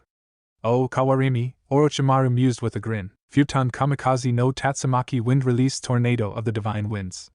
Naruto shouted out as he appeared on Orochimaru's left, thrusting out both palms towards the snake's Sannin. 2 large tornadoes ripped from Naruto's palms and through the air. Orochimaru jumped out of the way as the branch he was on got torn to shreds. I don't think I've ever seen that jutsu before, Orochimaru mused as he looked from Naruto to the destroyed tree branch. You shouldn't take your eyes off your opponent, Naruto yelled from behind Orochimaru, his fist already in motion to attack. The snake summoning shinobi spun around and weaved through the fist kick combo that the spiky-haired blonde sent his way, bending like a snake as he did so. Orochimaru lashed out with a punch that managed to connect to Naruto's chest, sending the genin staggering back. Before Naruto could recover, Orochimaru was in front of him, launching punches and kicks at Naruto, who did his best to dodge and block them. However, for every one attack the blonde got away from, at least 3 more hit their mark. It was obvious to the two who were watching that Orochimaru was merely playing with Naruto, picking apart the genin's defenses like they were nothing. He would get inside Naruto's guard and place several hits that, while stung, did not really damage Naruto. Then he would retreat and test the blonde's reaction times. Naruto strained his eyes as Orochimaru continued moving, trying to see his attacks and counter them. The man was fast, he was even faster than what the blonde had seen from Guy, and Naruto knew he was still holding back immensely, making the battle enough of a challenge to prove interesting. He knew from his conversations with Anko that Orochimaru was like a snake dealing with its prey. He loved to play with them, to toy with them and humiliate them, to lure them in and strike them. Exactly what he was doing to Naruto right now. Naruto sidestepped a punch, only to find it was a feint and get kicked in the stomach. He would try to block a kick, only for Orochimaru to switch at the very last second and kick Naruto with the opposite leg. He would try to come in with an attack of his own, throwing punches, kicks, launching elbows, knees and headbutts. Orochimaru would weave between them like a snake and then hit him with his own attacks. Naruto sent a heel kick out that was aimed for Orochimaru's leg, watching as the man slithered around the attack and came in with his own. Barely managing to shift his body to the side, the blonde Jinchuriki let the attack slide past him. He grabbed onto the limb and attempted to reel Orochimaru in so he could strike at the man's face. However, despite not looking at it, and despite not being as physically strong as his teammate Tsunade, Snake's Sannin strength still exceeded Naruto's. Rather than letting the blonde pull him in, Orochimaru yanked his arm and made the blonde shinobi stumble. With his opponent now off balance, the S-ranked criminal used a knife strike to hit Naruto in the throat, forcing his esophagus closed for a moment, and choking him. Orochimaru then lashed out with a kick to the blonde's ribs, sending Naruto tumbling back. However, Naruto managed to change his fall into a roll, kipping back on his feet. Realizing he was merely being toyed with, Naruto decided to attack from a distance, launching a wind blade from his hand. Orochimaru raised an eyebrow in mild surprise at the display of pure elemental manipulation, but still managed to dodge the attack. Naruto launched several more wind blades, hoping to distract him and buy him enough time to come up with some kind of plan to get him out of this alive. However, it seemed Orochimaru did not feel like giving him any senjutsu. The snake Sannin thrust out his hands and 6 snakes shot from the man's sleeves. Thankfully for Naruto, he had been fighting against Anko for several months and had come up with an effective strategy for dealing with this jutsu. Channeling wind chakra into the palm of his hand, Naruto thrust it forward, unleashing a powerful wave of wind that the snakes smashed into and stopped cold. It was almost as if they had hit a wall. The snakes dispersed, and the blonde also thanked himself for his foresight in learning how to manipulate the elements in its raw form rather than just using standard jutsu. That he could do this with just the training he had proved that this was a good path to follow up on. Going through several hand seals for something he was not yet capable of doing with just manipulation, Naruto called out one of his more powerful wind jutsu, Futon Renkuden. Naruto hit himself on the stomach, causing a baseball-sized bullet of air to shoot out of Naruto's mouth. It sailed right towards Orochimaru, who merely bent his body in an angle that no human should be capable of, before resuming his original standing form. However, that small dodge had given Naruto time to close the distance between them again. He launched a fist that had wind chakra surrounding it at Orochimaru, who merely redirected the fist elsewhere as it released a blast of wind. Getting closer into the blonde's guard, the Sannin shot a punch into Naruto's ribs, only for Naruto to disappear in a puff of smoke and be replaced with a log. The real Naruto appeared behind Orochimaru, his fists linked together by his thumbs as he thrust them out. Futon Kamikaze Seiken. 2 large fist-shaped blasts of wind smashed into Orochimaru, leaving 2 fist-shaped indents on his chest and stomach. Before Naruto could celebrate his victory, Orochimaru broke down into snakes that slithered away. Ku. That was quite the jutsu, Naruto-kun, a voice said behind him. Naruto stiffened in surprise. He turned just in time to receive 2 fists to the chest. Naruto felt a few of his ribs compress under the pressure of the hit before breaking. Time seemed to stand still for those few seconds as Naruto's ribs buckled and caved under the strength of the attack. It restarted itself and Naruto found himself smashing into a tree trunk hard enough to leave an imprint of himself before he slid down it. Well, that was certainly an amusing battle. Ku. Orochimaru smiled as he turned to Sasuke and Sakura, who had not left like Naruto told them to. Now I wonder if you can do any better, Sasuke-kun. Sasuke's eyes widened as the S-class criminal walked towards him at a sedate pace. No. Stay back. He threw several shuriken and kunai at Orochimaru, but the man merely weaved in between them like they were not even there. Ku. It seems you still hold fear, child. Orochimaru bit his thumb and began doing a few hand seals. What a disappointment. If this is all you're capable of, I'll just let my pet deal with you. Kuchios no Jutsu Summoning Jutsu. Orochimaru slammed his hand onto the branch, causing seals to appear on the tree branch under it. There was a puff of smoke and Sasuke and Sakura found themselves staring at a large snake. Time to feast, my pet, Orochimaru chortled from atop the snake. The reptile hissed as it bared its fangs at Sasuke, right before lunging down to devour the boy whole. Sasuke could do absolutely nothing as the snake closed in on him, too busy dealing with the shock of Naruto's decision to protect him, and the fear he felt of Orochimaru. However, before the snake could swallow the 2 genin whole, Naruto appeared in front of it, letting the creature hit him in the back as he channeled chakra to his feet. The giant snake was stopped by Naruto right in front of Sasuke, who stared at the blonde in shock. Outside of the Forest of Death, one Mitarashi Anko was happily drinking her red bean soup and munching on some dango. There ain't nothing better than dango and red bean soup. Once I'm done eating, I guess I'll head over to the tower. It's been about 24 hours, so the fast ones should be finishing up. Anko finished eating all of the dango and threw the pointy toothpick at the tree. There, a perfect leaf symbol. She exclaimed as she finished making the symbol of Konoha from the toothpicks she had been throwing that had held her dango. There was a sudden puff of smoke and one of the Chunin proctors appeared in front of her. There's big trouble, Anko-san. We need you right away. Anko stared at the Chunin with a blank expression as she chewed on her dango. What is it? Bodies, 3 of them. There's something wrong with them, something I think you need to see. Anko tapped her chin in thought before deciding to follow the Chunin. When she got to the bodies, it was to discover something that rather shocked her, especially since she had seen it before. After examining their papers and personal items, they seemed to be from Kusugakure who were entered into this exam, but the Chunin who was looking at the information on the team shook his head. As you can see, they have no faces. They're blank, as if they've been completely melted off. There's no mistaking it, this jutsu is Orochimaru's work. Anko thought frantically. But why is he here? And why now? Show me the pictures of these 3? Anko demanded. When she got to see the photo IDs, it was to see the face of the woman who had grabbed Anko's kunai with her tongue. I should have realized this from the beginning. He was already in disguise at the time, the snake mistress swore as her mind became a whirlwind of activity. Anko whirled to the three who were at the scene. I need you to report this to Hokage-sama. Get him to send in some ANBU teams into the Forest of Death. I'm going after them right now. Anko did not bother to wait for a reply as she ran towards the gate and jumped over it, heading into the Forest of Death to confront her old sensei. Naruto's head was looking down, casting his eyes in shadow as he spoke. What the fuck is wrong with you? The voice was different, more guttural and raspy than it had been. I asked you a question? Naruto lifted his head up to reveal red eyes with black slits running down the middle. His whisker marks were thicker, more jagged than the standard lines they normally were. And his canines had elongated, jutting from his upper lip. What's the matter, pussy? Too scared to even run away. Naruto glared at Sasuke. TCH.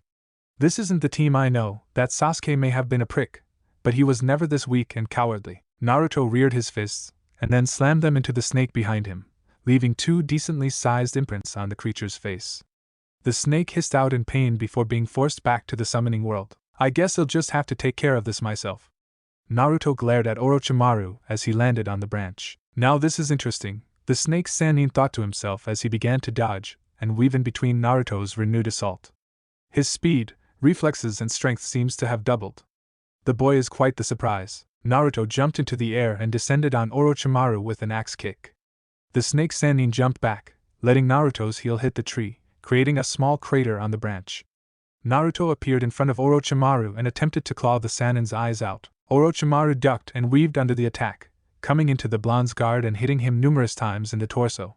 However, this time, all they did was make Naruto stumble back a little. Glaring Naruto came in again, this time with a low kick high kick combo. When Orochimaru dodged all of them, Naruto shot a wind blade at him from point blank.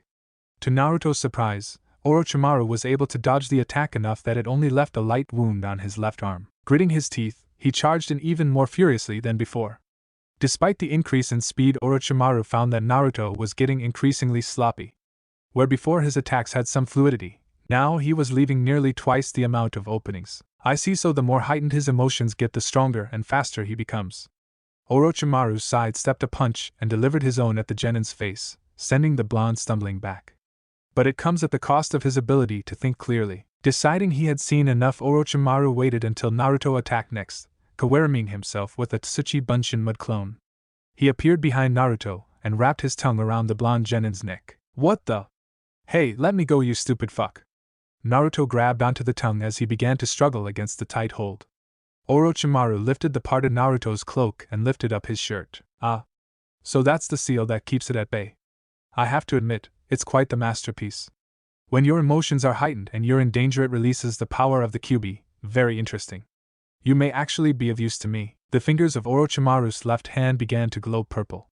However, just as he was about to slam his fingers into the seal with the Gogyufuin 5-pronged seal, Naruto decided that he would rather not have the snake Sannins touch his stomach, or any other part of him for that matter. Channeling chakra into his gauntlets, the slink sound of his tri-claws coming out sounded, right before he sliced a decent-sized chunk of Orochimaru's tongue right off. Gah! Orochimaru hissed in pain as half of his tongue was severed. You goddamn brat. He opened his mouth and a snake shot out of it. The snake opened its mouth to reveal a sword, which stabbed Naruto right through the stomach, just missing his spinal cord as it went out the other end. HH. An animalistic howl of pain shot out of Naruto's mouth as he slammed into a tree, the sword pinning him to it. Naruto! Sakura shouted, her voice working for the first time since the fight started. Ku. That was quite the performance of Naruto-kun. Orochimaru regained his composure as he began going through more hand seals. As a gift to you, I will grant you some of my power. Think of it as a gift for impressing me so much. The snake Sannin's neck elongated and he bit Naruto on the left side of his neck. Ah! Naruto screamed as a seal began to form in the place Orochimaru bit, taking the shape of a diamond pattern. Now, Orochimaru turned to look at Sasuke. Let's see if the Uchiha can do as well as Naruto-kun did. Had Orochimaru bothered to look at Naruto again, he would have seen the seal he created pulse, with wisps of purple chakra coming out of it. Naruto's eyes shot open as he sat up. What the where am I? What happened? He asked himself as he looked around, frowning when he saw that he was in Konoha? At least, it looked like Konoha.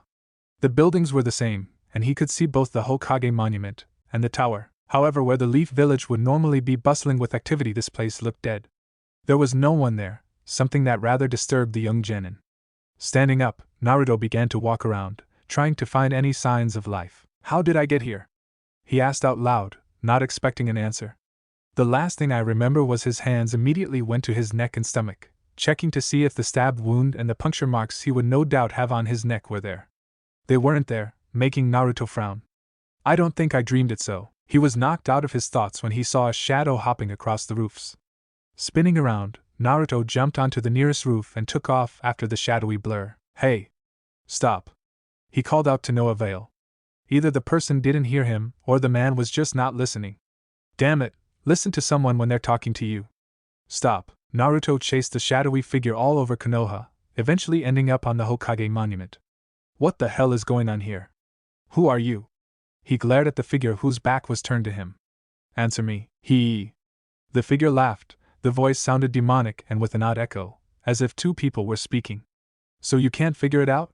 Figures, I was always the brains between the two of us. The figure turned around and lifted the hood it was wearing, causing Naruto to gasp as he saw the spiky blonde hair and 3 whisker marks on each cheek. There was no mistaking it. It was himself. Sodai Jinsei Fuyin Binding Life Seal Fuinjutsu, no rank. A seal designed to inform one's teammates when they are in the same vicinity of each other. Works in a 16-feet radius by glowing a soft blue and vibrating when a teammate is near. Glow and vibration intensify when more than 2 people with the connecting seals are near. Futon Kamikaze no Tatsumaki Wind Release Tornado of the Divine Winds B rank Elemental Jutsu. Channeling wind chakra and rotating it around the fists, the user thrusts his hands out and releases his chakra. This creates 2 large tornadoes filled with wind blades that slice and dice an enemy within the tornado. Tsuchi Bunshin Mud Clone C rank Clone Jutsu. As the name suggests, this clone is made by infusing one's chakra into the mud and making it take the shape of its creator. Unlike Mizu Bunshins and Kage Bunshins, one hit will not dispel this type of clone. It is designed to take more punishment than the other clone types, and is standardly used as a great escape jutsu to use in conjunction with Kawarimi. Thanks a ton for watching, Shinobi Squad.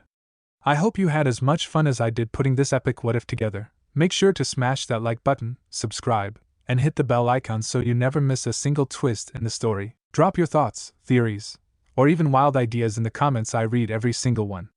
And hey, if you're craving more awesome Naruto content, go check out the other videos on the channel. I've got plenty of heat waiting for you. Until next time, stay sharp, stay awesome, and remember, even a shadow clone needs love. Peace out, Shinobi.